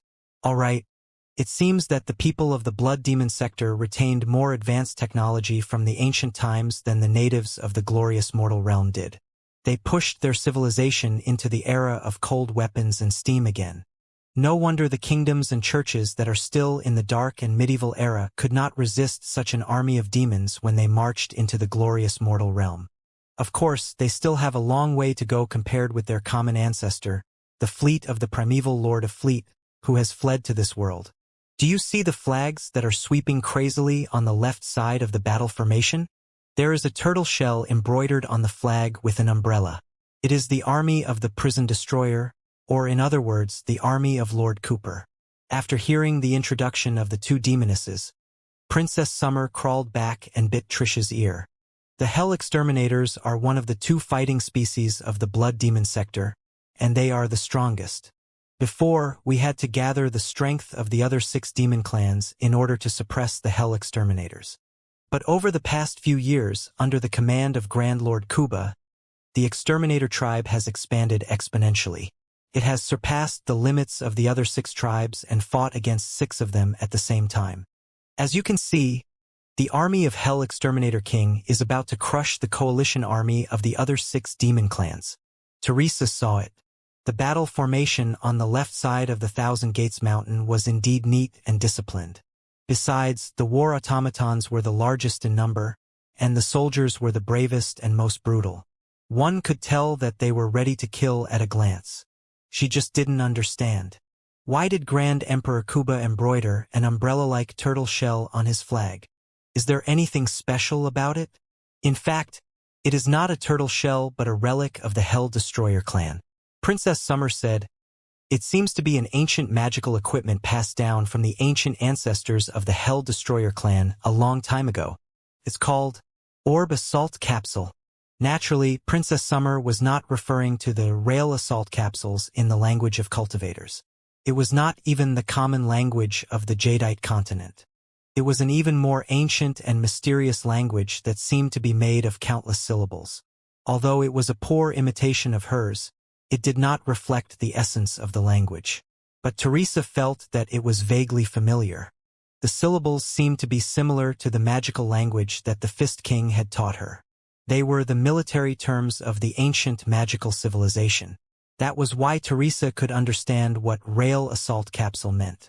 After she understood the meaning of a turtle shell with an umbrella, Teresa's heart skipped a beat. Many fleets, including those of the Federation and the Imperium in the Panga universe, were equipped with Hell Parachute Soldiers Orb Assault Team. They were essentially the Marines in the ancient wars. They were the first wave of soldiers to be deployed to the planet from the Starships. They were responsible for breaking into the most dangerous places on the planet through the atmosphere through the geosynchronous orbit and facing the dense siege of the enemy. Naturally, they were the best and the proudest warriors in a fleet. Could it be that the Hell Destroyer of Kuba was a descendant of the orbital assault team in the exiled fleet of the Yen clan? It explained why they were the best species in the Blood Demon sector. Thinking about that, Teresa focused her attention and observed the fighting style of the Devil Slayers. It was a pity that he didn't see any sign of advanced technology, nor were there any long-range firearms. The descendants of the former orbital assault team had degenerated into an ancient army that only wielded axes and hammers and pushed the bullets with steam. However, their opponents seemed to be even worse. Therefore, with the combat instincts brought by genetic inheritance and the slightly advanced weapons and war automatons, they were still unstoppable. It seems that 1 versus 6 is enough to suppress the entire match. Princess Summer and Teresa were lying on the ground side by side. She explained thoughtfully, "There are so many flags on the left, but the only pattern on them is a turtle shell with an umbrella, indicating that they are all exterminators. The flag on the right, on the other hand, is quite interesting. There are all kinds of colors on it. Besides, the style of their armor, the way they fight, and even their appearance and body size are all different. They are just a bunch of mobs that the other 6 demon clans assembled randomly." "Which of the 6 devils are they?" asked Teresa. "First of all, the Black Shield clan. Look, Teresa. They are the main force that is enduring the bombardment of the Hell Destroyer Legion in the main battlefield. There seems to be no gaps or holes on their black armor. Even their faces are covered." Princess Summer took a breath and continued her explanation. "The Black Shield clan is a combat species second only to the Hell Destroyer clan in the Blood Demon sector. However, they are better at defense than offense. If the Hell Destroyer clan is the sharpest and heaviest battle axe, the Black Shield clan is the most solid shield. However, judging from the battle today, the solidest shield seems to have been shattered by the sharpest battle axe." Looking at the retreating Black Shield clan, Teresa nodded thoughtfully. "The left wing of the Black Shield clan is the Strong Arm clan. They are natural-born craftsmen who are best at repairing and building all kinds of war automatons. They are even responsible for the maintenance of the entire Blood Demon sector." Princess Summer said, "The devils of the Strong Arm clan have to cut off their arms when they are born and replace them with mechanical arms that are blessed by magic. Their mechanical arms are like an all-encompassing arsenal where all kinds of tools and weapons are hidden. As they grow older, they will replace a pair of larger, more delicate, and more glamorous mechanical arms every year. When they reach adulthood, their arms are often thicker than their own waists. The geniuses of the Strong Arm clan are in manufacturing and maintenance. They were not good at fighting in the beginning, but since they could build all kinds of powerful war automatons, hide their tools and weapons, and tear apart the internal organs of their enemies, they joined the Black Shield clan and became the main force to fight against the Exos." Looking at the Strong Arm from afar, Teresa felt a strange sense of familiarity. It was mainly because a gear and a wrench-like tool were painted on the flags of the Iron Gorillas, which reminded him of Master Yao, a refiner. The mechanical arms of the Strong Arms did not seem very different from the multipurpose maintenance arms of the Pangu universe.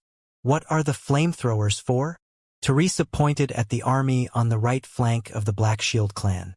There was a troop of devilized people here. Almost all of them were wearing goggles and heat-resistant suits. They were carrying enormous fuel tanks and spraying scorching flames at the soldiers. They were one of the few guys who used hot weapons in the war of quasi-cold weapons. They were the only shining points on the battlefield that had been wrecked. Naturally, Teresa was curious about them. They are the Fire Clan. What do they call themselves?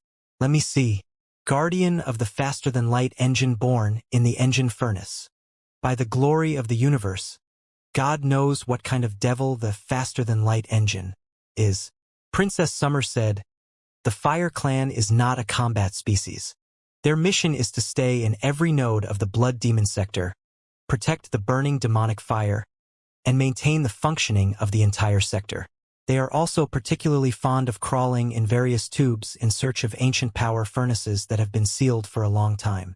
It is every Fire Clan's lifelong wish to find a power furnace that no one has ever discovered and ignite it. However, right now, the Exos are marching close, and the 6 demon clans are all in danger. They have no choice but to go to the battlefield. That explains a lot. Guardian of the faster-than-light engine born in the engine furnace. Interesting. With Princess Summer's introduction, Teresa gradually outlined the real outline of the Blood Demon sector. She was more and more convinced that the devils in various forms used to be an organic part of an army. Then again, the guys who liked to crawl in the tubes were quite similar to Master Yao. Sigh. If only Master Yao were here. He would have known the truth instantly with his amazing wisdom and unbelievable luck. Forget it. Master Yao is no longer here. I have to walk on my own. Whether it was the Pangu universe or the magical world in front of her eyes, the Sea of Stars would be guarded by her, the King of Cannons in the Sea of Stars. The Black Shield clan is followed by the Medusa clan, who have 2 snakes wrapped around a stick on their flag. They are adept at all kinds of weird forbidden healing techniques. It is true that they can cure patients who are on the verge of death, but it is hard to say what kind of side effects they have.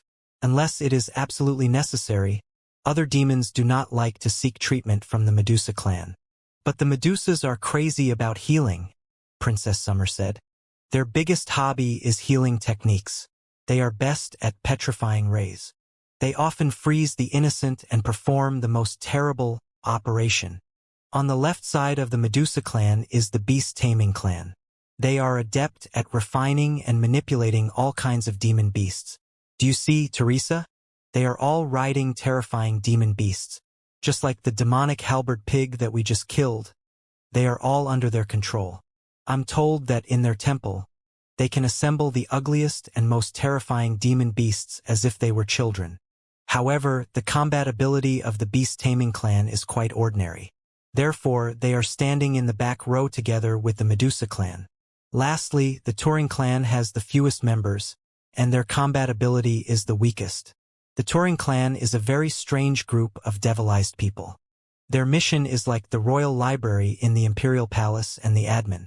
It is said that the Turing clan guards all the classics of the Blood War demon sector over the past thousands of years. They are the only ones who know the most profound secrets of the demon race and can communicate with the ancestors of the demon race, the super demon kings during the ancient demonic calamity, in a special language to gain their strength. In the Blood War demon sector, where the strong preyed on the weak librarians such as the Turing clan were not supposed to survive. However, they were few in number and did not pose much of a threat. They did not eat much, and from time to time, they would release the mysteries of the primeval era. Therefore, the other devils did not have to kill all of them. They have been struggling to survive until today. I didn't expect that even the peaceful devils of the Turing clan would be involved in the chaos and stand right in front of the Exo clan. It seems that Master Cooper has pissed everyone off. But judging from his intimidating appearance, I assume that he does not care much about it. Medusa clan? Beast-taming clan? Turing clan? Teresa blinked her eyes. She could see clearly that on the flag of the so-called Medusa clan, there was a pattern of 2 snakes dancing around a staff. The boxing champion had told her that, in the world of many magical civilizations, 2 snakes dancing around a stick was the symbol of a doctor.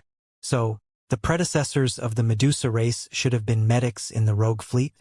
The so-called petrifying rays should be narcotic, too. However, Teresa was still most interested in the Turing clan. These fellows had extremely large heads, but their limbs were highly regressed. However, the ends of their limbs still retained the structure of a few dozen tentacles. They staggered and could not even stand stably. They really looked a bit like the pedants in the library. Through them, he should be able to learn the past and secrets of the Blood Demon sector and the entire magical civilization. Chances were that Teresa would be able to find a starship. At the very least, somebody should tell her what the so-called ancient black magic was all about. Sister Summer, you know a lot. Teresa gazed at Princess Summer. Princess Summer blushed. She seemed to find it harder and harder to resist Teresa's gaze. She replied in embarrassment, "Not at all. I only heard a thing or two from the sisters' discussion. Sister Xia, your intelligence analysis and integration ability are indeed remarkable to be able to piece together such concise and effective information in such a messy environment." Teresa said, "Like I said, your potential is limitless. Chances are that you will become a very awesome queen." "Me, the queen?" Princess Summer stammered. "I don't." Before she was able to finish, Teresa interrupted her. "Neither men nor women can say that they can't. Anyway, I understand now that anything is possible in this world, bad or good." While they were talking, Black Jack crawled close. The situation was very bad. The 7 demon clans were all involved in the war. The exterminator demon army commanded by General Cooper crushed the other 6 demon clans by themselves. However, Black Jack said, "Why did they start the war? And how did General Cooper's capability increase so much? We need to get closer and ask around." "Should I ask someone?" Princess Summer was surprised. "Who are we looking for?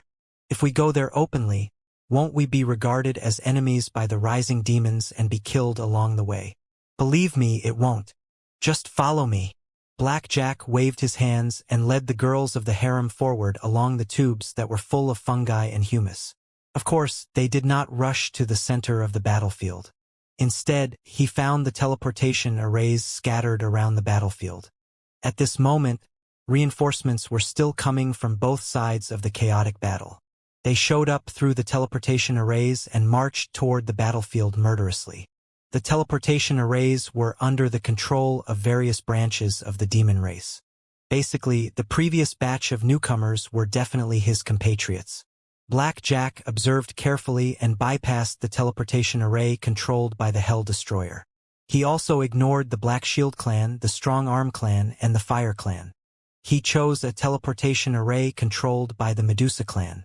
When the next batch of medics of the Medusa clan appeared in the flash of complicated runes, he showed up with a confident smile and walked toward them. "Who are you?" The Medusa clan was full of wariness. Their skin was dark green and deep purple, surrounded by a vague mist. Together with the sharp blades that looked like scalpels, they were both mysterious and dangerous. All the girls were sweating for Black Jack. Natasha, captain of the female mercenaries, and Hera were ready for battle.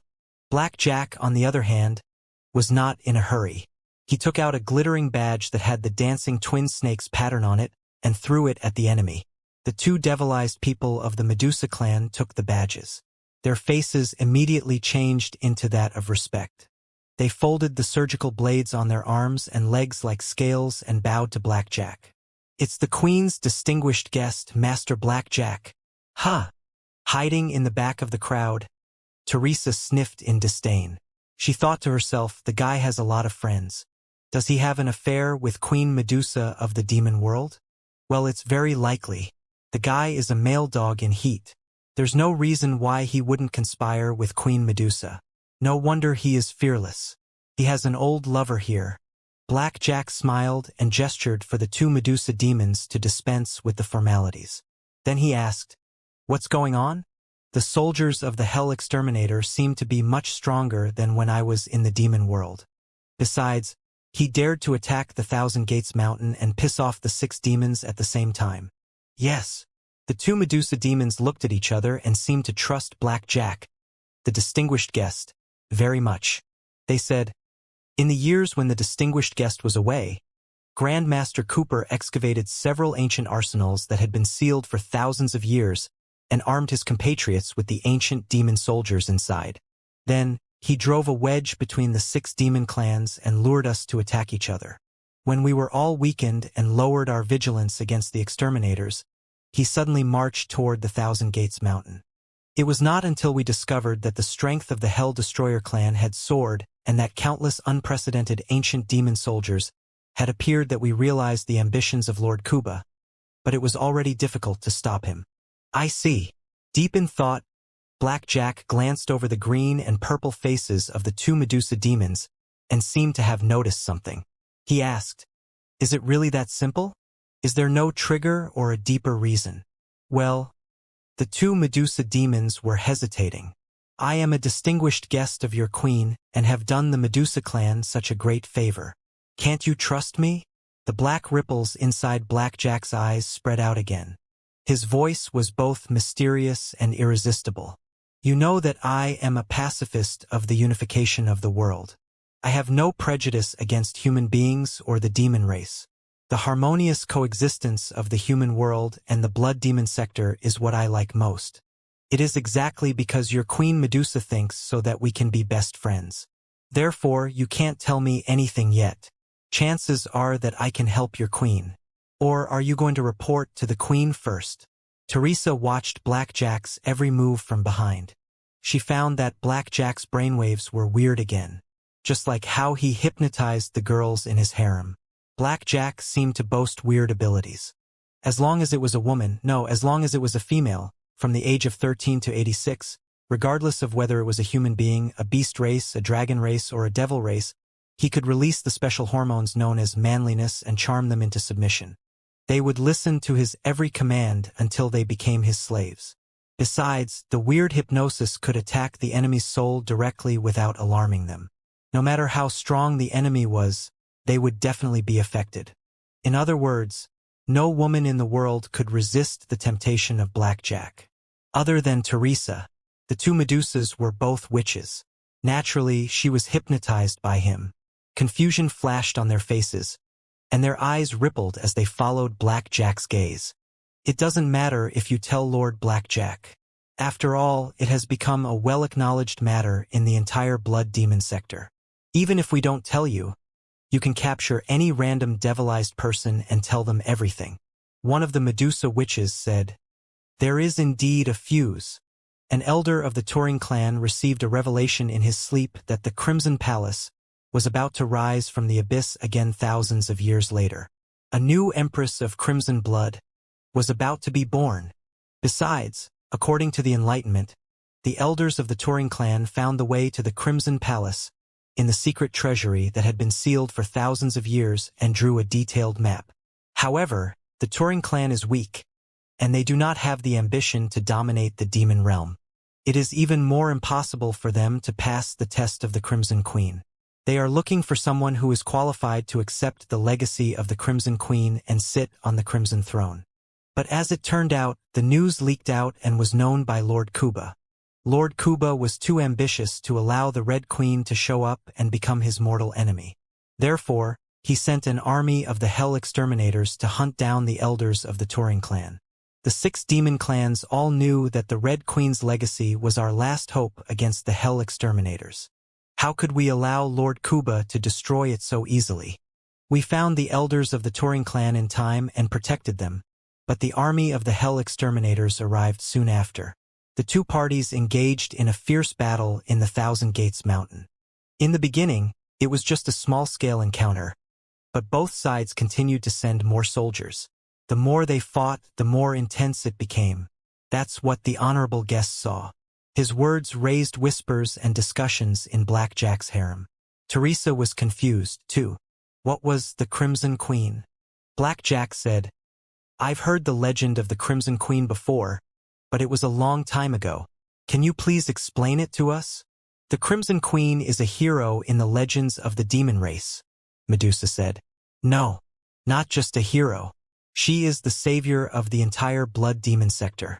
Before she became the queen, she had been active on the battlefield as Witch Kelly." "Witch Kelly!" Princess Summer exclaimed. There was fear on her face. Teresa bit her ear. Sister Summer, what is Witch Kelly? Is she very good? Princess Summer looked at her weirdly, as if she was confused that she had never heard the name before. But she still explained. Witch Kelly was the female commander-in-chief of the army of the demon race in the middle and late stages of the Battle of the Demons thousands of years ago. It is said that, after the death of the first commander-in-chief of the demon race, she reorganized the army of the demon race, which was on the verge of collapse, and made the defeated soldiers sharper and more brilliant than before. Other than her talent in commanding an army, she was a strong warrior herself. Countless warriors, generals, magisters, and even kings of the human world were killed by her in person. Her existence prolonged the Battle of the Apocalypse for many years. In the end, countless martyrs and 7 heroes were sacrificed in order to kill Kelly. She was the most terrifying nightmare of the Jadeite continent. She was the well-deserved ultimate enemy in the epics of all the bards. I didn't know that she left a crimson palace thousands of years later. It's impossible. Before Princess Summer was able to finish her sentence, Hela, the dragoness, had already stood up with a pale face and retorted, "In the Battle of the Apocalypse, Witch Kelly, the second commander-in-chief of the ancient demon race, was wiped out by the 7 heroes of the Emerald Continent and the Glorious Vatican. For that, the people of the glorious world paid a high price. Even the terrain of the Emerald Continent was completely changed. The dragon race suffered heavy losses, too. We had to live in the Dragon Scale Islands far away from the continent and rest for thousands of years. But now, you are saying that Witch Kelly is not completely dead, but has left a Crimson Palace, where a second Crimson Queen might be born? What a fantastic story. Hehe. The strength of the Crimson Queen is beyond the imagination of the bugs on the Emerald Continent, not to mention the glory of damaging or even destroying her. Medusa glanced at Hela and said casually, "However, the demon race is definitely not fond of killing and destruction like the glorious Vatican slanders. On the contrary, our generosity and mercy are far more important than the pettiness of the glorious Vatican. In the Battle of the Apocalypse, neither the Blood Demon Sector nor the human beings of the Federation had an overwhelming advantage. If the battle continued, rivers of blood would flow, and everybody would be killed. The Crimson Queen is merciful and wise. She foresaw such an outcome and did not want to fall into the abyss because of the entanglement. Therefore, she chose to retreat to the Blood Demon Sector and covered the boundary of the human world with the fog of war, turning the Armageddon Mountain and the Fallen Forest into an insurmountable chasm. As for the achievements of the so-called 7 heroes and the glorious Vatican, you are merely blowing your own trumpet. You don't know what shame is. As time goes by, you are merely spreading false rumors. None of the girls on the ground had ever heard of such a theory. Their understanding had been overturned. They could not help but glare at Medusa. Black Jack waved his hands to block the girls' hostility. He continued asking, "Then, what happened when Witch Kelly retreated to the Blood Demon Sector with the army of the demon race?" After she returned to the Blood Demon Sector, she focused all her attention on the internal affairs. She worked hard and pursued the policy of rest. She led the major demons to excavate a lot of arsenals and treasures left in the prehistoric era. She also repaired a lot of power furnaces and breeding factories. Under her reign, the demon race flourished, and we could live in harmony. It was the golden era of the Blood Demon Sector. However, the Scarlet Queen is very clear that the resources of the Blood Demon Sector are scarce because we don't have a sun, and there is no way out. The circulation of resources cannot keep up with the growth of the population of the demon race. The differences between the tribes of the demon world have not been resolved yet. When a charming and bold commander-in-chief such as herself is in power, she can still suppress them, but when her body is dissected and her soul returns to the star abyss, all kinds of conflicts will certainly break out again, and she will be doomed. Therefore, in the last years of the reign of the Crimson Queen, she concentrated all her energy and resources and built a splendid and mysterious palace. It is said that the palace stored the history of all civilizations, including the Blood Demon Sector and the glorious mortal world. It is said that the ancient demon soldiers stored in the palaces boasted the power to destroy the world and even the stars. It is said that whoever discovers and masters the palace will be able to inherit Kelly's will and become the new Scarlet Queen. She will reunite the entire Blood Demon sector and even the entire world, including the Emerald Continent and the glorious mortal world. It is even said that the Empress has hidden the key to drive the entire Blood Demon sector in her palace.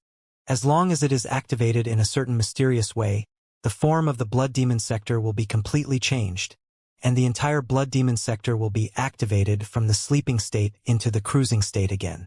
At that time, not only will we have the underground and the earth, we will also have billions of stars in the sky. The girls scoffed at the Medusa's theory. Hera sneered in disdain. Princess Summer found it hard to believe, too.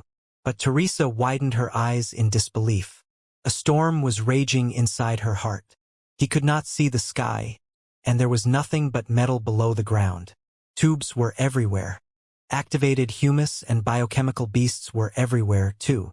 Sleeping state, activated, cruising state, controlling billions of stars. Hearing that, Teresa finally knew the true face of the Blood Demon sector.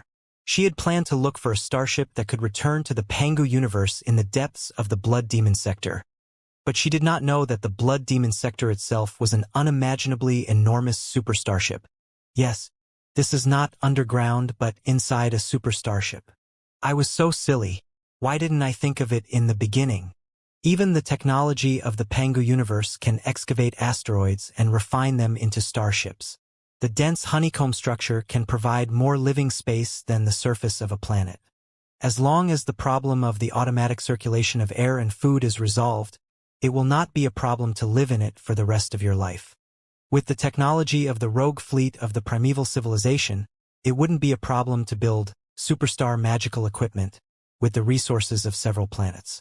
This super-large starship should be the immigrant ship of the rogue fleet, right? But I don't know how it became what it is today. It seems that the automatic circulation system has gone out of control. Many advanced technologies from the prehistoric era have been lost, too. As a result, the refugees on the immigration ships have regressed to the cold weapon phase. The events of thousands of years ago have become vague legends. Wait, if the Blood Demon sector is a super-large immigration starship, what is the Emerald Continent? Teresa thought quickly. She had clearly seen the sun and the stars on the Jadeite continent. Judging from the sensitivity of her soul, it should be an ordinary, habitable planet with abundant spiritual energy. Here came the question. Now that the immigrant ships had arrived at their destination and found a habitable planet, why were some of the immigrants able to live under the blue sky and the brilliant sunlight on the Emerald Continent? But what about the rest of the refugees who had turned into the bloodthirsty devils in the dark environment of the ill-maintained, dirty ships? With such questions in mind, Teresa continued listening to the Medusa. According to the legends, Medusa said, in the last moments of the Queen of Crimson, she left a prophecy for thousands of years to come. She said that, although the war to conquer the glorious mortal world failed, it was only because the time was not ripe yet. Let's separate the Blood Demon sector from the glorious mortal world and let the people of the Jadeite continent enjoy the brief sunlight. After the threat of the demon race is gone, the people of the Jadeite continent will be consumed by their own ambitions, greed, and laziness. They will gradually forget their past glory and kill each other, dwelling in the swirl of power and arrogance. In the end, today, thousands of years later, a new Crimson Queen will be born in the Blood Demon sector. She will finish her 10,000-year-long reign and unite the demon world and the human world. How hilarious! Hela raised her eyebrow. The so-called prophecy of the Crimson Queen is just lies. Is that so? The Medusa was quite a smooth talker. She immediately retorted, people like you who live in sunlight always blame the devils for all the darkness and evilness. But it's been thousands of years since the so-called ancient demonic calamity.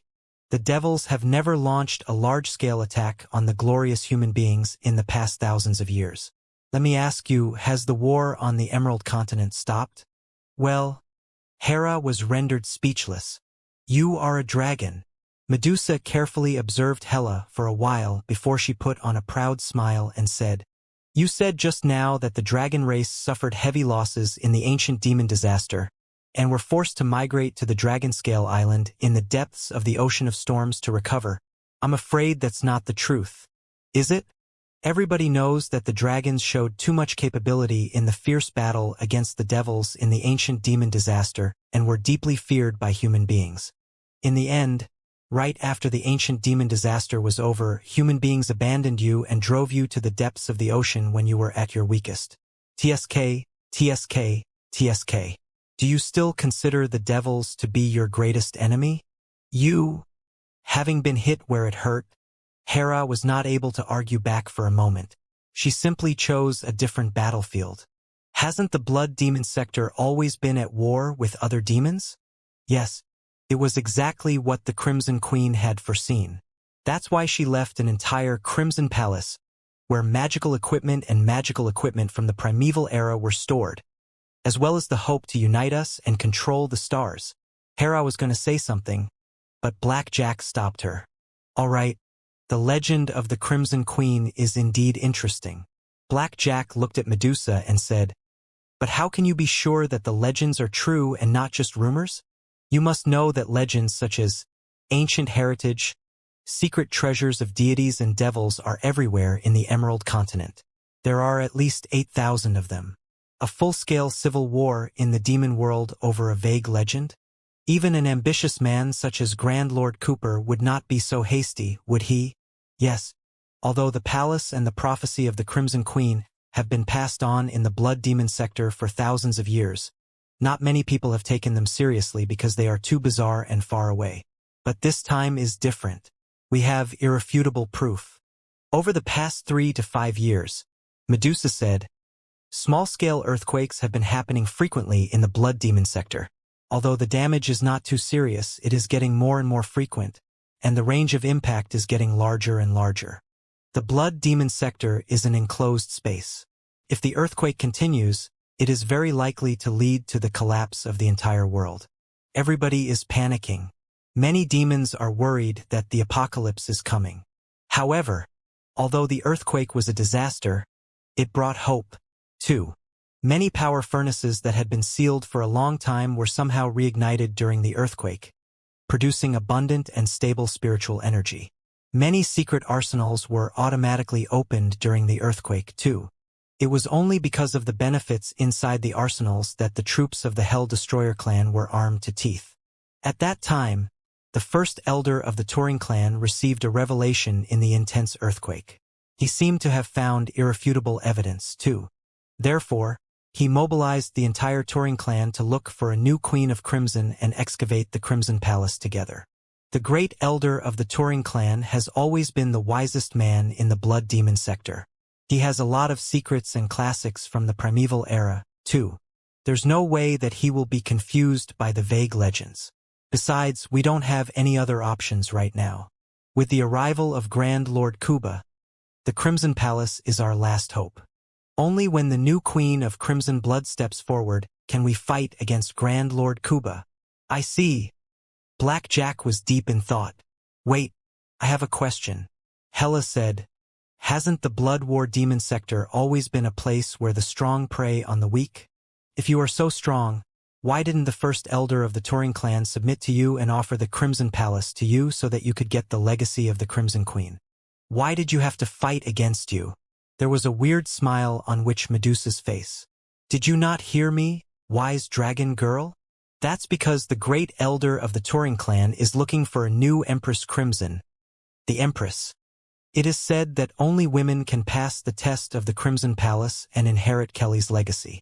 Men, however talented and resourceful they may be, are never going to be the new Empress of Crimson Blood. Therefore, Lord Cooper never stood a chance in the first place.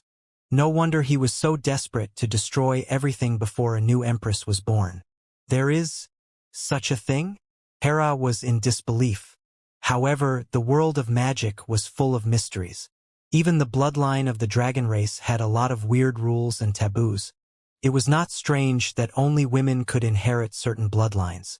Listening to the story from the back of the crowd, Teresa was even more enlightened. She connected the ambitions of Lord Cooper, the ancient black magic books, and the evil experiments that he had entrusted to Eric, the shapeshifter, like pearls. She seemed to know why Grand Lord Kuba was studying the evil black magic that could change from male to female. It seemed that she was wrong about Kuba. He had his reasons. He was not a pervert who simply wanted to become a girl. Speaking of which, Medusa went on, telling him the secrets of the demon world, as if she had just remembered the purpose of Black Jack's visit. "Why did you come to the demon world again, distinguished guest? I'm here for you too." Black Jack did not keep anything to himself.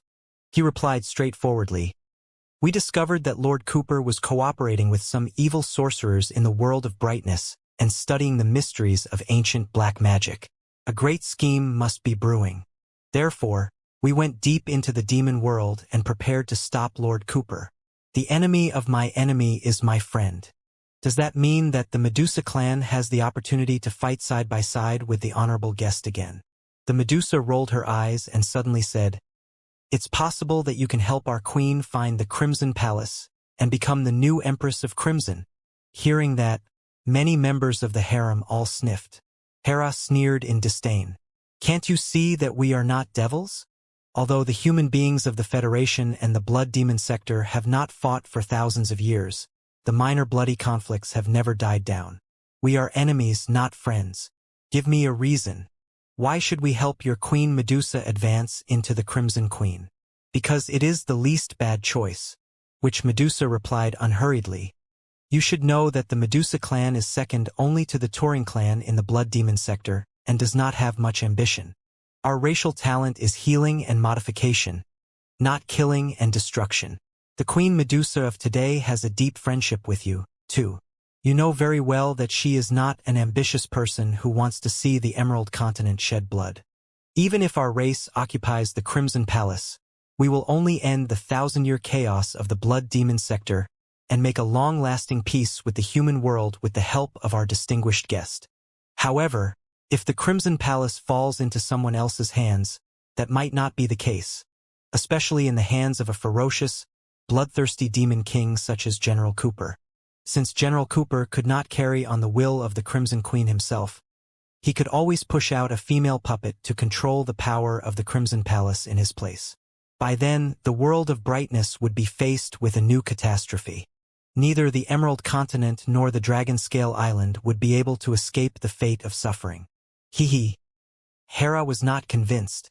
"We can go back to the glorious mortal realm right now and inform all the kingdoms on the Emerald Continent, the Magic Towers, the glorious Vatican, and the Dragon Scale Island to form an alliance again like we did thousands of years ago to resist the rise of the Blood Demon sector.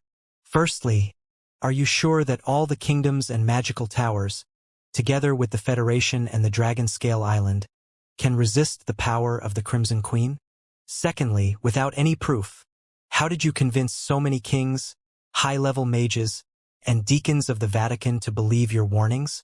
They were not absurd jokes or groundless legends, but facts that were about to happen. Thirdly, over the past thousands of years, the Jadeite continent has been at war. Countless kingdoms have risen and fallen. There are also internal strife and undercurrents between the Mage Union and the Radiance Church. Are they really going to be as united and selfless as they were in the Battle of the Demonic Tribulation? I'm afraid that they are just loose sand and cannot even organize an alliance. Many spies of the human beings of the Blood Demon sector are hiding in the Blood Demon sector, too. Chances are that they have already sent the intelligence about the Crimson Queen back to the Emerald Continent. But we are not worried at all. The rebirth of the Crimson Queen is something that cannot be changed or stopped. The only thing that we can interfere with is who will be crowned as the new ruler of the demon world."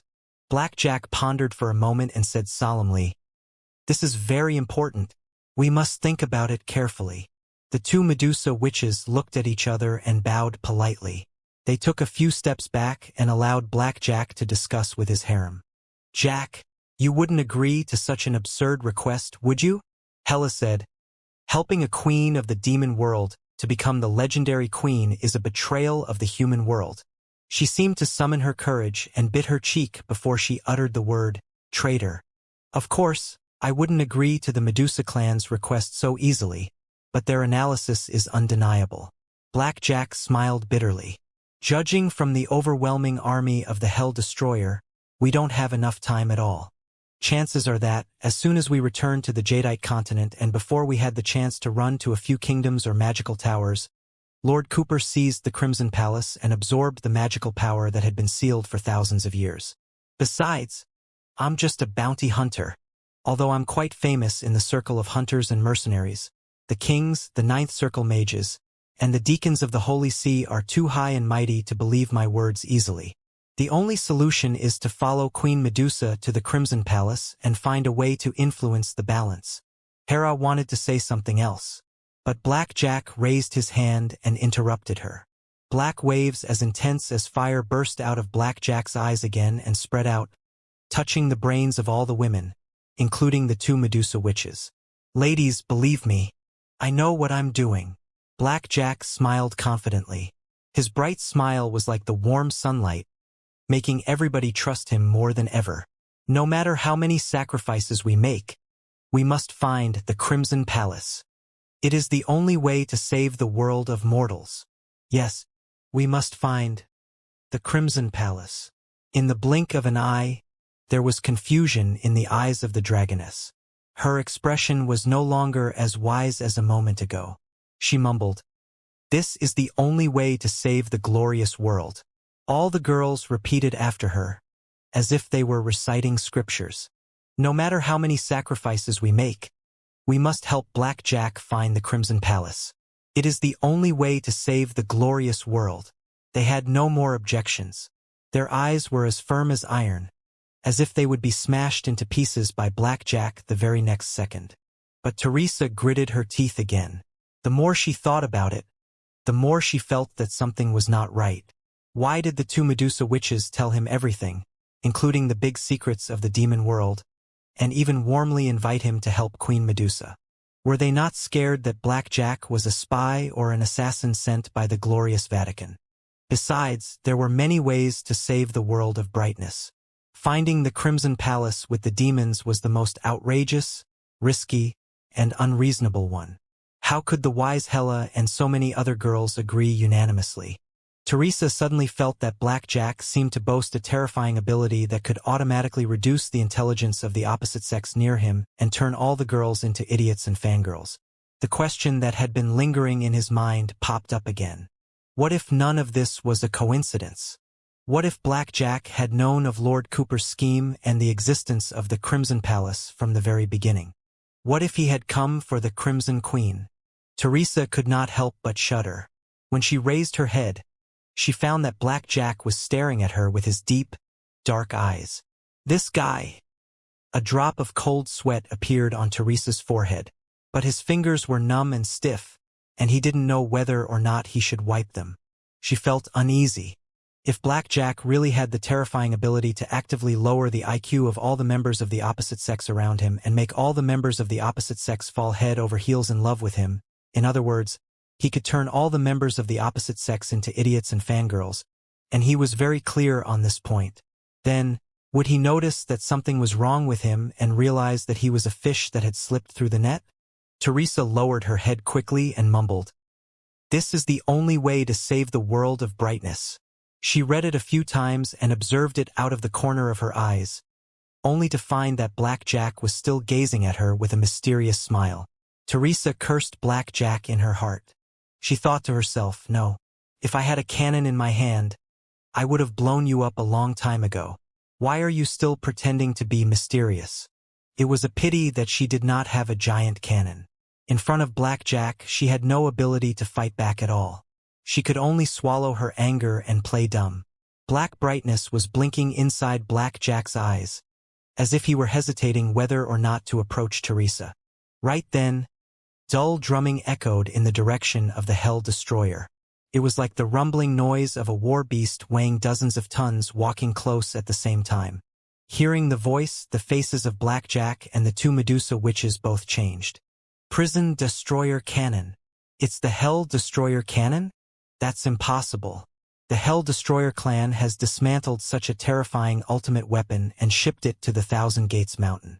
They even assembled and prepared it under the cover of the chaotic battle. How dare they use such a weapon in the Thousand Gates Mountain? Is General Cooper crazy? The two Medusa witches were both scared out of their wits and screamed hysterically. For the first time, the cynical look on Black Jack's face was replaced by solemnness and anxiety. The girls from the world of brightness did not know what giant grenades were. They all stood on their tiptoes and looked at the battle formation of the Hell Destroyer clan. When Teresa heard the word cannon, she was even more excited. She focused all her spiritual energy on her eyes and gazed at the army of prison guards. Then, she saw the giant cannon that was as black as a mountain. The giant cannon was built on an enormous turret that looked like a castle. Dozens of giant demon beasts that looked like thunder dragons were dragging and pushing it. Even though the giant lightning beasts were trying their best to crush the humus below their feet with the whips of the Hell Destroyer clan, it was difficult for them to move the giant cannon. Therefore, almost 100 prison breakers had laid rails in front of the cannon. 16 rails were parallel to each other. Somebody had lubricated them with oil in time to ensure that the cannon entered the firing position. In the meantime, dozens of colorful, well-dressed soldiers were also on the turrets. They were bare-chested, revealing their bulging muscles and sharp bone spurs. They beat the drums hard. The dozens of drums that had been painted with green faces and sharp tusks gave out an earth-shaking vibe and bombarded the hearts of the coalition army of the 6 species like unstoppable tides. It was indeed a black, shining, thick, and enormous barrel at the center of the turret, which was standing proudly as if it could pierce through the shell of the blood demon sector and even the entire sky. Teresa held her breath. She was more than familiar with the turrets and barrels. Although the cannon was more advanced than similar magical equipment in the Pangu universe, its structure and mechanism were essentially the same. She recognized them immediately. They should be the anti-aircraft weapons on the Starship. Are you serious? This time, even Teresa found it hard to believe. Both the air defense cannon and the main gun of the Starship should have been installed on the shell of the Starship and fired at the enemy. He had never heard of anybody dismantling the anti-aircraft guns and moving them to the interior of a Starship to open fire. What was the difference between that and shooting oneself in the stomach with a storm bolter? One shot was enough to blow through dozens of cabin walls.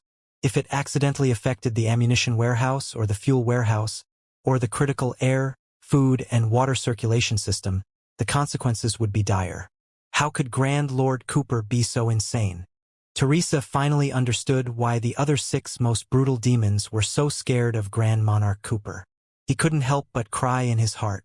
The brutal Grand Monarch Kuba, the mysterious Blackjack, none of them were easy to deal with. With this weak and cumbersome body, would he be able to escape from their pincer attack, find his cannons and valiancy, and find his way back home? He might even be able to convince all the forces of the glorious mortal world and the Blood War demon sector to let go of the tiny conflict in front of them and join hands with the Imperium of the Pangu universe, the Federation, and the Sanctuary Alliance to face the terrifying flood together. There is no can but must. Teresa gritted her teeth. Flames were burning in her eyes, and her face was beaming with confidence. I will take back my great cannons and convince the entire world of magic to fight side by side with the Pangu universe. At this moment, the coalition army of the 6 species also discovered the existence of the Hell Destroyer cannon. They were like bees that had been whipped brutally. In the blink of an eye, they became panicked and crazy. Countless warriors of the Black Shield clan drove their heavy armor, which looked like iron fortresses, to destroy the cannon array of the prison clan. The warriors of the Fire clan were carrying small fuel tanks, too, while they sprayed scorching flames at the left side of the cannon. The muscular demons, on the other hand, waved their iron arms that were even larger and stronger than their bodies and charged at the right flank with coldly shining blades and maintenance tools. The devilized man of the beast taming race puffed up his cheeks and played a weird song, trying to interfere with the thunder beasts that were dragging the cannons so that they would stomp on each other or even turn around and attack the turrets. It was a pity that General Cooper had been aware of the control ability of the beasts. The hearing and vision systems of the beasts had been sabotaged when they were born, turning them into machines of flesh and blood in the darkness that only obeyed the whips of the Hell Destroyer. Hey-ho! Hey-ho! Hey-ho! The prison breakers on the back of the Thunder Beast slapped and roared in excitement, making the beast crawl faster and faster. It was getting closer and closer to its destination. Knock knock! Knock knock! Knock knock knock!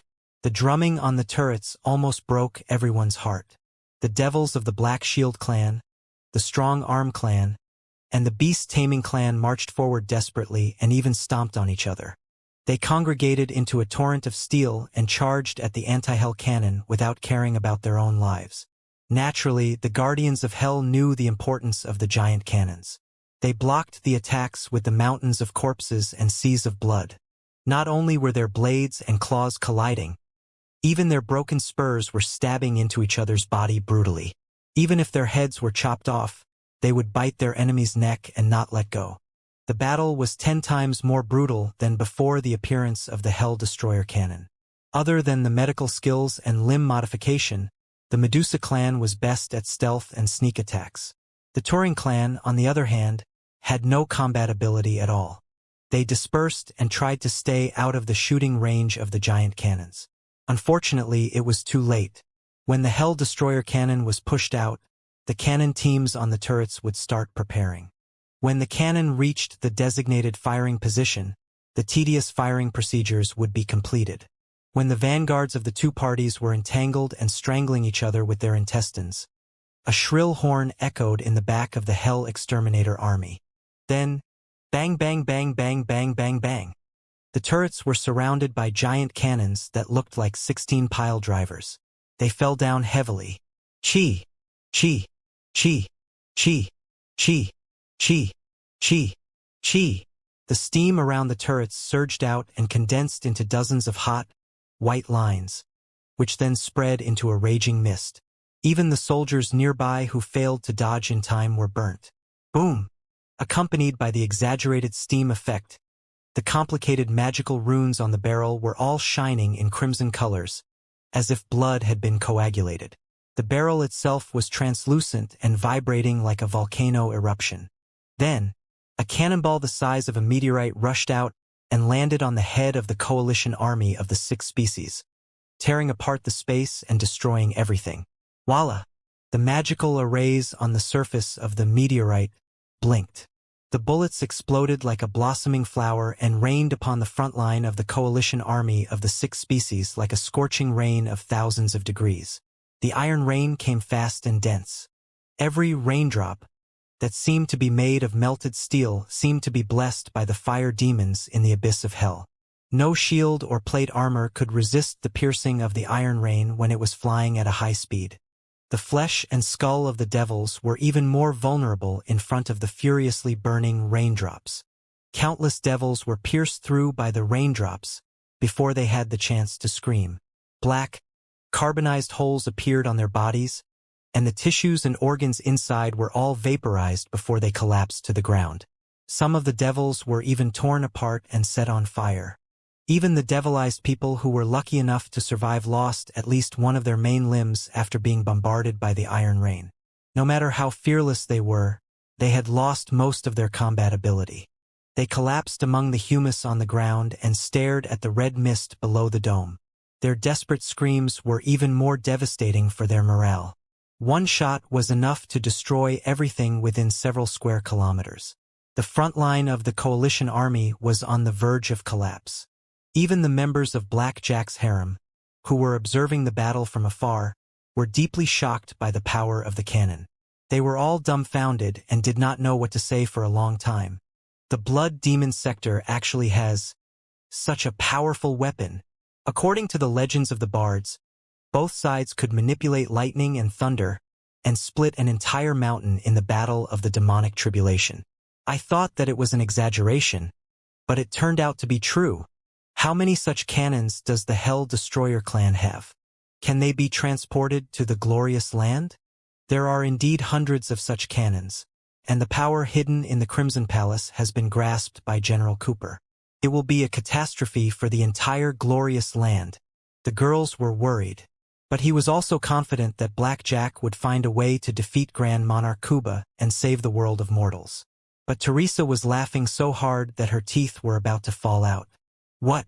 I thought that the exterminators really knew how to use the cannons on the starships of the Primeval clan. I didn't know that the so-called Hell Destroyer cannon relied on steam to push the bullets. Is a steam cannon? Although it is too far away to be seen clearly, and judging from the scale of the cannon, it does not look like a main gun of a starship but an air defense cannon. It should not be so backward that it is driven by steam. It is estimated that the cannon used to be a crystal cannon or a death cannon, except that a lot of heat would leak out when it was fired. After thousands of years of technology, the Hell Destroyer could not restore the real way of firing even if they got it. Therefore, they could only modify it randomly and install a lot of super boilers around it to transform the heat into steam. Then, they would drive the bullets with high-pressure steam. In the end, the bullets might have been enchanted, too. As an expert in artillery, Teresa felt sorry when she saw the recklessness of the Exo clan. However, it was a good thing that the Hell Destroyer clan did not know the correct way to turn on the defense cannon of a starship. Otherwise, one shot might have blown the entire Blood Demon sector into pieces from the inside. If so, they might have detonated an arsenal or a fuel tank. Everybody would have been killed. But luck would not always be with them. God knows what tricks the Hell Destroyer would play if they were allowed to do whatever they wanted. If they were not careful and activated the cannon, the consequences would be too random. If only this giant cannon could fall into my hands. Teresa secretly swallowed and glanced at Black Jack suspiciously. Only I can activate the Hell Destroyer cannon correctly. With such a cannon, I will be able to fight Black Jack face to face. Black Jack did not know what was on Teresa's mind. He stared at the front line of the coalition army below solemnly. It could be seen that the remaining forces of the coalition army were trying their best to gather their troops and form a second defense line. In order to avoid disrupting the morale of the soldiers, they even slayed the deserters who were intimidated by the giant cannons and those who were lying on the ground screaming because of their heavy wounds. Finally, order and morale were maintained. On the other hand, the warriors of the Black Shield clan, the Strong Arm clan, the Beast Taming clan, and the Fire clan, who were charging desperately in an attempt to destroy the Hell Destroyer cannon, were not seriously damaged because of the shooting range and the shooting angle. Let's go and destroy the cannons. They knew that it would take a long time for the Hell Destroyer cannon to be launched again. It was the time when the cannon was at its weakest. However, if the cannons were fired again, the coalition army of the 6 species would be doomed. There would be no force that could stop the ultimate collapse. Therefore, although screams and screams were echoing behind them, they still gritted their teeth and marched forward, stepping on the corpses of the warriors in front of them, while they lunged at the Devastator. Destroy the cannon, and we will win. The warriors of the demon race fell into madness and summoned their courage with almost hypnotizing roars. Let's go! Not far away, Black Jack, who was standing on a high place, was waving his black hair crazily, too. He raised his right arm high and slashed it down like a saber, while he declared resolutely, "Destroy the grand desolate war institution, and buy precious time for the coalition army of the 6 species." Nobody disagreed with Black Jack. Everybody could tell that they could not allow the coalition army of the 6 species to collapse. Otherwise, they would only be able to let the great king of the Blood Demon sector suppress the entire Blood Demon sector before they were free to deal with the world of brightness. He had to find a way to preserve the balance of strength between the exterminators and the other 6 species. At the very least, he had to buy himself more time and lure in the variable named Crimson Palace, so that there would be new hope. Follow Lord Black Jack and fight. The girls were in high spirits. They were not flowers in a greenhouse, but the most distinguished women of every species on the Jadeite continent. Natasha, captain of the female mercenaries, was an iron tank in the main battlefield, and Hera, the dragon girl, was a very good dragon-tongued sorcerer. Kur, the cat girl, was a top assassin and a lurker. The other girls all had their own specialties, too, and they were loyal to Black Jack until their last breath. They were almost as loyal to him as death warriors. Black Jack's words put them in a trance and put them in a suicidal state, demanding that they go to the battlefield. At this moment, The coalition army of the 6 tribes was engaged in the most brutal battle. Intimidated by the terrifying scene of the cannons opening fire, they were fighting even more intensely than before. Some of the devilized people had stuffed their intestines back into the wounds on their bellies while they crawled to the top of the cannons, only to be kicked off and crushed into minced meat by the lightning beasts. In the meantime, other than guarding against the incoming enemies from all directions, the main task of the artillery was to clean up the barrels and the high-pressure boilers, move and refill the magical bullets, and prepare for the second launch. Everybody knew that the outcome of the battle, the situation of the Hell Destroyer clan and the other 6 clans, and even the future of the Blood Demon sector and the glorious mortal world depended on the cannon. Charge! Kill them all! Open fire! Open fire! Destroy the cannons, and victory will be ours. The weird language of the devil race, which sounded like the roars of animals, echoed in the confined space and the scorching smoke together with the sounds of flesh and bones colliding with each other. It was like a march of hell that was sometimes low and sometimes high. The 2 Medusa witches ran to their camp in ecstasy to report the good news of Blackjack's arrival to Queen Medusa. Blackjack, on the other hand, led dozens of girls and snuck to the side of the cannon. At this moment, the devils were dizzy because of the blast of the bombardment. They were also under the crazy attack of the coalition army of the 6 species. At first, nobody noticed Blackjack's weird squad. Even if they did not pay much attention to the squad that was wearing leather armor and carrying no heavy weapons or giant magical beasts. By the time Blackjack's fans tore off their glamorous disguises and bared their fangs, it was already too late. Kill them all! Natasha, captain of the mercenary group, was in the lead. Her tall and muscular body expanded a few times in the blink of an eye. A 2-handed battle axe that was wider than a door and heavier than a millstone was waving like a windmill.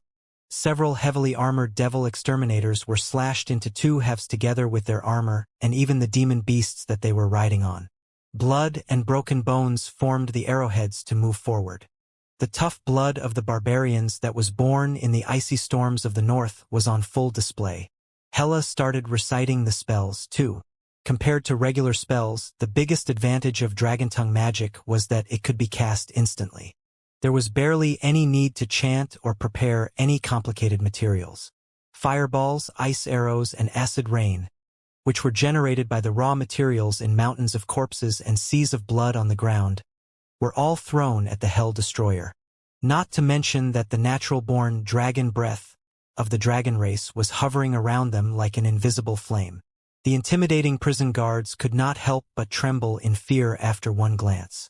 Before they grasped their weapons, their heads had already been chopped off. Just like that, the squad pierced into the weakest part of the battle formation of the fiend prison guardians and killed them instantly. The coalition army of the 6 species had discovered their existence, too.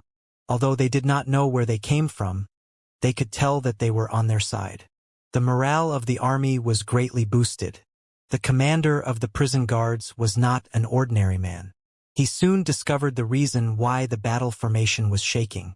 Countless bizarre-shaped, green-faced, long-fanged, and bizarre-looking prison guards, who were all wearing weird armor that was emitting steam, lunged at the girls and tried to block the loopholes. The artillery soldiers even increased the speed of cleaning and filling. They were about to open fire for the second time. Natasha, Dragon Lady, and the rest of them were engaged in a fierce battle. Natasha, the bravest of all, had been shot multiple times. The dense black feathers on her thick leather armor made her look like a weird hedgehog, but nobody was amused by her. The young girl from the elf race, Vera, had been releasing healing and blessing techniques to help Natasha and the rest of them maintain their combat ability. But she was so tired that her face was pale, and she was on the verge of collapse. Princess Summer was hot-headed and anxious. She was going to rush forward and help Vela, too, but Teresa stopped her. "It's dangerous. Don't go there." There was no way that Teresa was willing to let her best friend die such an unnatural death. It was safer for her to stay at the back. But Natasha, Hera, and Vera need us. Princess Summer stressed. "Lord Blackjack needs us more." "Yes, he does need us to distract the enemy for him. We've done our job well." Teresa pouted. We should take better care of ourselves for Lord Blackjack, shouldn't we? Ha! Princess Summer looked at where Teresa was pouting and found that Blackjack had climbed to the top of the dome through the tube. On the dome of the Thousand Gates mountain, a lot of vines or intestines were dangling down like the roots of a giant banyan tree. There was no telling whether it was broken rubber tubes or the proliferation and mutation of certain humus. Blackjack attached itself to the dangling vines and slowly swung toward the Hell Destroyer cannon. In fact, many devils were fighting in midair, too. Some of the devils had wings, some were riding griffins, and some were even carrying high-pressure jetting devices or propellers. But Blackjack was above their heads and temporarily in the blind spot. By the time the demons and devils discovered Blackjack, he had already jumped to the top of the cannon. Immediately, dozens of prison guards riding on griffins whistled and charged at Blackjack. Blackjack turned into a bolt of lightning and lunged at one of the soldiers, kicking him off the griffin and making him fall to the corner of the cannon tower. His bones were broken, and his body was a mess. Blackjack, on the other hand, clutched the neck of the griffin so hard that his giant hands pierced into the feathers and flesh of the griffin, causing excruciating pain to its spine. The griffin had to obey Blackjack's command. It staggered and crashed into several other griffins. The battle formation of the prison guards was immediately in chaos. Taking advantage of the chaos, Blackjack stomped on the back of the griffin and lunged at the cannon. Shwa! Shwa! Shwa! In midair, the fiend prisoners on the back of the griffin all threw out thorny whips. Such a whip could both be used to beat a griffin, accelerate or change directions, and could also be extended at will to wrap around the enemy's neck. When the embedded blades and thorns were raised, the enemy's head would be torn off. Hiu! Hiu! Hiu! The prison guards below also discovered Blackjack, the unexpected guest. The arrows and the magical missiles swept at Blackjack like a storm and deadly fireworks. At the critical moment, Blackjack took a deep breath. The space around him seemed to be twisted into a colorful kaleidoscope. He had dozens of clones inside the kaleidoscope, each of which dragged dozens of blurred shadows and dodged the thorny whips, arrows, and magical missiles. In the blink of an eye, thousands of devils saw a blur in front of their eyes. They saw Blackjack diving down from the sky and standing steadily at the mouth of the cannon. For a moment, an invisible aura spread out on the battlefield like a flood. The Blood Demon sector was a harsh place. Except for the special species such as the Turing clan, the men and the women, old and young, were all natural-born warriors. There was no such thing as a war to get rid of women. For example, the Medusa clan was a matriarchal clan that respected women more than anything else. Only the witches could grasp the most delicate medical skills and limb modification techniques. Therefore, there were a lot of sorceresses in both the army and the 6 tribes, at least 1/3 of their total strength. When the soul-stirring aura of Blackjack spread to every corner of the battlefield, all the demonesses were so shocked that they could not help but stare at Blackjack's eyes, which were rippling with inexplicable waves. They could barely breathe. The attack of the Hellslayers around the turrets came to a halt. Blackjack took the opportunity to draw his long sword from his waist and raised it toward the dome. Hum, hum, hum, hum. Weird noises of the seal being broken echoed inside the seemingly ordinary sword. Lines that looked like a spider web appeared on the body of the sword. Then, the lines flowed out of the body of the sword and spread out like veins and nerves. Soon, brilliant brilliance was filling up the veins and nerves, as if filling up the empty bones with bulging muscles. The 3-foot-long blade quickly turned into a super-large light sword more than 2 meters long and almost 1 foot wide. The weirdest thing was that a vivid giant eye protruded out of the hilt of the light sword. The blood streaks inside the eye were like tentacles that melded the light sword with Blackjack's right hand. Who? The prison wardens around the cannon let out furious roars as scorching spears made of steam pierced at him. The light sword in Blackjack's hand that was full of magical power spun in a circle elegantly and cut off the tips of almost 100 spears. Like the best dancers, he stood on his toes and circled above the muzzle, while he raised the light sword high with his hands. When the tip of the sword reached the highest speed, leaving a circle of brilliance that looked like a waning moon, Blackjack finally gathered all his strength and slashed the brilliance of the waning moon into the barrel of the Hell Destroyer cannon. At that moment, all the demons who had never seen the real sun and the moon were temporarily blinded by Blackjack's aura. When their vision was clear again, they saw that Blackjack had turned into a blurred shadow of lightning again and was rushing on countless sharp spears and swords. With the help of the elasticity of one of the spears, he even took the spear as a pole and grabbed one of the claws of the griffin. Crack! The griffin's hardest and sharpest claws could not withstand a single blow from Blackjack. They were immediately crushed into pieces. In pain, the ordinary wings of the griffin flapped crazily in midair, bringing Blackjack out of the range of the cannon. "Kill him! Kill him!" countless prison guards shouted. But before they could draw their bows and cast their spells, they heard weird noises behind them. When they looked back, they discovered that the Hell Destroyer cannon was bouncing up and down like a boiled kettle. The prison guards were almost scared to death. The preparation for the second launch had been completed.